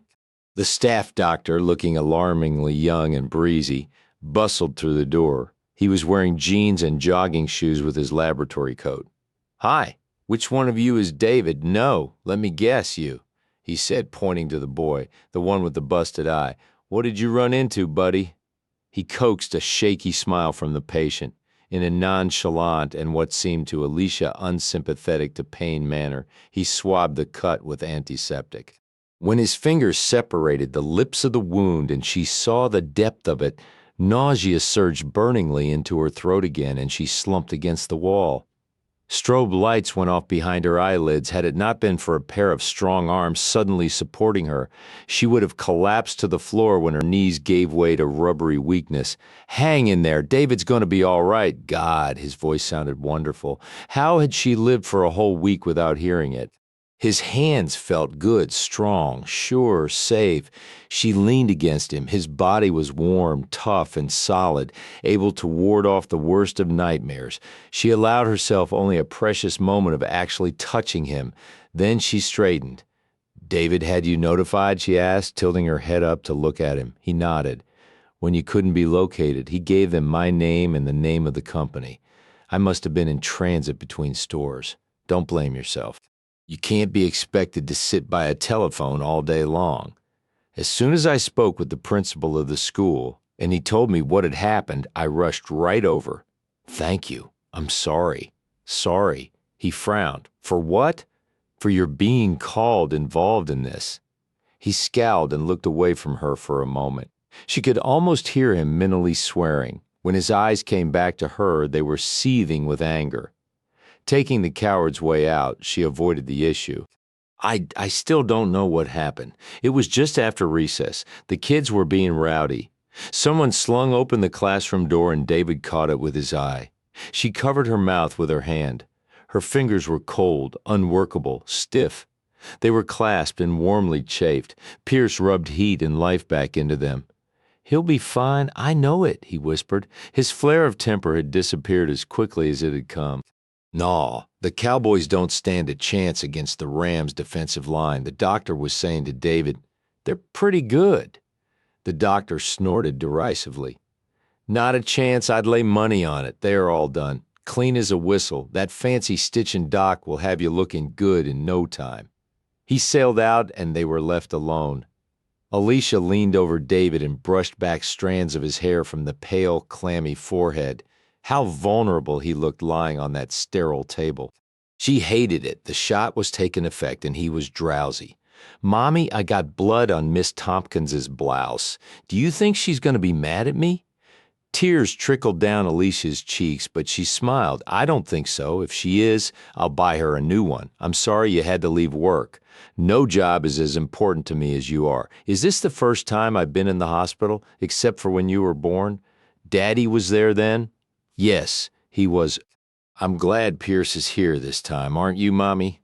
Alicia's eyes sought out his. He was holding David's hand and rubbing the knuckles with his thumb. He lifted his head and looked at her across the table, and she knew how much she had been missed. His eyes told her so. "Yes, I'm very glad Pierce is here." The door was pushed open. "Pierce?" "Hi, Frank." The two men shook hands. "This is Alicia Russell and her son David, friends of mine." "Hello," the doctor said cordially. He was a man about Pierce's age, shorter, balding, and paunchy. David had an altercation with a door and the door won. Dr. Benedict peered down at David's eye. Now that the banalities were out of the way, he was all business. I'll say it did. He parted the boy on the knee. "I'm going to give that cut some medicine to put it to sleep." "Shots?" David asked tremulously. "Little tiny ones that you won't even feel. Then I'm going to sew you up with a needle and thread." "Do you know what silk is? Like Mommy's blouses?" "Yeah, only the thread I'll use is even softer than her blouses." "Gee." The doctor began rolling up his shirt sleeves to wash his hands. He turned to Alicia and Pierce, who had moved aside while he was examining David. "Why don't you wait outside?" But Alicia began to protest. "It'll be easier, Mrs. Russell, I assure you." "Wait outside." She looked imploringly at Pierce, but he nodded agreement with the doctor. She took David's hand and squeezed it. "When I see you again, it'll all be over." She kissed his forehead and let herself be led out the door as the nurse came through carrying a tray of medical implements. "Will he be okay?" Her question was as anxious as the hand clutching his sleeve. "Frank's great with kids. He has 4 of his own." David looked so little, so helpless lying there. "I know, it scared the hell out of me too when I first saw him." They heard David cry out sharply and then sob painfully. Alicia rushed toward the door, but Pierce detained her with a steady arm across her shoulder. "It's all right. He's okay. You know that?" He leaned back against the wall and pulled her into his arms, pressing her head down onto his chest. "Shh, it's okay," he repeated in comforting whispers. His body absorbed her trembling as she wept. David wasn't crying any longer. They could hear the doctor talking to him in muted tones. The words were indistinct, but the inflection was lulling. Alicia's own distress subsided beneath the healing power of Pierce's touch. His fingers sifted through her hair, massaging her scalp. His other hand soothingly rubbed her back. "You look beautiful today. I've never seen you dressed up," she laughed against his starched shirt front. "I was hardly haute couture at the cabin, was I? I like you both ways." "Do you?" Her words were barely audible. "Yes. I've never seen you in a jacket and tie either." And, she raised her head, his was the most perfectly masculine face she had ever seen. Not as handsome as some, not even as classically handsome as her dark and dashing Jim had been, but the features were so arrestingly arranged. The man was so sensuously appealing. Even dressed for business as he was, his hair was still styled casually. His face bore the marks of the wind and rain and sun from his week in the woods. His cologne was painfully familiar and stabbed her lungs with memories each time she inhaled. She wanted to tell him that she didn't care how he was dressed. He always looked good to her. She wanted to say that she was so glad to see him. She had barely noticed what he was wearing, but she didn't say anything because she didn't know what his being here might mean, and because she was worried about her son. So, rather than having to think up something appropriate to say, she simply settled against him again and basked in the feel of his arms around her. For right now, she needed him and he was here. It might turn out to be a foolish indulgence, but she wasn't going to deny herself his comforting. 20 minutes later, the nurse summoned them at Dr. Benedict's request. "His eye is fine," he said to Alicia immediately as she entered the treatment room. She flew to David's side and took his hand. His right eye was covered by a white gauze bandage. "If he complains of blurred vision or anything out of the ordinary, you should have an ophthalmologist check it, but I don't anticipate any trouble. I don't think he'll have much of a scar, but we'll monitor the healing process closely." "Hi, Mom. Can I wear the bandage to school tomorrow?" Dr. Benedict laughed. "Let's give it a few days, David, until the swelling goes down. How many stitches did you say I got?" "Only 7 on the outside, but a whole lot more underneath. You be sure and tell the other kids that." "Okay," David beamed. The doctor went over treatment of the incision with Alicia and gave her a prescription for an antibiotic. "Thanks, Frank, for coming so soon," Pierce said.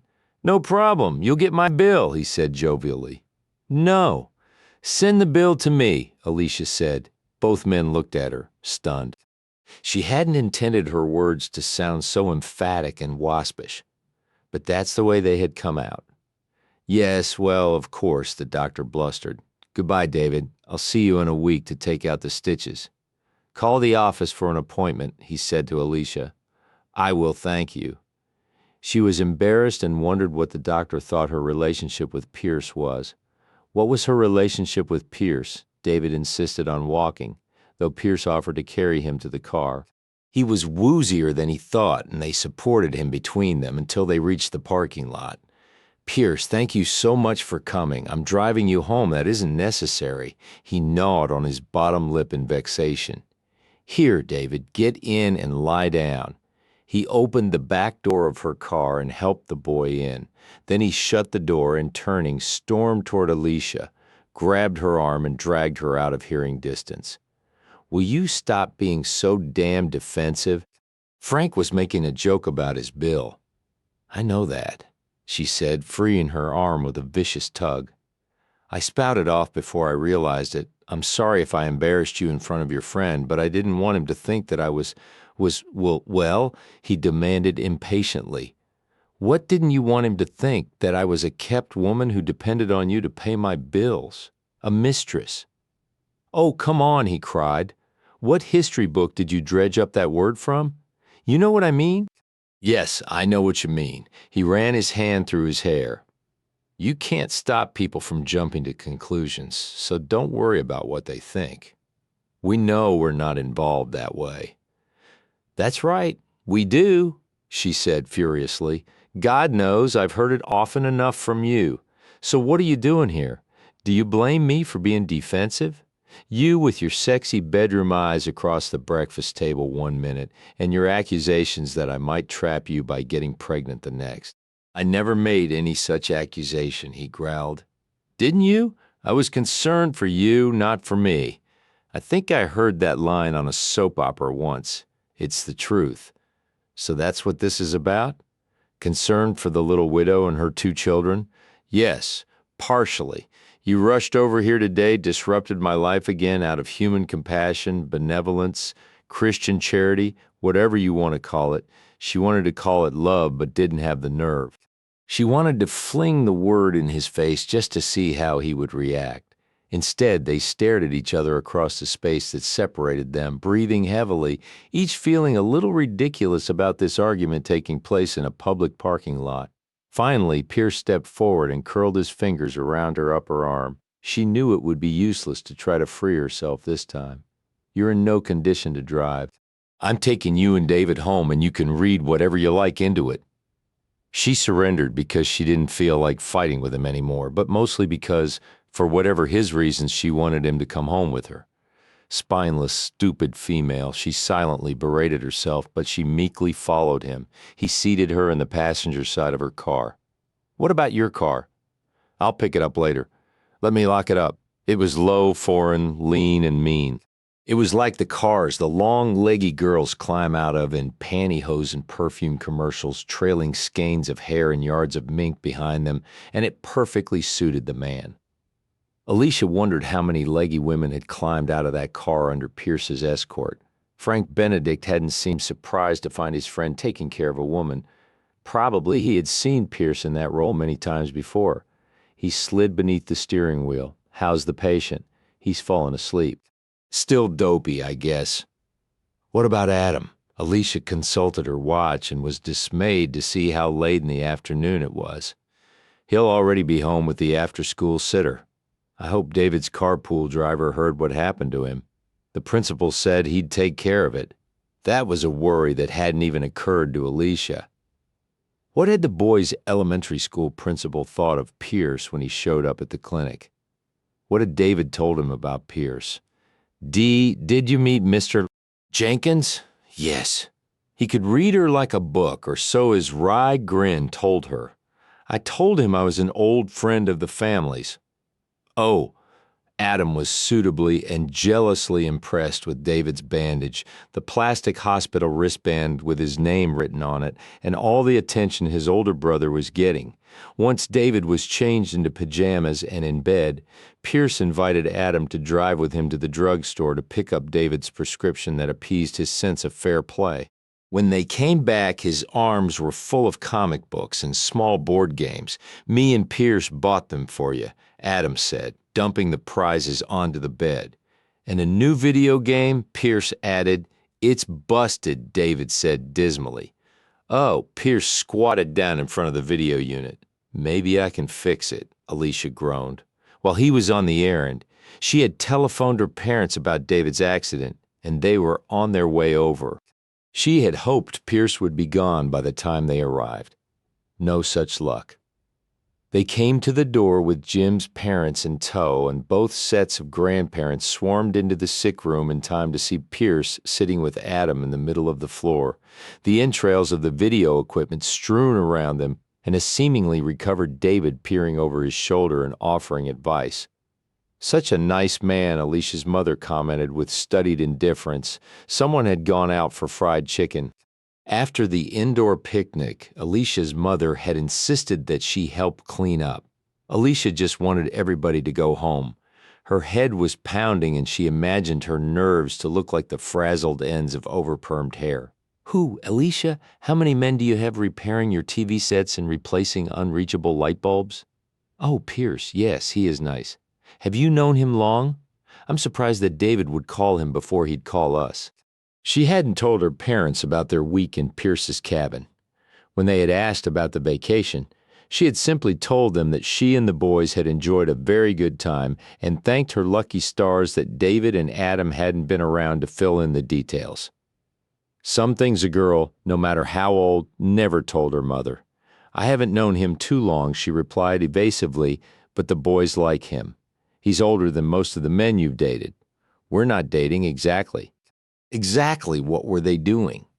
She couldn't be accused of sleeping with him on their first date. They hadn't had a first date.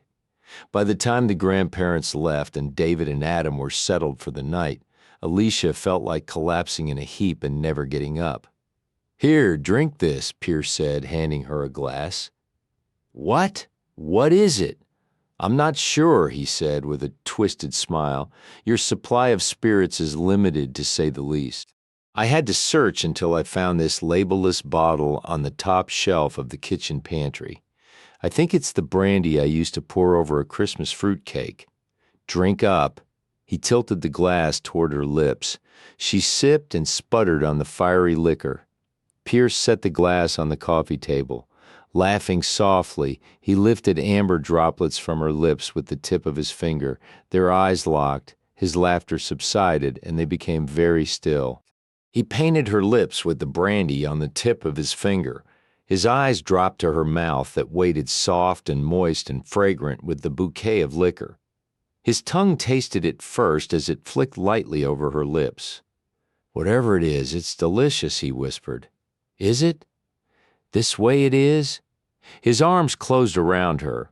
Her lips needed no persuasion to open beneath his. They did so willingly, sacrificially, and took his tongue deep inside.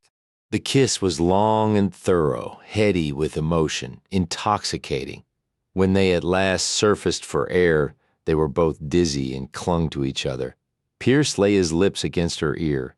"Your bathwater is getting cold." "My what?" Her voice sounded like a cello string that had been plucked and didn't know whether to vibrate or not. She didn't want to move. She wanted to stay molded against him for the rest of her life. "My bath?" He disengaged them. "While you were saying goodbye to your folks, I drew you a hot bath. Come on." Taking her hand, he led her into her bedroom. She looked around it as though expecting it to have undergone a change since he'd been in it. It was remarkably the same. Her bathroom was steamy from a scented bubble bath in the deep tub. "That looks heavenly," she sighed. "Take your time. I'll run interference, answer the phone, that kind of thing." "And," he said, laying his finger across lips that had started to speak, "if anyone should call, I'll identify myself as a cousin or brother or something. I don't have a brother." He kissed the tip of her nose. "Take your bath." The door closed behind him. When she emerged from her bedroom, she was wrapped in a blue silk kimono and a haze of sexual excitement. "Any word out of the boys?" she asked softly. Pierce was sitting on the living room sofa watching television. At the sound of her voice, he switched off the set and stood to face her. His eyes went wide with appreciation, then narrow with hunger. "No, I just checked on them. They're both sleeping." She rustled into the room, trying to act normal, trying to pretend that her thighs weren't melting and her insides weren't churning. With feigned negligence, she pinched a dead leaf off one of her plants. "I like your house," Pierce said, his voice rough. "Thank you." Stucco walls, Italian tile floors, shutters on the windows. Her house was as it had been since she bought it soon after Jim's death. But suddenly everything around her seemed alien. She felt that the only place she would ever feel at home was in Pierce's arms. The notion was absurd, but stimulating. "I want to do some redecorating, buy new furniture, but I'm going to wait until the boys are older. That's probably smart." They were talking about nothing, playing a conversation, pretending this was a casual encounter between old friends and not an electrically charged rendezvous between lovers. Pierce was cursing himself. Why was he standing here talking like an idiot when what he wanted to be doing was holding her, caressing her, kissing her? Was she really naked beneath her robe, or was that just a depraved hope of his warped mind? "What about work?" he asked. She was naked. Faintly visible through the soft fabric were the dusky areolas and the sweet impudence of her nipples. "I called them and said I wouldn't be in tomorrow." He looked rakishly attractive with his shirt sleeves rolled up. His jacket and tie were draped over the back of a chair. 3 buttons on his shirt were undone. She wanted to rip the rest open, to see all of his chest, and not just that inviting wedge with its forest of soft, crinkly hair. "I mean about your decision. I accepted the job." Her smile was confident, proud, and he smiled with her. "That's great. Do you like it?" She tossed back her hair and said a trifle breathlessly, "It's a challenge." His eyes were burning the kimono off her body. She could feel their heat as they toured her. Why didn't he come to her and embrace her? "I've never been so busy. I'm going to New York next spring to buy the fall lines. You'll do a good job." God, he wanted her. He needed her. I hope so. I'm sure of it. Thank you for the vote of confidence.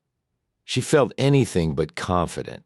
It had been so long since she had entertained a man. How did one go about it? Was he waiting for her to make the first move? Did he think that after their argument of this afternoon she didn't want him?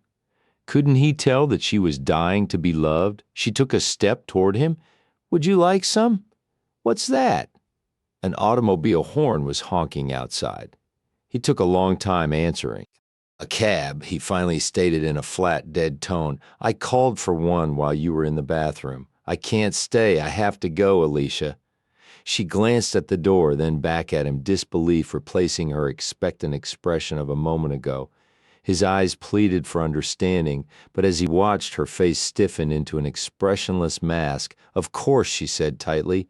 "Thank you for everything. Don't, please. Don't what?" "Don't get angry and make it harder for me to leave than it already is." She laughed harshly. "I don't know why you find it hard. You've had so much practice at it." The horn honked imperiously. Pierce jerked open the front door and shouted, "I'll be right there. I ain't waiting for free, mister, so start your meter." He slammed the door closed and advanced into the room. "I must go if I stay." "So go," she shouted.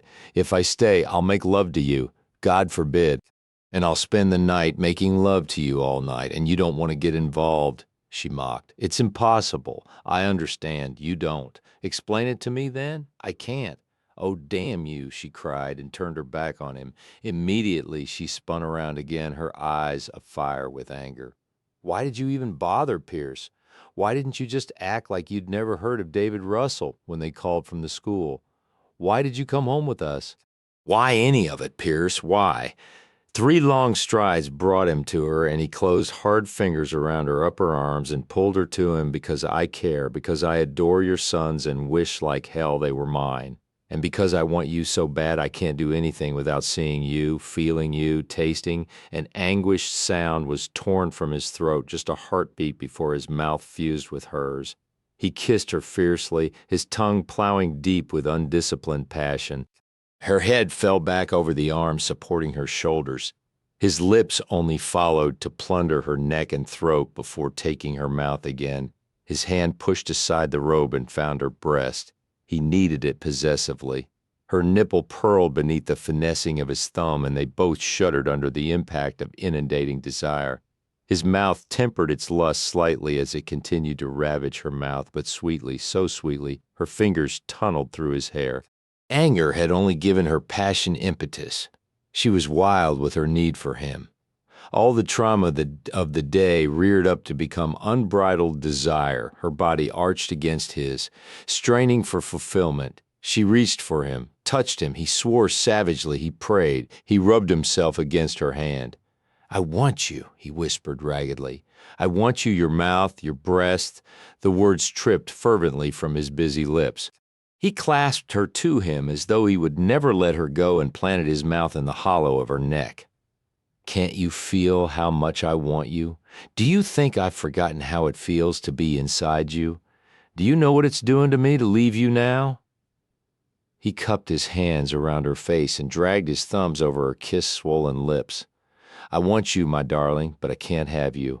And with that he was gone and she was alone.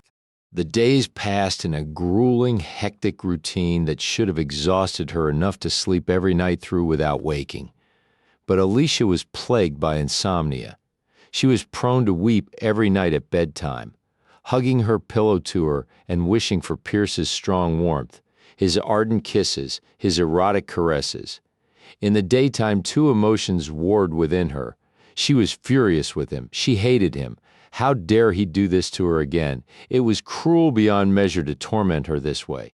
But he wasn't a cruel man. So what game was he playing? Or was it a game? Would she ever see him again? And that's when the second emotion would set in. That's when a black, fathomless loneliness would enclose her, and she was powerless to fight her way out of it. She could easily murder him for what he had done to her twice, but on the other hand, she was constantly looking over her shoulder in the hope of seeing him. That's why when the doorbell rang on the evening of the day David had his stitches taken out, she jumped reflexively and her breath and pulse rate accelerated madly. Was it he? Was he coming by to check on David? Was he coming to beg her forgiveness, wetting her lips and combing trembling hands through her hair? She went to the door. She took a deep breath and pulled it open. "Oh my God, what's happened?" was her startled cry. Chapter 7, "'Cause greater is Daddy here?" Chrissy Reynolds' eye makeup had bled down her cheeks on what must have been a torrent of tears that wasn't yet checked. Her expensive dinner dress was wilted and wrinkled. Her stockings had a run. A well-maintained short hairdo had gone haywire. "Chrissy, what in the world?" Alicia exclaimed, pulling the girl through the door. Thank heaven the boys were already asleep. They would have been frightened to see Pierce's daughter in such a state. "What's happened to you? Had she been attacked?" "Daddy's not here," she wailed. "No." Alicia led her to the sofa, and she sank down on the cushions, burying her face in her hands. "I thought he might be here. I've been calling his house, but there was no answer. I looked up your number in the phone book at a telephone booth and realized I was so close that I came by rather than calling. I have to see Daddy. Do you know where he is?" "No, I haven't heard from him in a week. David hurt his eye and, oh, I'm sorry, Alicia. Daddy told me about that. How is David?" Pierce had told her he hadn't called, though he had sent David a different card every day. "He's fine, but what's happened to you?" Chrissy's snorting laugh lacked humor. She sniffed back tears. "I created a scene at the party tonight. It was held in honor of my fiancé and me. Only he's not my fiancé anymore." Alicia took Chrissy's hand and said calmly, "Tell me." The distraught young woman seemed only too glad to have a sympathetic ear. "Oh, Alicia, I don't know what happened to me. Just suddenly there were too many false people, wearing too many false smiles, offering us empty wishes with trite phrases. I looked at my fiancé and wondered what in the hell I was doing there with him then and what I was going to do with him the rest of our lives." She laughed again. I said, "Do you love me?" And he stared at me as though I'd lost my mind. I took off my engagement ring, handed it back to him, and made the announcement over the band leader's microphone that the wedding was off. Alicia covered her laugh with her hand. "You didn't. I did. I'm sorry, I don't mean to laugh, but I can just visualize the stir that must have caused. I thought Mother was going to have a stroke. Wasn't your father there earlier?" But he had left. That's why I thought he might be here. He didn't have a date tonight and seemed in a hurry to get away. Mother, of course, was furious with him for leaving right after dinner. Alicia wanted to pursue the reason Pierce didn't have a date. The way Chrissy had said it led her to believe that his behavior tonight was quite a departure from the norm. She, too, wondered where he was at this hour. Maybe he had a late date with a woman unsuitable to attend his daughter's engagement party.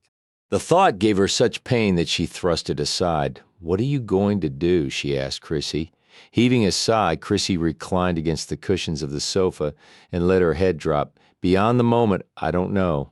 "Well then, let's concentrate on the moment," Alicia said cheerfully. "I don't think you need to be driving around the streets of Los Angeles this late at night, as upset as you are. Why don't you take a hot bath and spend the night here?"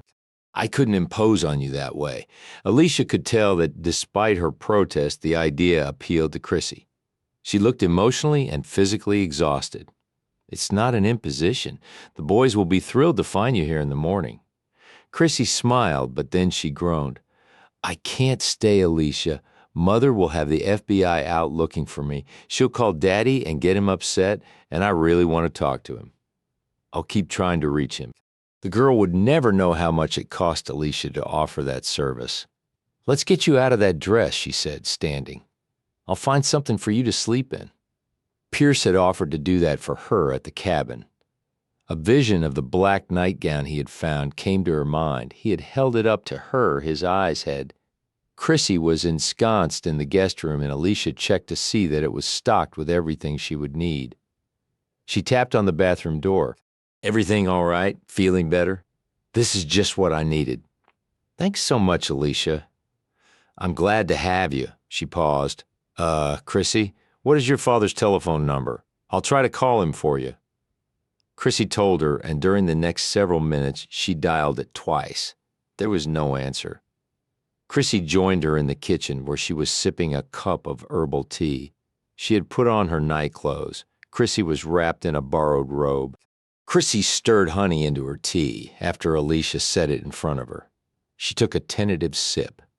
The contents of the cup seemed to intrigue her. She stared into it for several long moments. Alicia, she said hesitantly, it's none of my business, I know, but how is it that you didn't even know Daddy's home telephone number? Idly, Alicia stirred her own tea. I've never had occasion to call him. Then I was wrong. There was nothing going on between the two of you that week at the cabin. Your father is a very attractive man, Alicia said, squirming uneasily in her chair. But not your type? Exactly her type. If one was a woman, Pierce was her type. He's probably not accustomed to romancing a woman with two active little boys tagging along. He's crazy about your kids, he told me so. She sipped her tea and watched Alicia over the cup. He's crazy about you too. How do you know? She tried to act disinterested. She failed. Chrissy's eyes were pure mischief. I asked him if he got lucky and scored with you.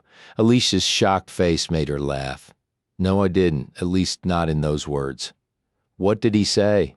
Oh, he carried on for a full 5 minutes about how you were intelligent and fun and charming and beautiful and a good mother and a good listener and lovely and soft and feminine. So I said, well, and he said, there are problems. Oh, what problems? Are you still hung up on your husband or something? No. Then I don't get it. Daddy's always been a ladies' man. I hope you don't mind my saying that. That would be obvious to anyone. So what problems, any woman he's ever been attracted to, he went after and usually got. If she wasn't so inclined, his attitude was to hell with it. Alicia was shaking her head. I don't see your point. Chrissy laid her hands flat on the table and leaned over to stress her meaning. Look, I'm not blind. You two couldn't wait to jump on each other's bones. Now, whether you did or not, I don't know. But whatever's happened, you're both walking wrecks now. Daddy looked like pure hell tonight, and when I asked him why, he said he wasn't sleeping well. And frankly, you don't look so great either. So what's with you two if you're that hot for each other? What have you got to lose? Alicia could have asked that of Pierce herself. There are problems, she repeated softly, sadly. Well, Chrissy sighed and stood up. Who am I to give advice to the lovelorn? I have just jilted one of the most sought-after bachelors in Southern California. They laughed, but each was lost in her own thoughts.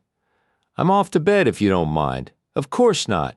If you're going to be up for a while, will you keep trying, Daddy? I could call Mother and tell her where I am, but I don't want to cope with one of her tirades right now.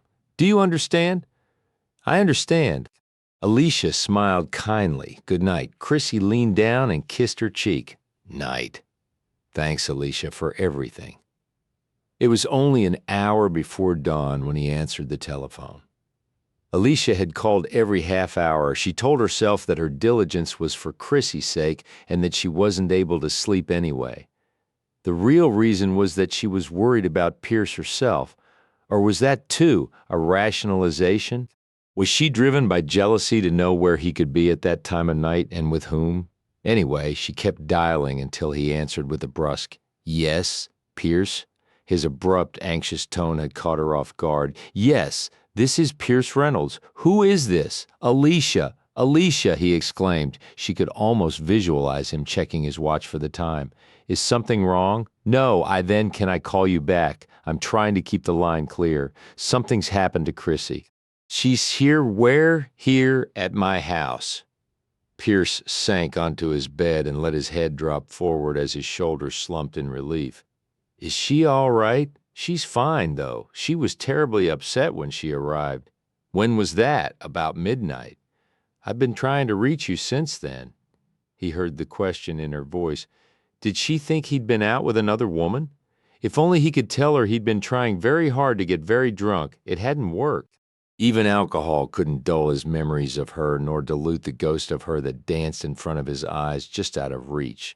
Finally, he'd gone to an all-night coffee shop and eaten breakfast. He hadn't been able to push a bite past his throat at the fancy dinner Dottie had thrown in honor of Chrissy and her young man. It had been more to honor Dottie for making a good match. The whole thing had sickened him. I've been out. Oh, God, he wished he could tell her how much he missed her. I guess Chrissy told you what she did at the party. Her mother called here just as I was coming in about 15 minutes ago. She was hysterical, but that's not unusual for Dottie.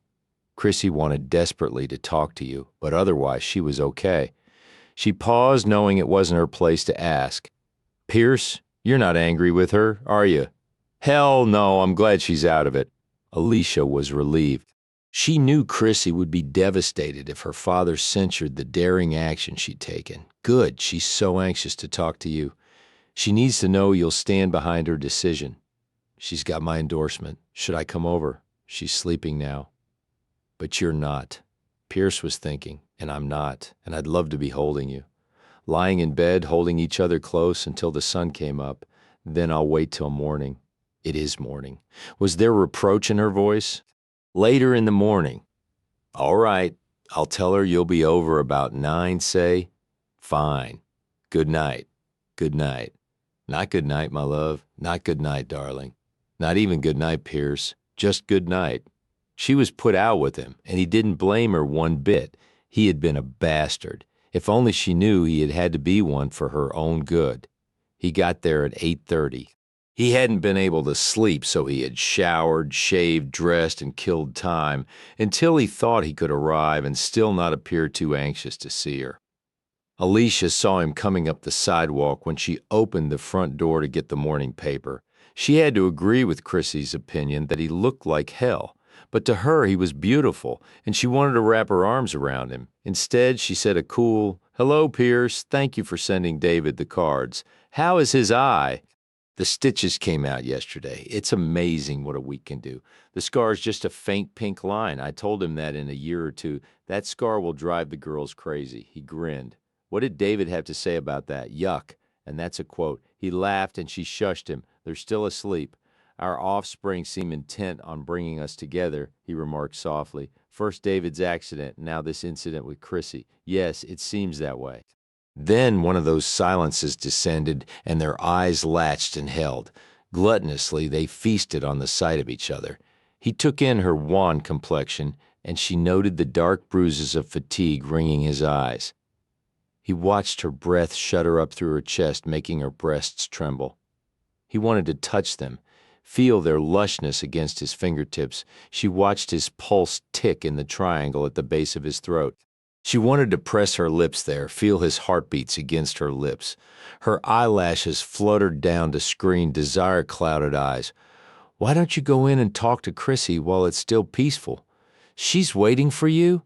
I'll bring in some coffee.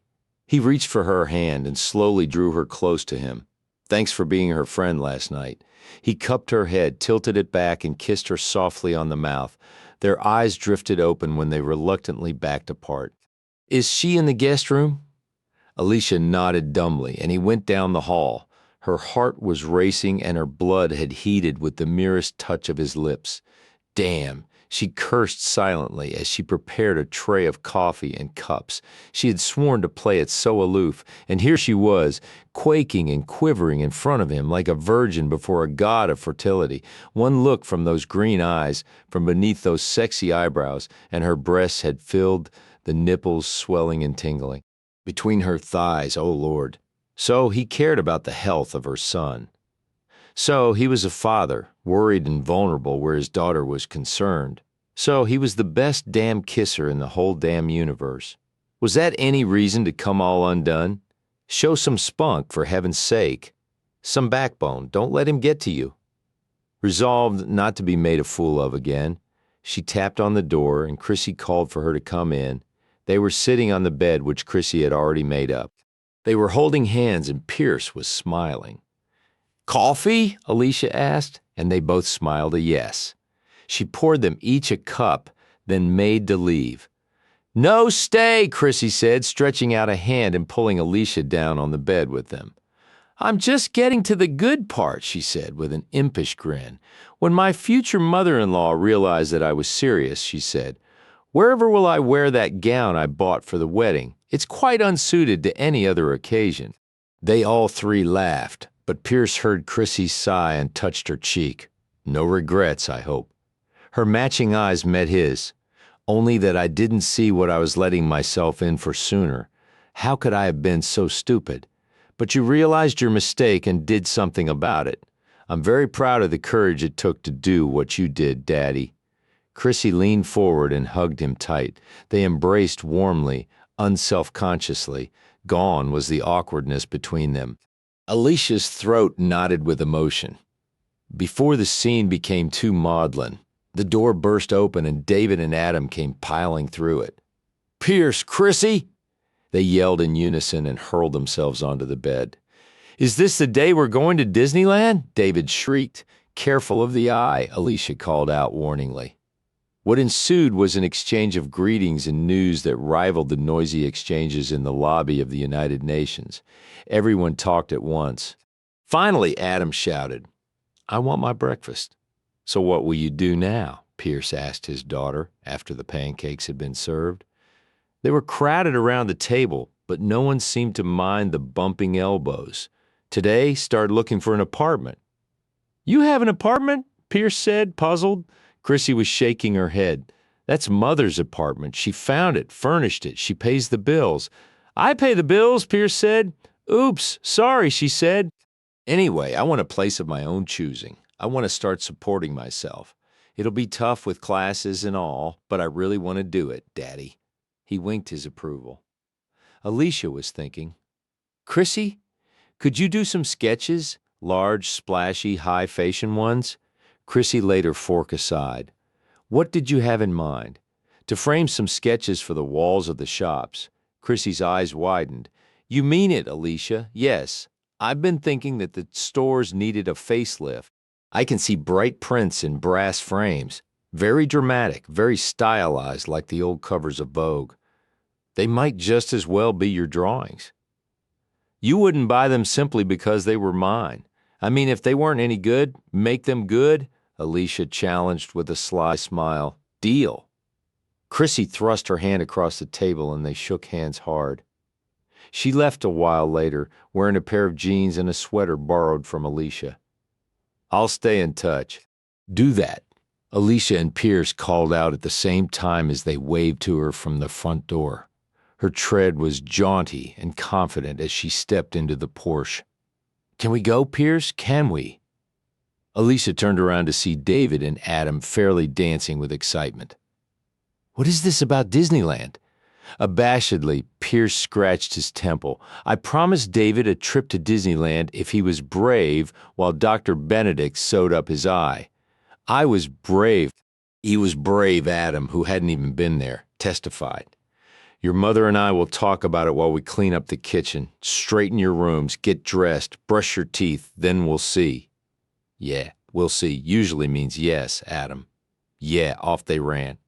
Pierce took Alicia's hand and dragged her toward the kitchen. As soon as the door closed behind them, he pulled her against him and sought her lips with his. She angled her head away. "I thought we were supposed to be doing the dishes." "To hell with the dishes. I can't wait another minute to get my hands on you." He fastened his mouth to hers. She was still angry with him. Why was she letting him do this? Why was she standing here like warm putty waiting to be molded by his caresses? Beneath the mastery of his mouth, all her resolutions and hostility and avowals of avoidance vanished. She couldn't resist. Not when his tongue was working its magic inside her mouth, pumping erotically, swirling lazily, igniting sparks of desire in every forbidden place of her body. Not when his hand was sliding beneath her top and covering her bare breast with a warm, massaging palm. Not when his fingers were lightly plucking her nipple into a bead of passion. The rational Alicia argued with the emotional one. She was doing it again, blindly plunging headlong toward more heartache. Masochistically, she was asking for rejection again. But at the moment, she didn't care.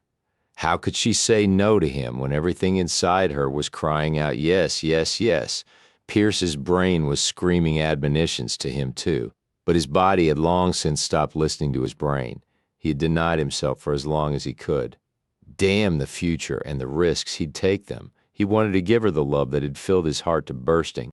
Somehow he must convey to her that he knew now that his spirit was incomplete without her. Surely she knew how much his body required hers. The evidence pressed hard and throbbing between them. "Don't do this to me again," she moaned into his mouth. Even as she spoke the denial, her hands locked around his neck and her tongue darted friskily past his lips. "I'm sorry for every time I've hurt you." The heels of his hands coasted down the sides of her breasts. "I never wanted to hurt or disappoint you, Alicia. I swear that." His lips were ardent on her neck, and the words he whispered across her flesh were erotic and scandalous, and she loved every one of them. He raised her top and dipped his knees to bring his head even with her breast. It filled his hand, the crest was flushed and tight with need. He rolled his tongue over it again and again until she was delirious.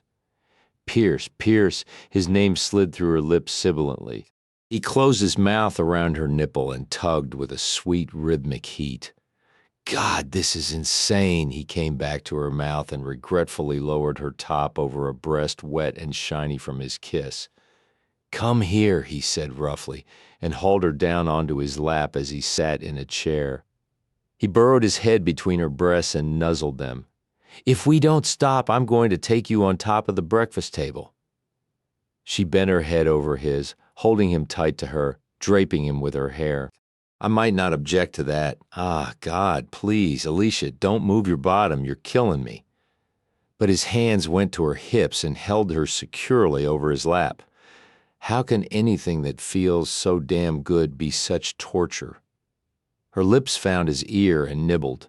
"I sat on your lap that night at the cabin. You didn't seem to mind then?" Her voice was a seductive drawl that emphasized the playfulness of her tongue. "Then I wasn't zipped into a pair of jeans." He groaned as she lightly ground herself against him. "All right," he growled threateningly, and her pulse nearly leaped out of her veins. Two can play this game. Once again his hand slipped under her top. "I was kissing your breasts then, remember?" "Uh-huh." Her eyes closed and her breath started coming fast and uneven. "I was touching you with my tongue here." His fingertips slid down the outer curve of her breast. "Here," he outlined the deep bottom curve. "Here." He touched her nipple and she jumped in violent reaction, like this. He fanned her nipple with his fingertip and she cried out with remembrance and renewed longing. She collapsed against his chest. He brought his hands from beneath her top and sank all 10 fingers into the wealth of her hair. He pressed his forehead against hers.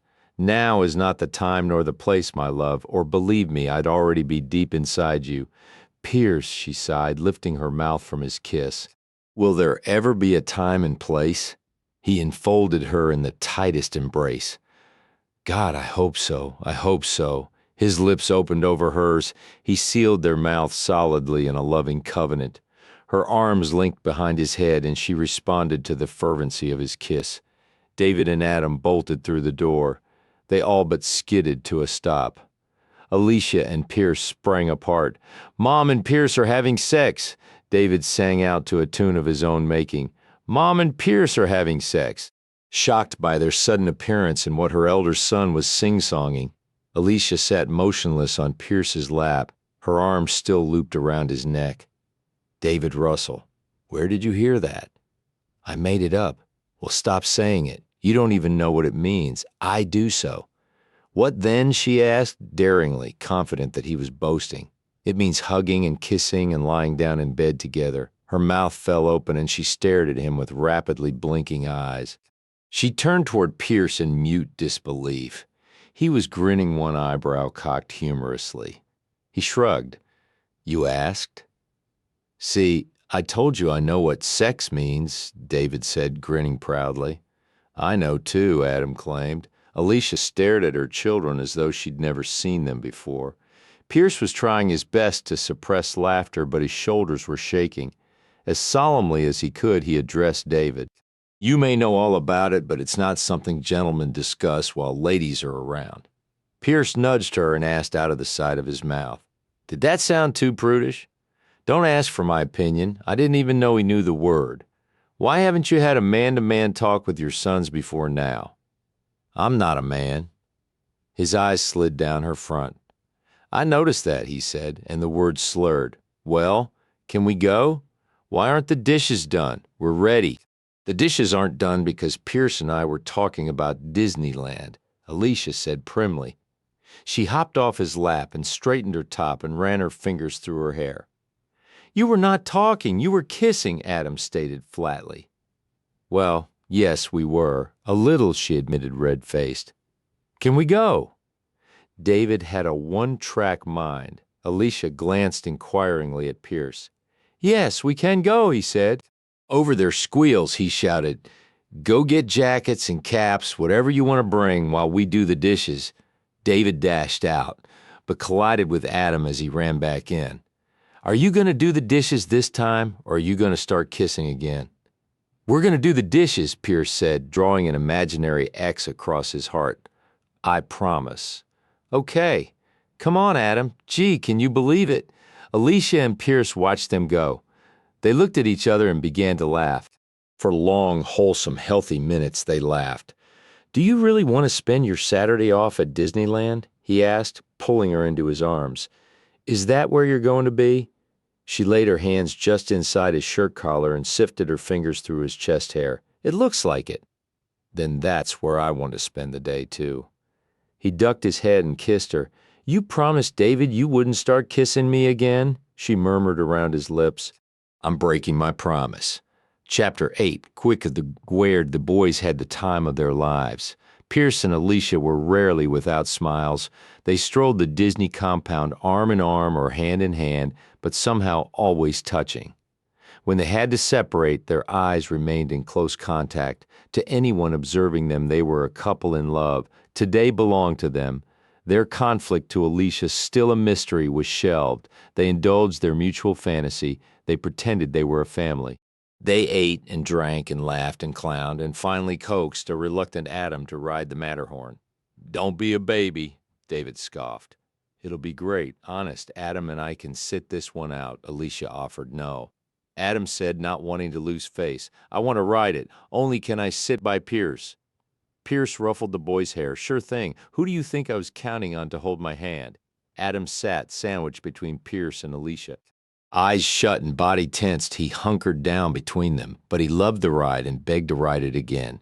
This time he rode in the front of the car, David behind him, then Alicia and Pierce. They straddled a padded seat. "Pierce," she said in a shocked whisper. The moment their car entered the dark cavern, his hands went around her and wandered at will. I don't think that's allowed at Disneyland." No longer aware of the jerking, rocketing speed of the roller coaster, her head dropped back onto his chest. The boys were screaming in delight, playing spaceship, oblivious to the adults behind them. Pierce's searching lips found her ear. "It's allowed if they don't catch you." His tongue feathered her earlobe. "Besides, you've got no room to talk. Do you realize what you're doing to me?" He spread his hand wide over her stomach and drew her back even closer against him. She gasped when her bottom made contact with his crotch. He chuckled and kissed her neck and continued the heavy petting until the ride was over. When they stepped back into the sunshine, Pierce's grin was that of the proverbial cat who got the cream. "As far as I'm concerned, we can't ride the Matterhorn often enough." Rosy color stained Alicia's cheeks, and she quickly slipped her sunglasses on in hopes of hiding her blush. "Come here, woman." Pierce growled caveman style and pulled her into his arms. "Uh-oh," Adam said to his brother. "I think they're going to start kissing again." "No, we're not," Pierce said, laughing. "I'm just going to tell her a secret," lifting her hair. He whispered something in her ear. Alicia pulled back and looked up at him in surprise. "How does that sound?" he asked. "What wonderful," she stammered. "But are you sure? Will you be too tired? Will you?" She shook her head, smiling broadly. "Then go make your phone call. We'll be waiting in line at Dumbo." When she joined them 5 minutes later, she told Pierce, "All set, terrific." He hugged her. "What's all set?" David asked. "Would you like to spend the night with Nana and Grandpa? Do I look all right?" Alicia asked nervously as she gazed at herself in the mirror. "Sure, you look fine," David said, not even lifting his head from the book he was flipping through. Adam yawned. His Mickey Mouse ears were sitting catty-cornered. He was so tired he didn't notice. "Thanks a bunch," Alicia muttered. What had she expected to them? She looked only like Mom. She wanted them to tell her she looked beautiful, ravishing, stunning. That's how she wanted Pierce to see her on this, their first actual date. She couldn't believe it when he had whispered the invitation in her ear while they were surrounded by the racket of Disneyland. "Would your parents mind having the boys pawned off on them for one night? I'd like to take you to dinner, dancing, anything you want. Then I'd like to show you my house." That she was invited to spend the night had been implied. It had been hours ago, but her heart hadn't calmed down yet. She shouldn't go. You can be hurt, Alicia, she warned herself, but she wanted this night alone with him. What about tomorrow night and the one after that? Why are you dressing up so much? David interrupted her thoughts. "I want to look nice for Pierce. He's taking me to dinner. Why can't we go? It's a grown-up restaurant." The doorbell rang. "I'll get it," the boys shouted in unison and raced from her bedroom. Adam was suddenly wide awake again. Alicia was grateful for the few moments alone. She needed them to collect her wits. Did she look sophisticated? As if she went out with an attractive, successful man every weekend, as if it were nothing unusual? No. She looked flustered. She was flustered. Her hands were shaking as she misted herself with her most precious perfume. What had happened to the campus beauty queen who had had young men vying for dates? She had fallen in love, married, borne 2 children, lost her love. First-hand knowledge of life's risks left one feeling less self-confident. Somehow she had managed to bathe, shampoo, and style her hair and do her nails in a miraculously short time. She had chosen to wear a slinky black dress that clung to the curves of her body. The neckline draped and dipped low over her breasts. The hem swirled softly around her knees. She had on a smoky shade of stockings and high-heeled black shoes with rhinestone clips on the toes. Her hair was swept up into a loose knot, and she'd purposefully disregarded the wispy tendrils that escaped it. Diamond studs adorned her ears and served as her only jewelry. Assessing herself in the mirror, the verdict was that the lady of the world image belied the trembling woman on the inside. Taking up her purse and the overnight bag she had discreetly packed for herself, she switched out the light and left the safety of her bedroom. For a moment she stood in the living room door watching as Pierce read to the boys from the Peter Pan picture book, David's souvenir from Disneyland. He had a boy under each arm snuggled close to him. When he glanced up and saw her, he did a double take. Captain Hook could remain forever imperiled by the crocodile for all Pierce cared. The words of the story froze in his throat. The boys lifted their heads and, somehow sensing the intense emotion of the moment, remained blessedly quiet. Slowly, Pierce disengaged himself and stood up. He came to her like someone induced by a hypnotist to walk. Indeed, he was entranced. "You look fabulous." He took her hands in his and dropped a reverent kiss on her cheek. "Thank you." Her voice was silky, tremulous, infinitely, but accidentally sexy. "Ready?" She nodded. They gathered up everything the boys were taking for their overnight stay at their grandparents' house. It wasn't easy, but they all managed to squeeze into Pierce's car. Son's enthusiasm over the car and their accumulated hyperactivity after a day at Disneyland combined to make Alicia tremendously glad to see her parents' house come into view. Once the boys were handed over, goodbyes were said, and Pierce and Alicia were alone in his car. He asked, "What did you tell your mother?" "About what?" "About why you wanted the boys to spend the night." She twisted the small gold chain on her beaded handbag. "I said it would be simpler than getting them up in the middle of the night to take them home. I told her we planned to be out late. Do we? Don't we?" Had she read him wrong? Was it only wishful thinking on her part that they would spend the night together? God, did she look like an over-anxious widow trying to trap a husband? He reached across the console and took her hand, bringing it to his mouth. He raked his lips across her knuckles. This isn't an audition, Alicia. We're playing it by ear. Why are you nervous? She laughed with shallow breathlessness. I know it's ridiculous. Not ridiculous. Endearing, he said roughly. I just don't want you to think that I assumed. I don't think anything except that you're the most desirable woman I've ever known. And I'm not only speaking in terms of sexuality. In every way I find you fascinating. I need you in every way a man can need a woman. Your sweetness, your laughter, your caring. He turned her hand over and tickled her palm with his tongue. Sensations fluttered up from her thighs, through her womanhood, through every vital organ, to her breasts.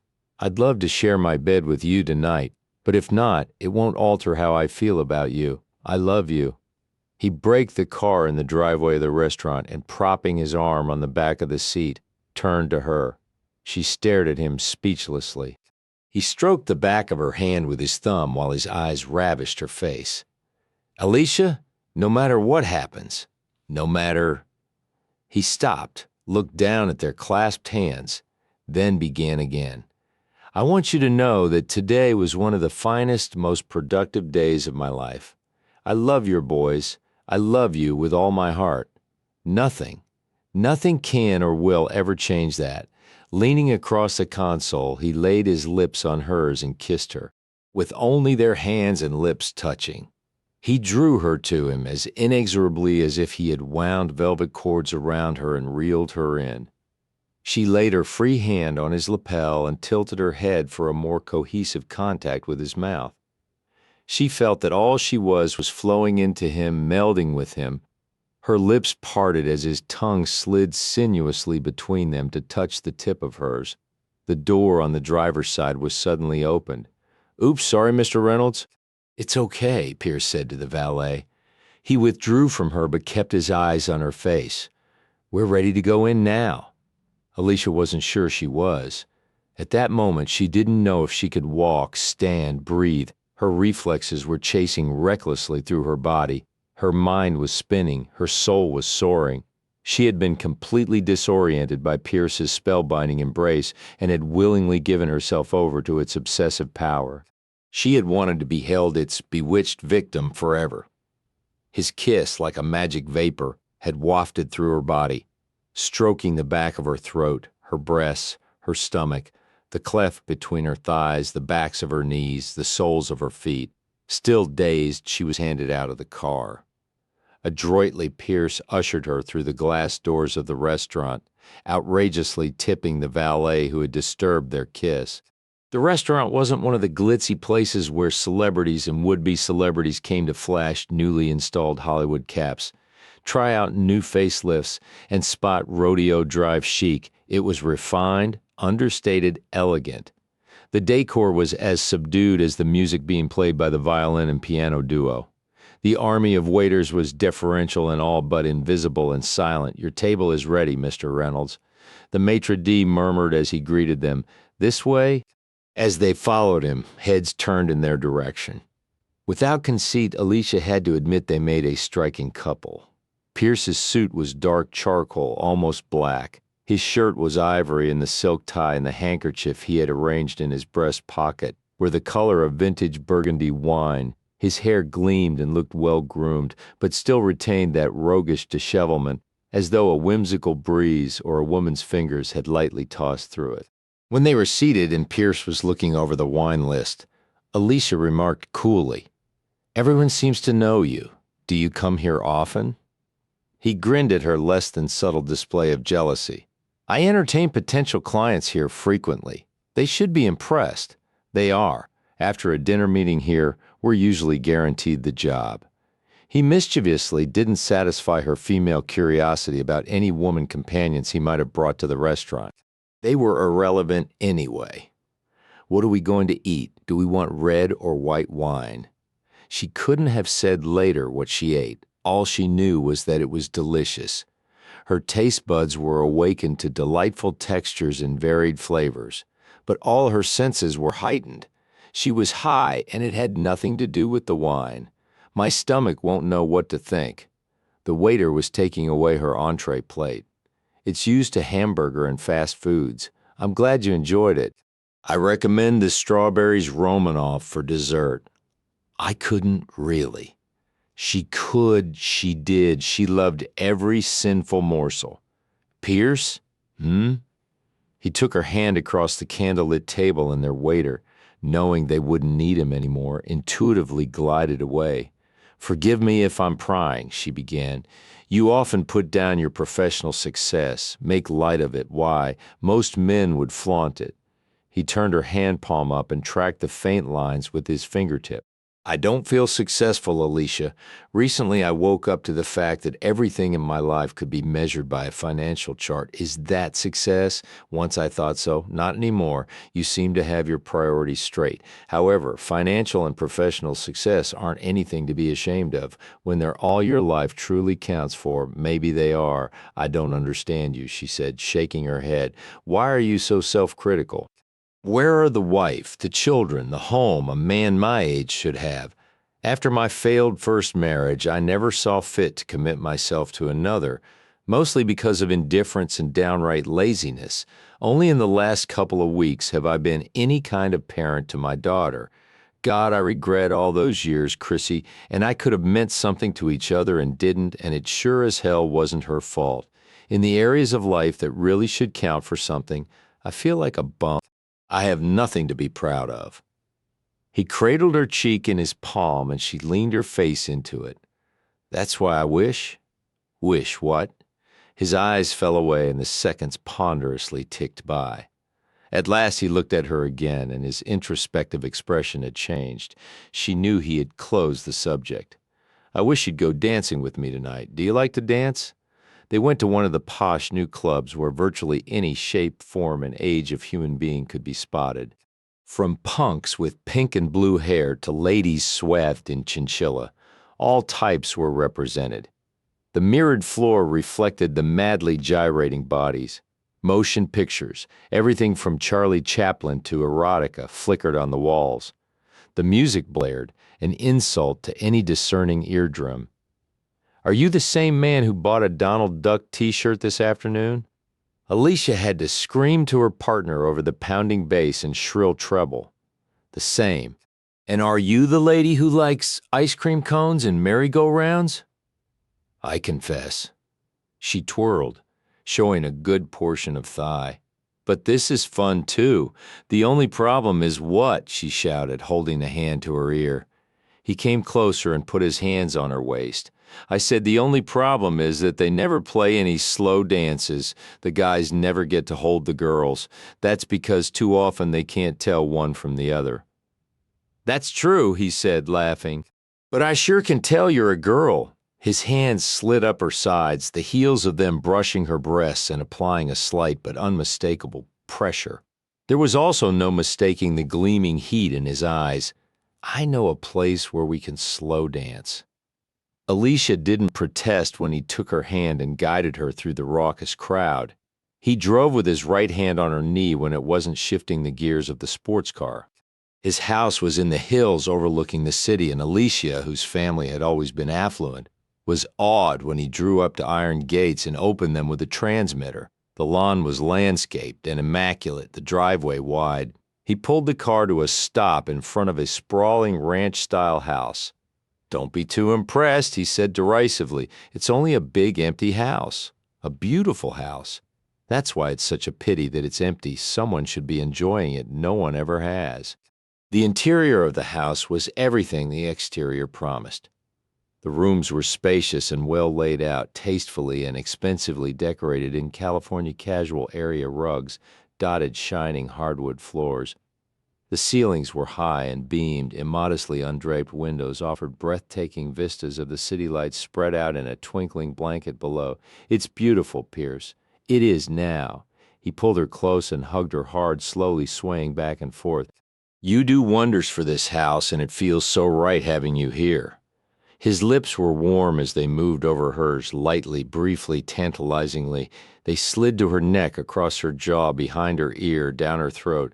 Would you like something to drink? Would you have to stop doing this to fix it? Yes. No, thank you. His smile melted against hers and his tongue embedded itself in the warm, wet silkiness of her mouth. His hands massaged their way down her back past her waist. He cupped her derriere and boldly urged her against his hard heat. She adjusted herself to it and felt the rumble of approval and arousal in his chest. Her arms feeling weighted down with a delicious lassitude, but oddly defying gravity, lifted languorously around his neck. Her fingernails teased the lobes of his ears. "I thought we came here to slow dance." His expression was teasing as he raised his head. His nose batted playfully against hers. "By all means. I was only biding my time until you asked me, where's the music?" He coiled an arm around her waist and guided her to a wall of bookshelves where the components of a stereo system were arranged. The control panel looked more intricate than that of an airplane, but with a flip of several switches, soft music began to emanate from strategically placed speakers. Alicia floated into his embrace once again, his arms folded behind her back at her waist. She crossed hers behind his neck and laid her head on his chest. His lips moved in her hair. "Do you know what I first noticed about you? My stupidity. You couldn't believe anybody would go to the woods for a week without a lantern." He laughed. "Before that, so you did think I was stupid, maybe just a little scatterbrained. Well, it couldn't have been my looks that captured your attention because, as I recall, I looked like a drowned rat. It must have been my sparkling conversation. You were stuttering. How chivalrous of you to remind me. Give up. It was this." He caressed her fanny, sliding his hands over the gentle swelling. She pushed away from him, feigning indignation. "Of all the base, rude, prurient, chauvinistic, sexist. It was all I could see," he claimed self-defensively, and brought her back to him swiftly, with a soft thud of her breasts against his chest. "It's about the cutest fanny I've ever seen, and you've evaluated many, I suppose? Jealous? Pea green with it? Good." She was rank with jealousy, jealous of every woman who had ever been held in his arms, caressed by his hands, kissed by his mouth. How many had he brought to this house on the pretext of a slow dance? How many had been moved through the rooms in what, not by any stretch of the imagination, could he call a waltz? "You've got no reason to be jealous of anyone." His whispering lips found hers again.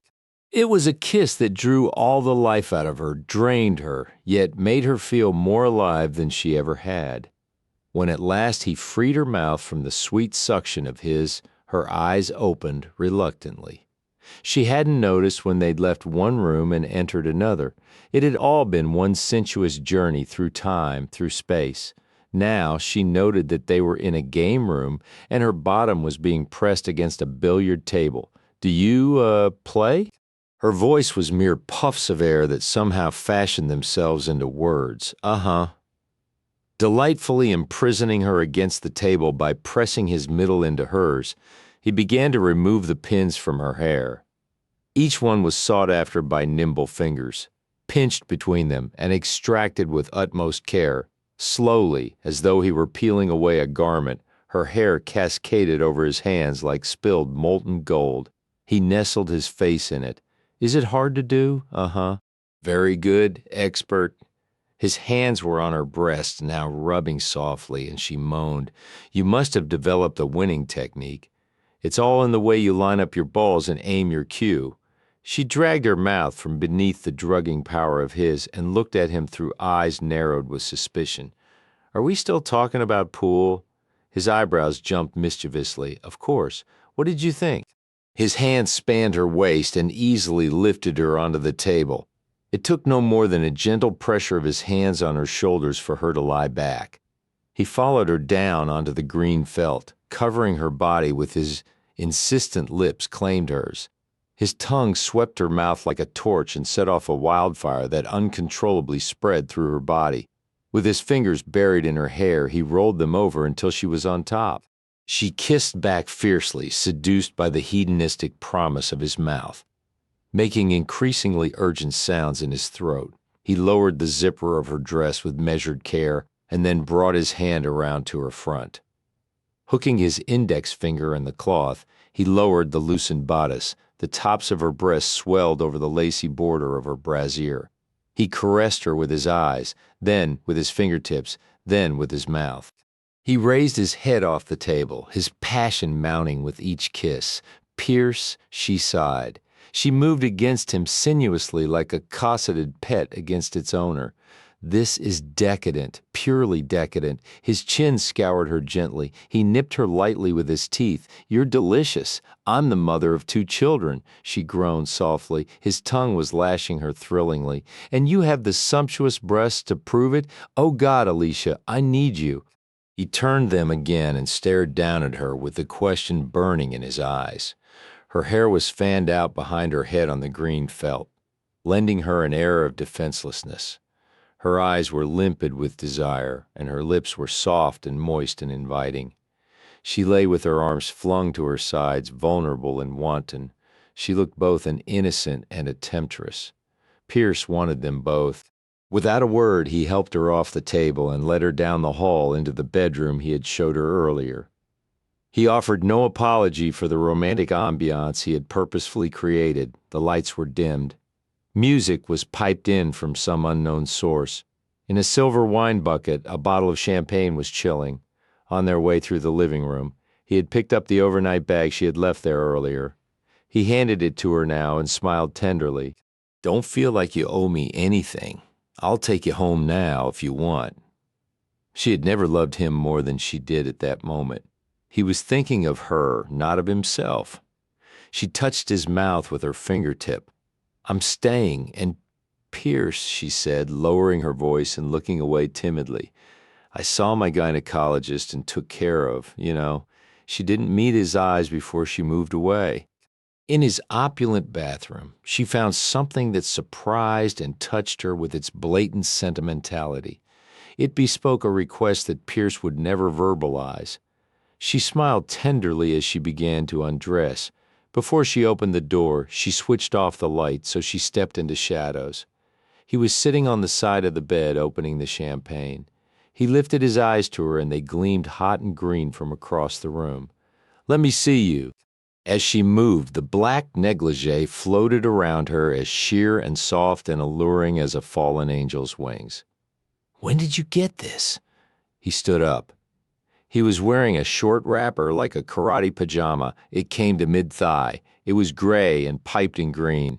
He looked wonderful in it, his chest wide and hair dusted in the deep V opening. They came to a point at his waist. His legs were lean and well-formed, muscled from his jogging regimen. I stole it from the cabin when I left. His shy confession made her heart ache with love. I didn't plan ever to see you in it. I just wanted to keep it. When he came to her, he encircled her neck with his fingers. I've imagined you wearing it 1,000 times, but you far surpass any fantasy. Her body was clearly defined beneath the transparent fabric. His eyes adored every nuance. It took unbearable discipline, but he contented himself with kissing her softly, brushing his lips over hers. In his mind, this was their wedding night. He was going to treat her like his bride, cherish her, drink some champagne with me. He poured only 1 glass and offered it to her first. She drank. The bubbly wine was deliciously cold and biting on her tongue, but not nearly as intoxicating as Pierce. She imbibed his scent, the color of his skin and hair and eyes, the textures of his body, the planes and angles of his face. While she still held the glass, he lifted it to his lips and drank, tasting more of her than the champagne. Then, setting the glass aside, he drew her down on the bed. While she watched in avid fascination, he loosened the knot at his waist and shrugged out of the wrapper. His virile nakedness excited her and made her insides curl warmly and gravitate toward her pulsing center. She wanted to lasciviously gobble up every inch of him with her eyes. How could she, Alicia Russell, be so brazenly lustful of the naked male body? But it wasn't just that alone, it was Pierce. And she loved him. As splendid as the body was, it was the whole man she reached out for. He knelt beside her, starting with her face. He surveyed her lovingly. His eyes were poetic in their appreciation. I love your mouth, he outlined it with his finger, the way it's shaped, the way it feels. She dared to touch his fingertip with her tongue. His gasp was quick and sharp. Emboldened, she closed her lips around him and sucked lightly. "My God, Alicia," he murmured. He lowered his head and, removing his finger from between her lips, replaced it with his tongue. They almost got carried away. He forced himself to lift his head from her kiss. His hands combed down her chest and smoothed over her breasts. Her nipples pressed against the gossamer confines of the nightgown. Bending over her, he licked one, his tongue scratching over the lace. "Oh, Pierce, Pierce." She tossed her head on the pillows and caught handfuls of his hair in restless fingers. His caresses were bold and proficient, and soon she was writhing beneath his fervor. Her response made him a little wild. He kissed her stomach randomly, examined her navel with an inquisitive tongue, caressed lower until she felt his touch on the mound of her femininity. Gently, he nudged her thighs apart and lay between them. He raised the gown. She felt the moist caresses of his mouth on the skin of her abdomen and the soft triangle of down on her thighs. Between them, deftly he caressed with suppliant lips and agile tongue. She approached that divine death again and again, only to be brought back, detained, postponed by bliss. No longer able to breathe, she cried out for fulfillment. He obliged. He touched the source of all her desire and lifted the floodgate of her passion. Her heart exploded in a blinding light. Her body quickened and surged against him. She knew the most intense rush of pleasure she'd ever known, and sobbed when the ecstasy of it tore through her chest and belly. When she finally coasted down from the pinnacle, she was appalled at herself and turned her head away when he raised himself above her. Her cheeks were stained with tears. "You're so beautiful to me. All of you, please don't cry." The words stirred against her mouth, with a finger under her chin. He forced her to look at him. "I would never do anything to offend you. I love you, Alicia. I only wanted to demonstrate how much." She flung her arms around him. "Oh, my darling, it's nothing you did that's making me cry." Tears were leaking from the corners of her eyes, but they were joyous tears. "I just can't believe that anyone could love so unselfishly, could love me so much." They kissed. Her hand scaled down his body in an orgy of feeling, cataloging each discovery. His chest was wide, furred, sculpted. His stomach was flat and taut. The hair tapered down to a silky ribbon that her fingertips tracked. She ventured farther, and his breathing began to rasp loudly in her ear. When her fingers closed around him, he buried his head between her breasts and moaned her name. Wanting to give back a portion of his gift to her, she caressed until he could bear no more. They came together in one swift, plunging fusion. He held her tight, not moving, only savoring the unspeakable rapture of being gloved by her body. Then slowly he began to stroke her. "Never forget that I love you," he whispered urgently. "I love you, Alicia. Remember that always. I love you, and I you." She wrapped herself around him, bringing him as deeply into her as possible. "I love you so much, darling. My love." He held back until she shuddered beneath him again, her body milking his. Then he surrendered his soul and let his body bathe her with his love. "And Nana made pizza for our supper, except it wasn't the frozen kind like you cook. She made it out of a bowl." "Thanks, Nana," Alicia said dryly, and Pierce smiled.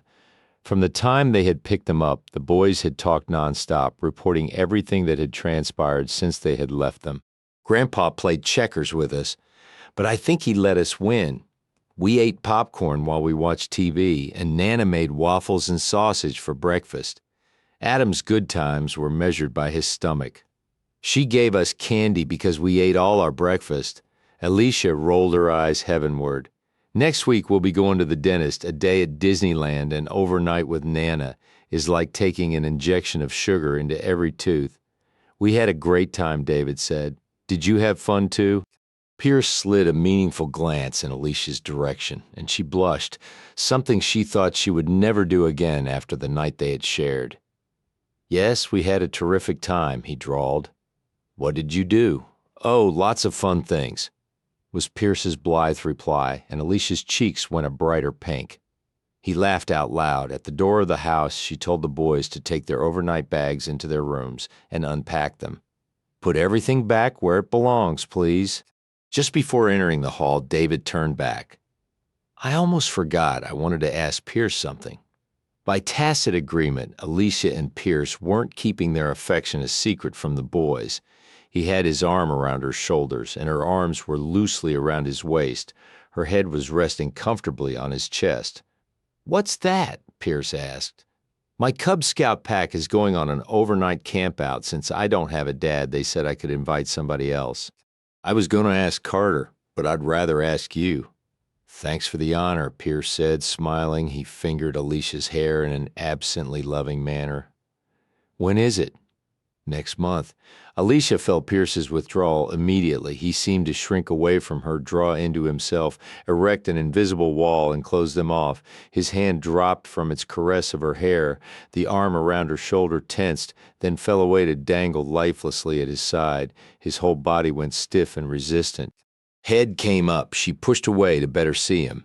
His face was blank, his eyes hollow. She knew he had retreated into that no-man's land again. But this time, rather than feeling despair, she felt anger. How dare he do this to her after yesterday, after last night, after all his avowals of love? "Will you, Pierce?" David asked. "We'll talk about it later, David," she said, forcing gentleness into her voice when she felt like screaming. "Go do as I asked. You and Adam rest in your rooms for a while. Watch TV. Pierce and I want to talk." "Okay," he said dispiritedly, and ambled off down the hall. Pierce was staring at the floor when David was out of earshot. He raised his head. His eyes were cold. "I won't be able to go with him. Please make my excuses." "Like hell I will," she spat out. "Who is going to make your excuses to me? You're about to pull another disappearing act, aren't you?" She gripped him by the upper arms and shook him as hard as she could. She'd never been a fighter, a person who sought a physical outlet for her anger, but she was trembling with fury and wanted to strike him. "Well, this time I want to know why. How can you freeze up like this after last night?" "Last night was the most beautiful night of my life. I meant it when I said I love you." "Then why?" she shouted. "Why are you walking out again, and that's what you're about to do, isn't it?" "Yes. And this time there will be no family intervention, will there? You won't be coming back, will you?" His eyes bore into hers. His jaw was rigid. "No, I won't be coming back." She recoiled. She hadn't thought he'd say it with such absolute conviction. He had called her bluff, and now she was sorry she'd forced it. "After yesterday?" Her voice wasn't cooperating. It was breaking up with pain when she wanted it to reveal all the angry hate she felt for him at that moment. "After yesterday, you can just walk out without a backward glance. I have to." "Stop saying that. You don't. I do. Why? I can't afford to stay with you. With the boys any longer, it will only make things harder if I do. Believe me, it's best for everyone if we break it off now." "I don't believe that." "Believe it. Last night meant nothing to you." He rounded on her and grasped her shoulders. He brought her against him hard. The impact took her breath. His face was fierce. The words were strained through his teeth. "Last night meant everything to me. It was my deepest wish enacted. I could pretend that we were married, that we belonged to each other, that we had a future. Oh, God, Pierce." She wanted to tear at her hair, to claw at her skin in frustration. "How can you say all that when you plan to leave me? How? Don't you know how difficult it is for me to walk away from you? Don't you know that your body, since the first time we made love in the cabin, is a part of mine? I'd as soon cut out my heart as leave you. It will be the same. You're a part of me, Alicia, forever. The sweet personalities of your boys are a part of my soul now and always will be." He squeezed his eyes shut and enunciated each word precisely. "But I can't see you anymore."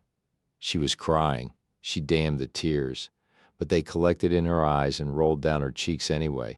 She damned herself for begging, but she had to. He couldn't leave her. She wouldn't let him. She caught handfuls of his shirt in her hands and lightly beat her fists on his chest. "Tell me why. Why? Don't make it harder than it is. It couldn't be any harder. You don't want to know? I do. You don't? Tell me. No, tell me, damn you. I'm dying." Chapter 9, TNN. And oh, he wasn't dying. She was. Life leaked out of her body by slow degrees. The tears were instantly checked as though his announcement had dried up everything inside her. She stood perfectly still, not so much as an eyelash moving.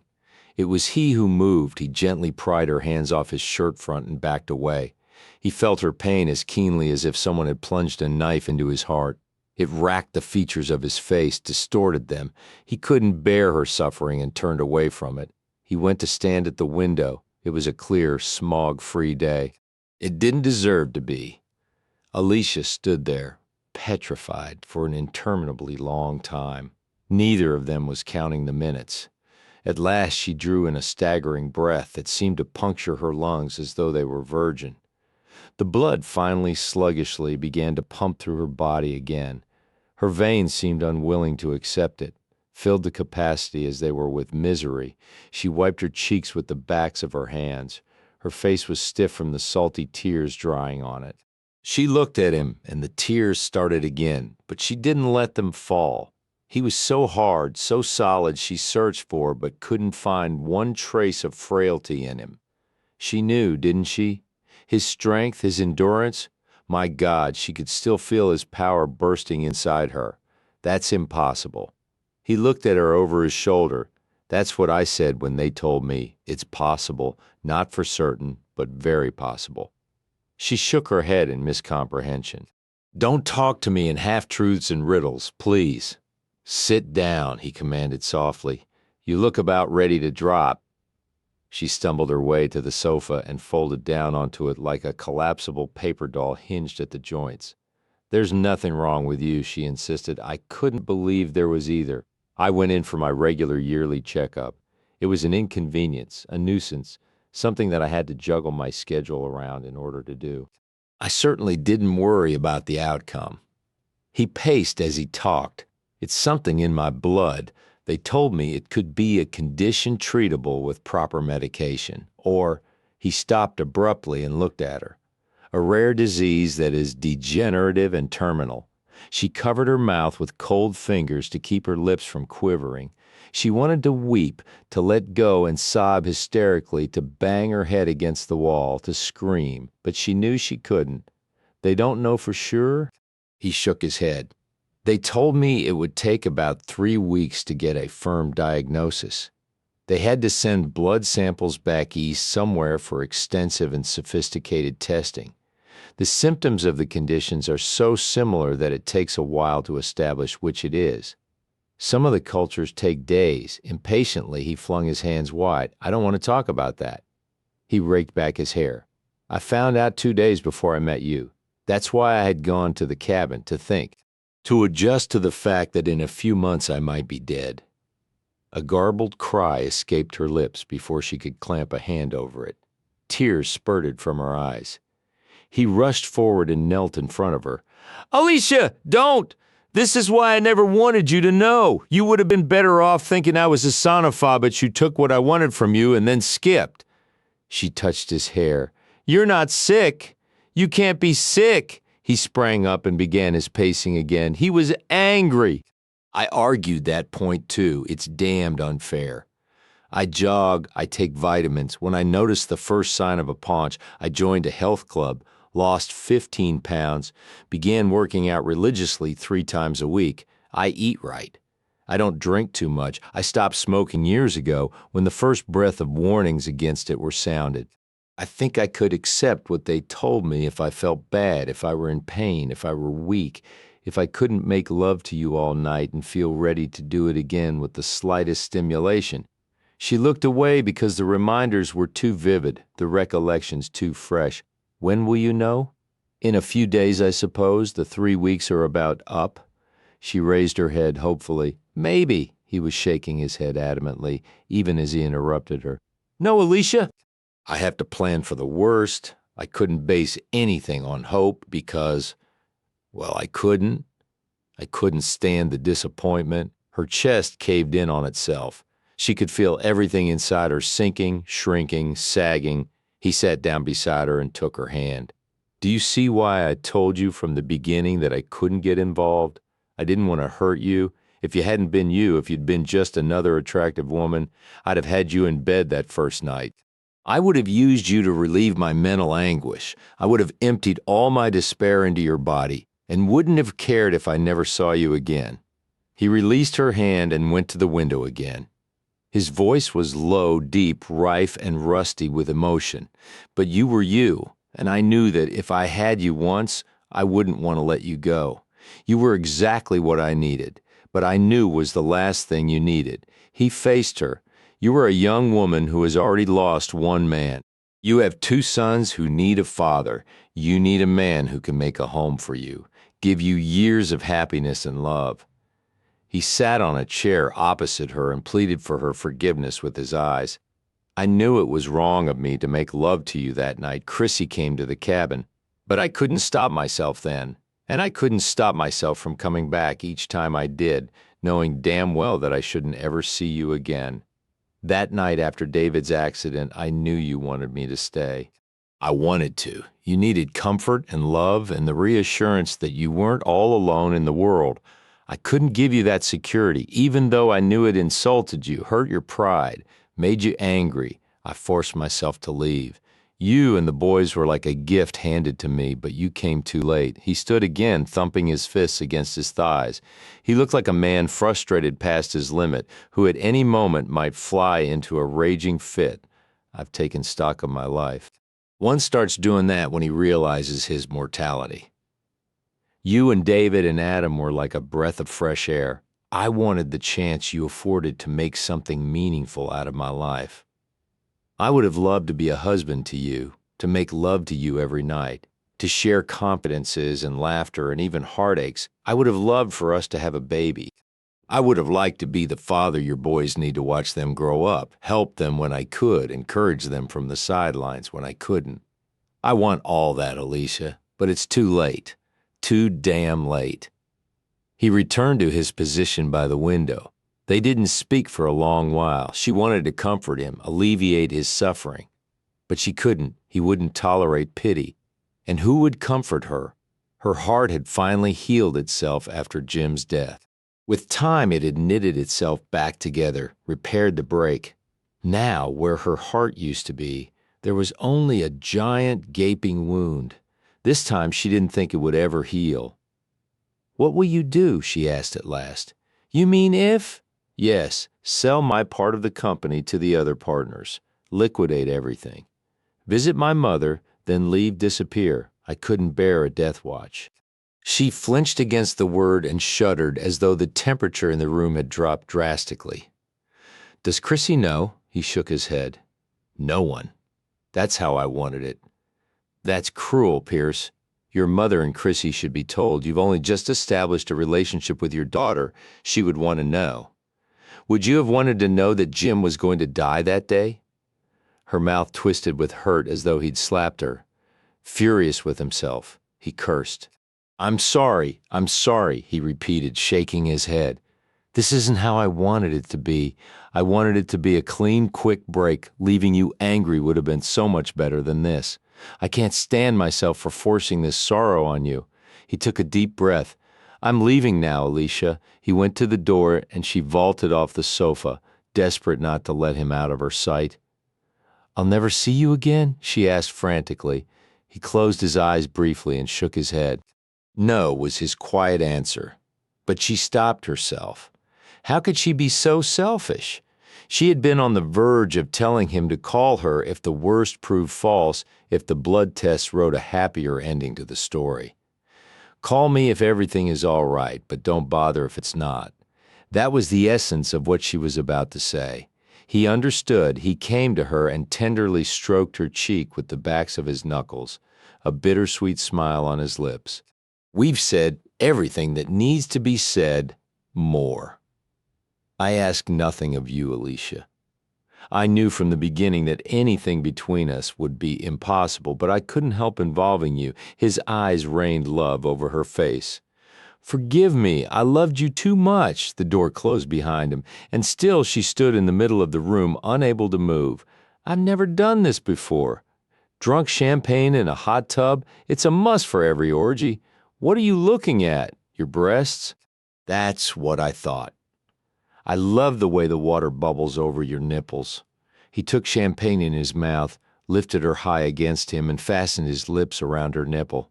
His mouth was cold against her hot skin. Oh, how can anything feel that good? Wet hands gripped her wet hair. He lifted her out of the tub and laid her on the redwood decking. Taking up the bottle of champagne, he tilted it and dribbled the sparkling wine over her. She shivered, but not from cold, from the tongue that followed the naughty rivulets of champagne. The candles were a good idea. I should have thought of them. I love candlelight. I love the way it looks on your skin. She could feel his eyes traveling the naked length of her back as she lay with her chin propped on his breastbone. Her thighs lay between his. I like the way your hair spills across my chest. It's a very erotic picture. The candles smell good. She breathed deeply, and the scent of flowers and spices filled her head. You smell good. Idly his fingers feathered up and down her sides, making her shiver. So do you. What do I smell like? She lifted her head and stared at him dreamily. Like man. Like me. Like us. Together. His fingers sifted through her hair, massaged her scalp. What do you taste like, Pierce? His hands stilled. He held his breath as she seductively inched down his body. Her fingers touched him. He groaned. Lips, he died, and then he was reborn. I can't brush my hair while you're doing that. They were dressed and almost ready to leave. Her arms were raised to her hair as she stood at the bathroom dressing table. He was behind her, reaching around her to fondle her breasts. Why bother? I'll probably just mess it up again. Thank you for not wearing a bra today.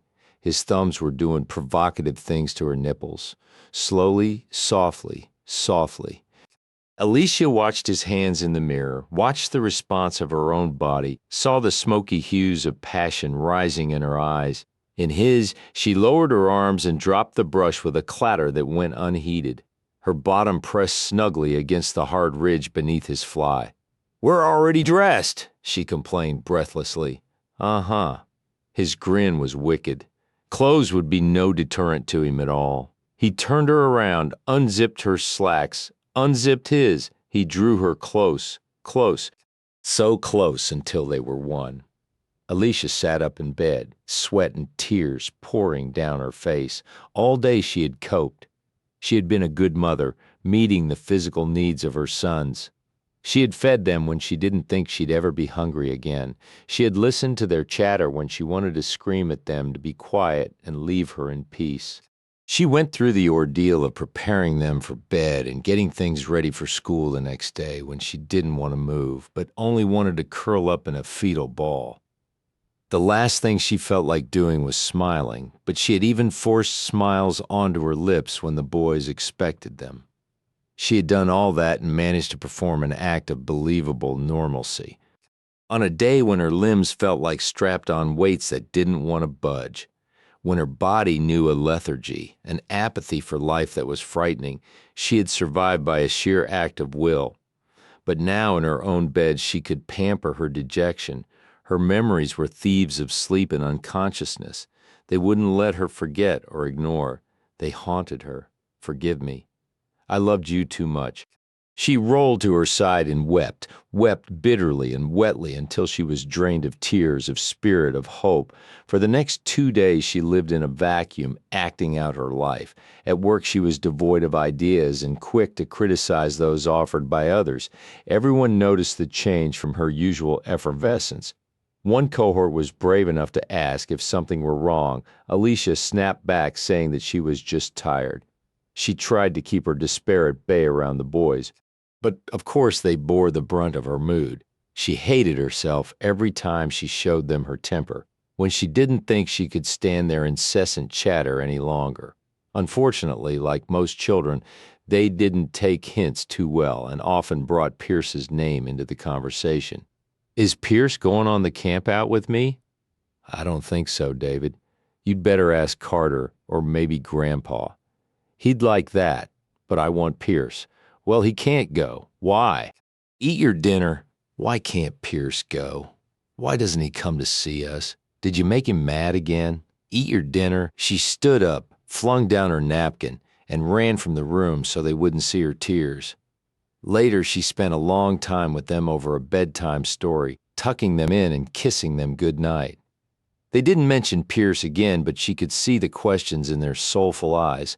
Hopefully they would soon forget him. Everyday activities seemed Herculean tasks. Lifting a milk carton out of the refrigerator, getting dressed for work in the morning, driving the carpool to soccer practice, all required more energy than she could garner. She felt like doing nothing but sitting motionless, talking to no one, staring into space, demanding of God what horrendous things she had done to deserve punishment like this. That's what she was doing on Wednesday morning when the telephone rang. The boys' ride to school had picked them up. Alicia hadn't finished dressing, but she was absently sipping a cup of coffee, dreading the rush hour traffic, the day, the rest of her life. "Hello, how's my favorite girl?" Ouch. Damn, Sloan, those nails are sharp. Boy, pregnant ladies can sure get mean, kissing sounds. Make that, how's my second favorite girl? In spite of her black mood, Alicia smiled into the phone. "Carter, Sloan, you remember us? We were beginning to wonder. We haven't heard from you." "I'm sorry." Listlessly, she plucked at the telephone cord and watched it wobble. It was good to hear Carter's voice, a friend. Tears were blurring her eyes. "I've been busy. I took that job I told you about." "That's terrific. She took the job." He was passing the news on to Sloan. "Ask her what?" "Hey, wait a minute. I can see how this is going to go. Why don't you take this extension and I'll go to the one in the office." "Hi, Alicia," Sloan said. "Hello. Everything all right with you and baby?" "He's brutal, kicks me day and night. Carter loves it, of course." Alicia smiled, so glad for their happiness, so envious of it. "Okay, I'm here now," Carter said from the other phone. "How do you like your new job so far?" Sloan asked her. She briefly outlined her new duties and responsibilities. Even to herself, she sounded as excited as someone terrified of flying about to embark on a trip across the Pacific. "It all sounds wonderful." Alicia could hear Sloan's forced enthusiasm. "Sure it's what you want? I mean, she means you sound like hell. What's the matter with you?" Carter had never been known to mince words, and he knew all of them. "Are the boys all right?" "They're fine." She told them about David's eye injury, leaving out Pierce, and reassured them that beyond having a faint scar, his eye was fine. "Well, it sounds as though everyone is rocking along just dandy and peachy keen." Carter could also be sarcastic. "Yes, we're fine." Alicia lapsed into silence, but her despondency came through the line loud and clear. "Alicia, what's wrong?" Sloan asked with the quiet sincerity of an old friend. Alicia drew in a serrated sigh. She wanted to cry. Her throat ached from holding tears back. It would be good to share it with someone. She didn't think she could bear the heartache alone any longer. "I met a man, a wonderful man." "That's bad?" Carter asked. "Oh, wait, I know he's not as good-looking as me, right?" "Few are, darling, but they can't help it. Don't let that get you down." Alicia could appreciate his attempt at humor and laughed. "He's just as good-looking, but he's another type. Would we like him?" "Yes." For the first time, Alicia sounded animated. She described Pierce to them and had them laughing incredulously when she told them how she'd met him. "You should have seen us. We looked like three survivors of a shipwreck." David and Adam were blabbing all the family secrets to this total stranger. I was afraid for their lives and my virtue, but he turned out to be Prince Charming. Yes, Alicia blotted at the tears that were making mud of her eye makeup. He was wonderful with the boys, so patient and entertaining. They loved him immediately. His daughter, he's married? Sloan asked. No, he's been divorced for years. His daughter is 21. She's lovely. She came for dinner at the cabin one evening. We stayed the week with him, you see. So much for your virtue, Carter said, smacking his lips. The plot thickens. Are you in love with him, Alicia? She gave up trying to hide the fact that she was crying. Yes, yes. And how does he feel about you? He said he loved me. I believe he did. He adored the boys. You're speaking in the past tense. Carter softly pointed out. We can't be together. We have had a problem. What? Sloan asked. He's a woman beater? An S&M freak? He moonlights as a pimp? Carter's mind was always thinking up plot twists. No, nothing like that. Carter, please. His wife admonished gently. Tell us, Alicia, what's keeping you and Pierce apart? He's terminally ill. Sloane murmured a soft, "Oh, God, no." Carter's response was crude and considerably more explicit. At least there's a good possibility he is. Tests are being run now. It might turn out to be a treatable illness, but he's proceeding as though it's not. I must too. The two calling from San Francisco were silent for a moment, then Carter asked, Why? Why? What? Why must you assume he's going to die and act accordingly? Defensively, Alicia lashed back. I've already lost one husband, Carter. If Pierce is dying, we're all dying. That took her breath. Her argument was stifled, corked in a quickly closing throat. What? What are you saying? She could visualize him collecting his thoughts, Sloane sitting and listening quietly, which was her way. Alicia, from the time we're born, we're all dying. Life doesn't carry any time limit guarantees. But we don't live with the knowledge that it will happen at a given time. No, we don't. So why are you're not even sure that Pierce's condition is fatal? What if it isn't? The two of you are throwing away a damn good thing. Your reasoning is crazy. Carter, Sloane cautioned again. She knew that once he got wound up, once he set his mind to something, it was like trying to move a mountain to change it. What did you say when Pierce told you? She asked Alicia. Nothing, really. I was too shocked. I couldn't very well ask him to come back if he were going to live, but to stay away if he were going to die. She moaned and covered her face with her free hand. I would have begged him on bended knees to stay if it were only me. But how could I do that to my boys? They want a father so badly. How could they stand to lose Pierce like they did Jim? Do you think they're better off without him at all for any length of time? She thought over the last few days. They had been moving around as ghostly as she, their usual exuberance tamped out. They weren't happy. They were miserable. Their sulkiness was a silent accusation that she had driven Pierce away. No, they miss him terribly. They love him. And what about you? Better off without him, even if he is ill? She didn't even have to think to answer that one. No, Alicia, let me ask you something, Carter said. If you had known Jim was going to die when he did, would you still have wanted him for the time you had him? Would you have given up one single day you shared with him 1 minute? Given the choice, would you have sacrificed having your sons with him, living with and loving him? Oh, Carter. Crystal clear realization of what he was asking dawned on her mind. No, I wouldn't have. I would have greedily lived each day to the fullest. That's the way you should approach this. We only get one day at a time, any of us. Are you living today the way you want to? Are you living it as though it were your last? What would you want to be doing if this were the last day of your life? Who would you want to be sharing it with? Pierce and David and Adam. She didn't even realize she had spoken the names aloud until she heard Sloane laugh softly and say, Well then, what are you talking to us for? Alicia's body was surging with new life. She could hardly contain the energy suddenly gushing through it. But he might not agree, she said nervously. He might hold back, thinking we'd be better off in the long run. Convince him otherwise, Sloane said. Alicia was laughing now. Yes, I will. I'll hang on until he gives in. Oh, I love the two of you. I love you. Tell that to Pierce. We already know you love us, Carter said. All right, goodbye.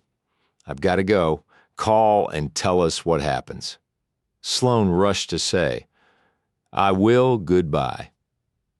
For a moment, Alicia stood in the middle of the kitchen floor, wringing her hands.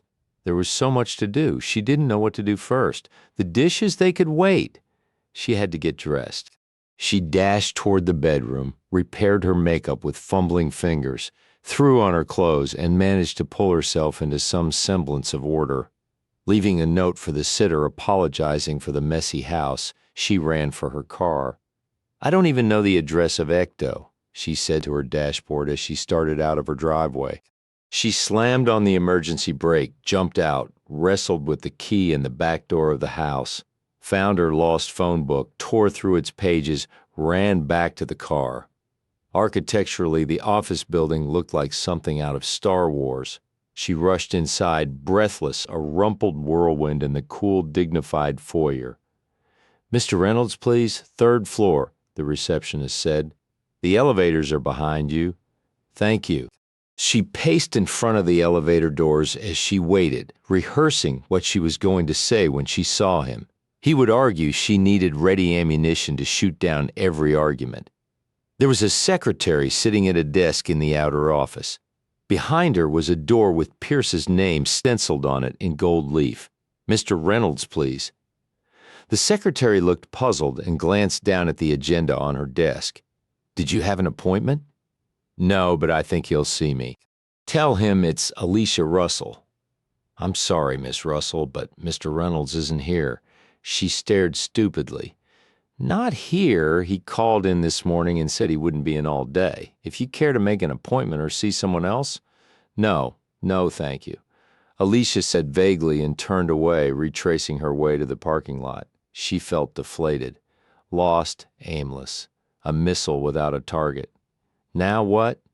Wait and see if he contacted her? No, she had to find him today. Now. She got in her car and drove to the nearest public phone booth. There was no answer at his house. Chrissy was probably not home either. Didn't she have classes? Hello, Chrissy. Alicia gasped in relief. Do you know where Pierce is? Is he by any chance with you? No, he should be at his office. I've been there. He isn't working today. Is something wrong? No, she didn't want to alarm Chrissy. I just wanted to see him. Well, I'm glad to hear that. I talked to him yesterday and he sounded like a man in the depths of despair. He told me you weren't seeing each other anymore. I wish you two would get your act together and stop all this pussyfooting around. Alicia smiled weakly. I'm going to try. Beg if I have to. Good. I think he'd like to be begged a little. Something about middle-aged ego and all. Middle-aged? Well, sorry to have bothered you, Chrissy. I'll find him. Alicia learned one thing from the conversation. Pierce was holding firm on his decision not to tell his daughter about his illness. Maybe he was right not to, but how could he stand the loneliness, the pain of facing something like that alone? He wouldn't. Not if she could help it. Alicia gunned the motor of her car and left the phone booth with a squeal of tires. She parked outside the iron gates. The Jeep he'd had at the cabin was parked at the side of the house, but his car wasn't in the driveway. He wasn't home, so she would wait. She rolled down the windows of her car. I'll wait for as long as I have to.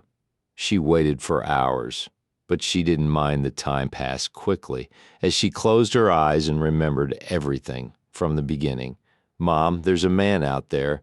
The myriad ways she loved him were itemized and reviewed and counted again.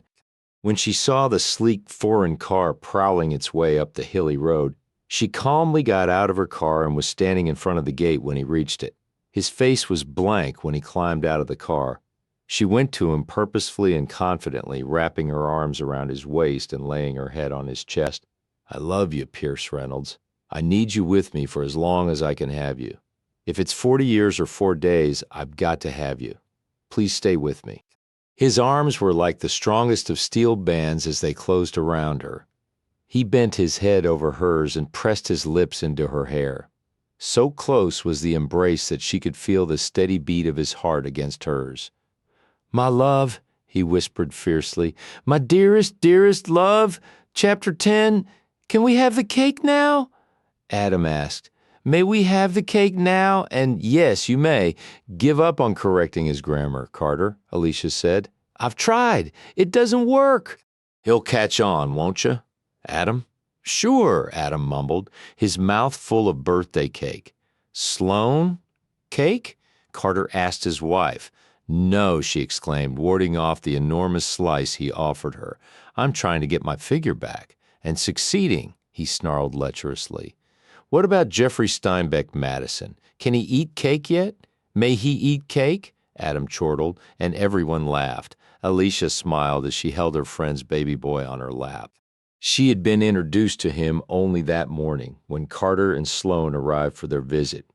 The patio party was in celebration of Jeff's 3-month birthday, while Carter finished cutting the cake and passing slices to David Chrissy and a young man she had brought as her date, Alicia lovingly cooed to Jeff, who was somehow managing to sleep despite the commotion. "I wish Pierce could have been here," Sloane said quietly as she sat down beside a subdued Alicia. Alicia sighed deeply and scanned the faces of those she loved collected around the patio table. "So do I, Sloane. He would have loved all this, the birthday cake, the children. He wanted to see your baby so badly." Chrissy detached herself from the others and came to join Sloane and Alicia. "Don't be sad," she said, placing an affectionate arm around Alicia's shoulders. "I'm not," Alicia said brightly, too brightly.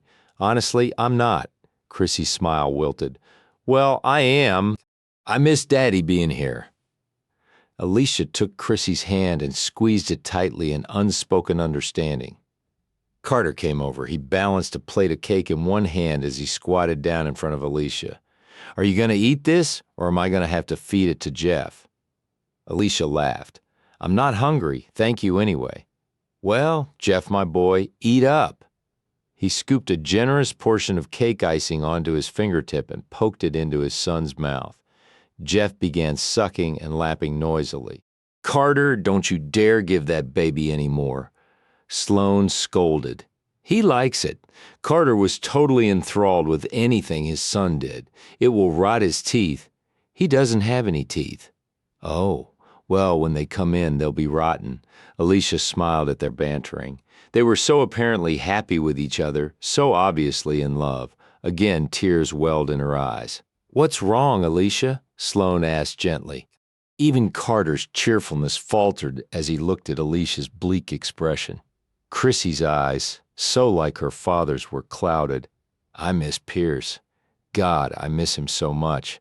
How can it possibly hurt this bad? It will get better," Sloane said, distressed over Alicia's sadness. She patted her back consolingly, but there was no consoling her, and they fell silent, listening as the boys grilled Chrissy's date on the Lakers season. "Did you save me a piece of cake?" Alicia almost dropped Jeff as she jumped up and whirled around at the sound of his voice. He was framed in the back door, grinning broadly. "Surprise? I got away early." "Pierce," Alicia breathed, heaving Jeff into Sloane's arms and launching herself toward her husband. "Pierce?" she repeated as she crashed into him, and they wrapped their arms around each other.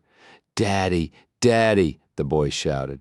Deserting their new friend, they clambered across the patio, hurdled outdoor furniture and Alicia's carefully cultivated begonias to throw themselves against Pierce's legs, giving his wife an "I'll get to you later" smile. He knelt down and heartily hugged the boys. "Did you bring us something? We were good. We didn't bother Mom, just like we promised we wouldn't." "Gosh, I missed you two rascals," he said, rubbing his hands over their dark heads affectionately. "And yes, I brought you something, but first I want to visit with our guests and see the new baby." With much fanfare, Pierce was introduced to baby Jeff. He kissed Sloane on the cheek and congratulated her on having a beautiful baby. "He gets his looks from his mother, of course," he said with affected malice as he shook hands with Carter. The author laughed. "Still jealous of me, I see. Hey, what are you complaining about? You won her in the long run." The two men had met at the wedding and liked each other immediately. A strong friendship was developing. "Where have you been? Did Alicia say Atlanta?" "Yes, I personally had to deliver a jet we had redesigned for a corporation.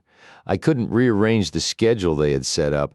I'm sorry I wasn't here to welcome you when you arrived." "I'm glad you showed up when you did. We've been through 2 boxes of Kleenex as it is," Carter teased, tugging on a lock of Alicia's hair. "I'd curtail the business trips for a while if I were you, Pierce. She can't handle your being away from her." "This was the first time since we married." He kissed Alicia lightly. "Believe me, I got back as soon as I could." "We didn't expect you at all," Chrissy said, wedging her way up to her father and hugging him enthusiastically. The awkwardness between them was no longer there. They were demonstrative in their feelings for each other. "Daddy, I'd like you to meet a fellow artist, John. He's a commercial illustrator." Pierce shook hands with Chrissy's date. The two men appraised each other and apparently liked what they saw, for they both smiled congenially. "I'm glad you got back," Chrissy said. "Alicia's been a basket case for 3 days. Not a whole lot of fun to be with?" Were you weepy? He asked, lowering his head confidentially. Yes, she answered softly. How is Atlanta? Cold and lonely. He spoke for her ears alone and pulled her close. But you talked to me on the phone last night. Not quite the same as having you in bed with me. He lifted a curl from her cheek and fingered it lovingly. You gave me no hope that you'd be back until Monday. I told them a bodacious lie this morning about my son cutting his eye at school and that I was needed at home. It wasn't quite a lie, she said, snuggling against him. Whatever. I'm glad you're here. So am I. He cupped her jaw in his hand and tilted her face up for his kiss. His lips barely touched hers, and it wasn't near enough. Regardless of their audience, they turned into each other and lent themselves to a hungry kiss. When his tongue pressed into her mouth, she slid her arms around his neck. Chrissy propped both fists on her hips and pretended agitation. For goodness sake, you two, what is my new young man going to think? I think he's got the right idea, John said, and taking hold of her wrist, led her away. Uh-oh, Adam said dismally. We're never going to get our presents now. David was shaking his head with 7-year-old wisdom. Once they start kissing, it takes them a long time to stop, he told Carter and Sloane solemnly. Does it? Carter asked, smiling at Sloane. I've got to feed Jeff, she whispered, and let her lips flirt with his ear. Goody, that's my favorite thing to watch, he said, his eyes lighting up. You're in charge of cleaning up the patio. Recruit David and Adam to help? His face fell. You're no fun, Sloane, no fun, he called after her as she disappeared into the house, trailing laughter. As Carter passed Pierce and Alicia, still locked in their embrace, he muttered, Show a little restraint, will you? You're making me horny as hell. Gradually they pulled apart, their eyes simmering with awakened desires. The corner of Pierce's mouth tilted into a sexy grin. I know the feeling. Carter and Pierce cooked steaks outside while Alicia prepared the rest of the meal in the kitchen. It was about twice the size the one in her house had been, and since her marriage to Pierce, she had taken a renewed interest in cooking. They ate in the dining room that until now had been used so infrequently. It was a boisterous meal. David and Adam loudly competed for Pierce's attention. Jeff set up a fuss until Sloane was forced to leave the table to change his diaper. John was as chatty as Chrissy and seemed not to be affected by the noise and confusion. He fit right in. Pierce and Alicia exchanged approving glances, with far more chiefs than Indians pitching in. The kitchen was finally cleaned.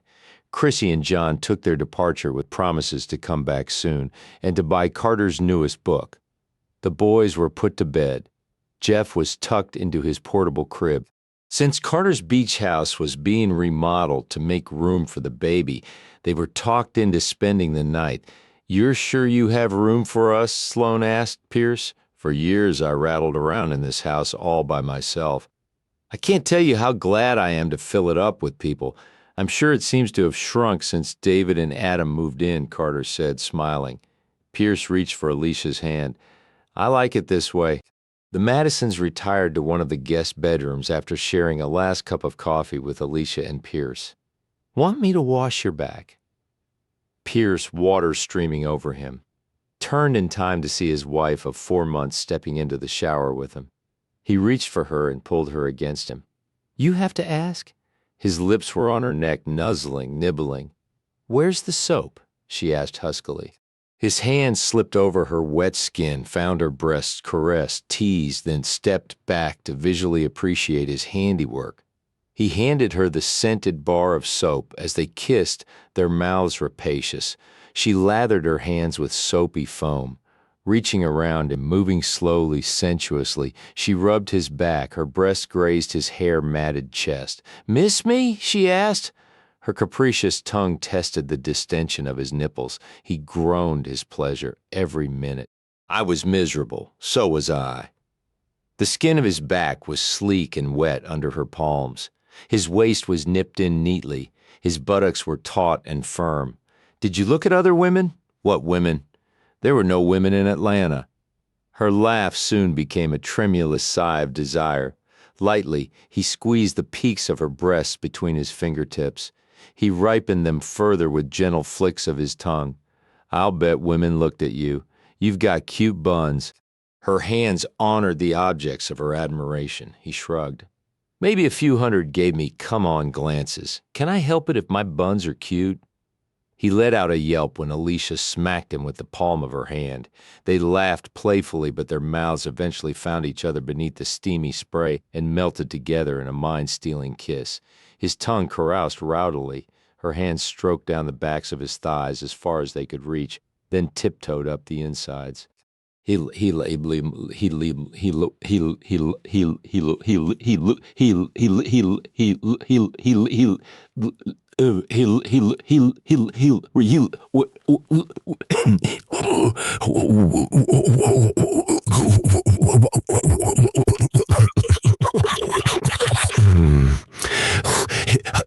mouth was busily tasting his, sipping water from his lips.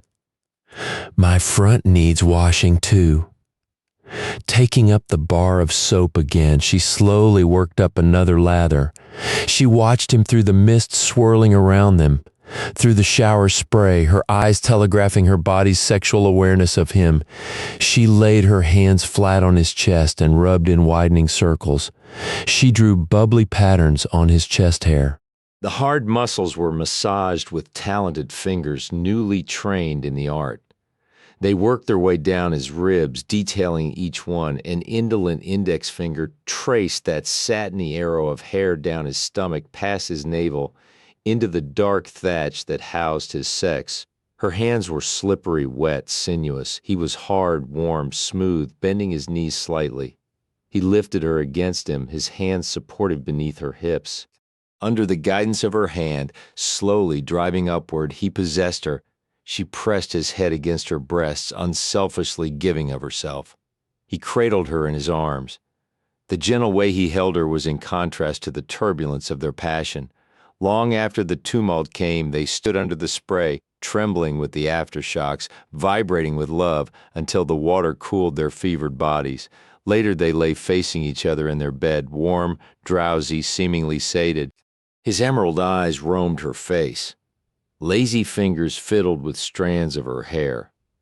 "I love you," he stated simply. "I know. Do you know how much? I'm learning every day.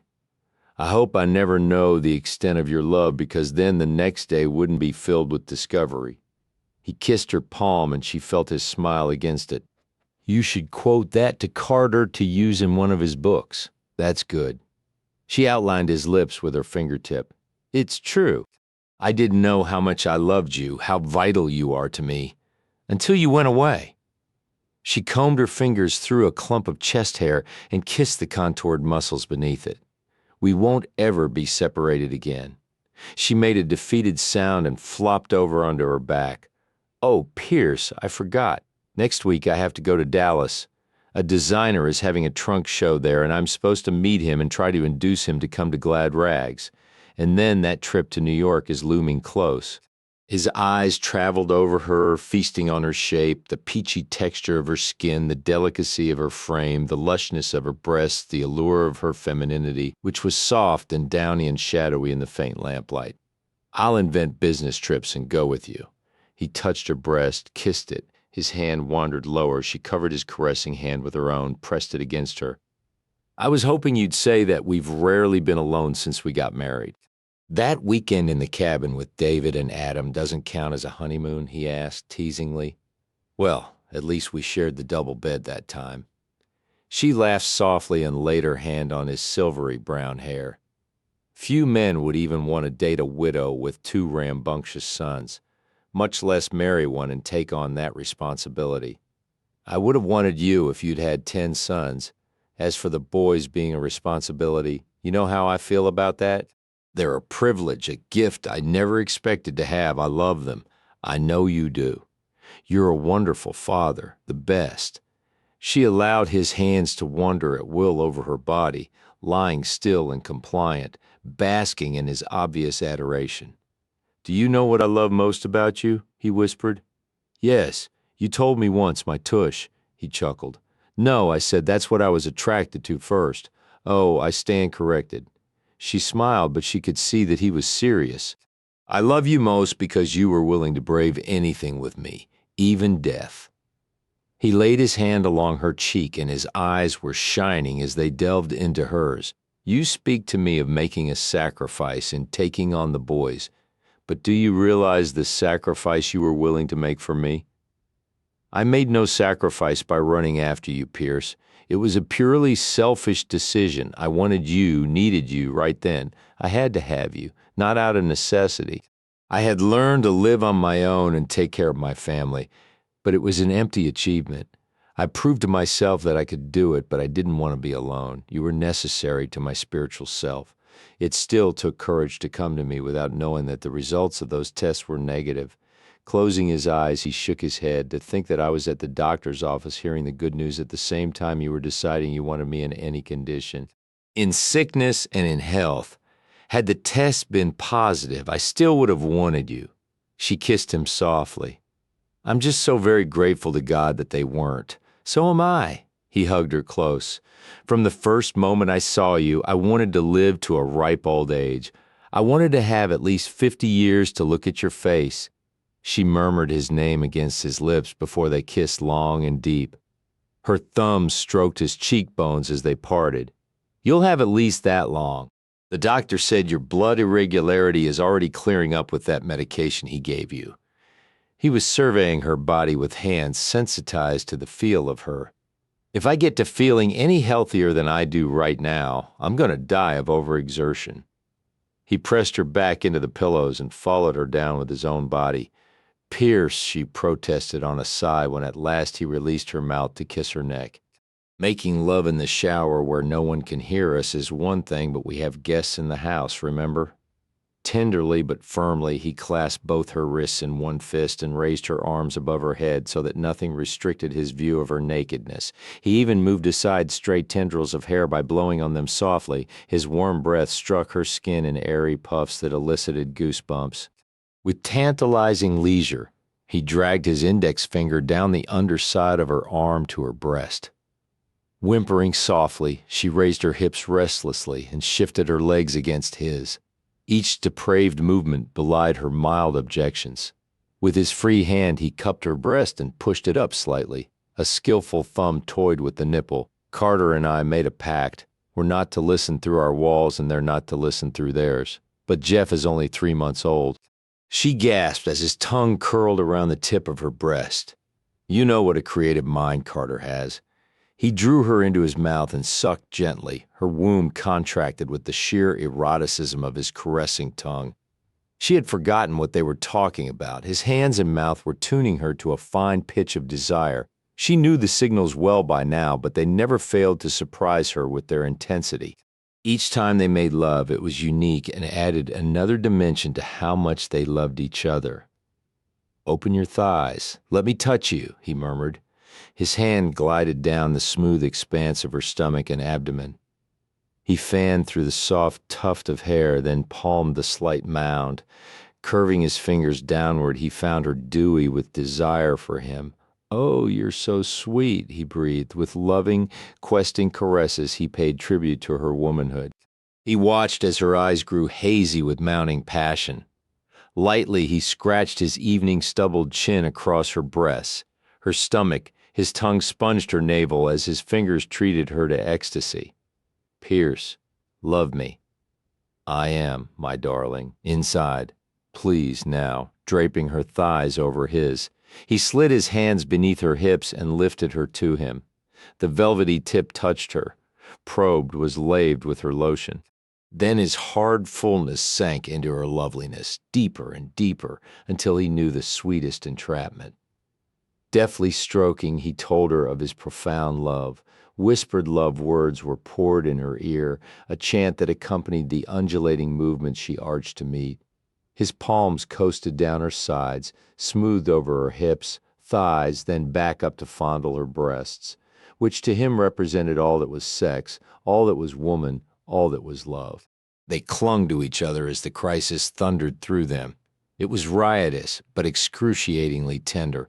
Long after the crashing fury of it was spent, ripples of sensation shimmied through them. He stayed, nestled deep. Raising himself, he gazed into her eyes. The depths of love beckoned him, and he drowned in them willingly. She touched his cheek, his hair, his mouth. Her voice was whiskey flavored with emotion. I never knew what it meant to really love until I loved you. His fingers buried themselves in her hair. He kissed her eyebrows, her nose, touched her mouth with his. I never knew what it meant to really live until I loved you. And life and love were celebrated long into the night.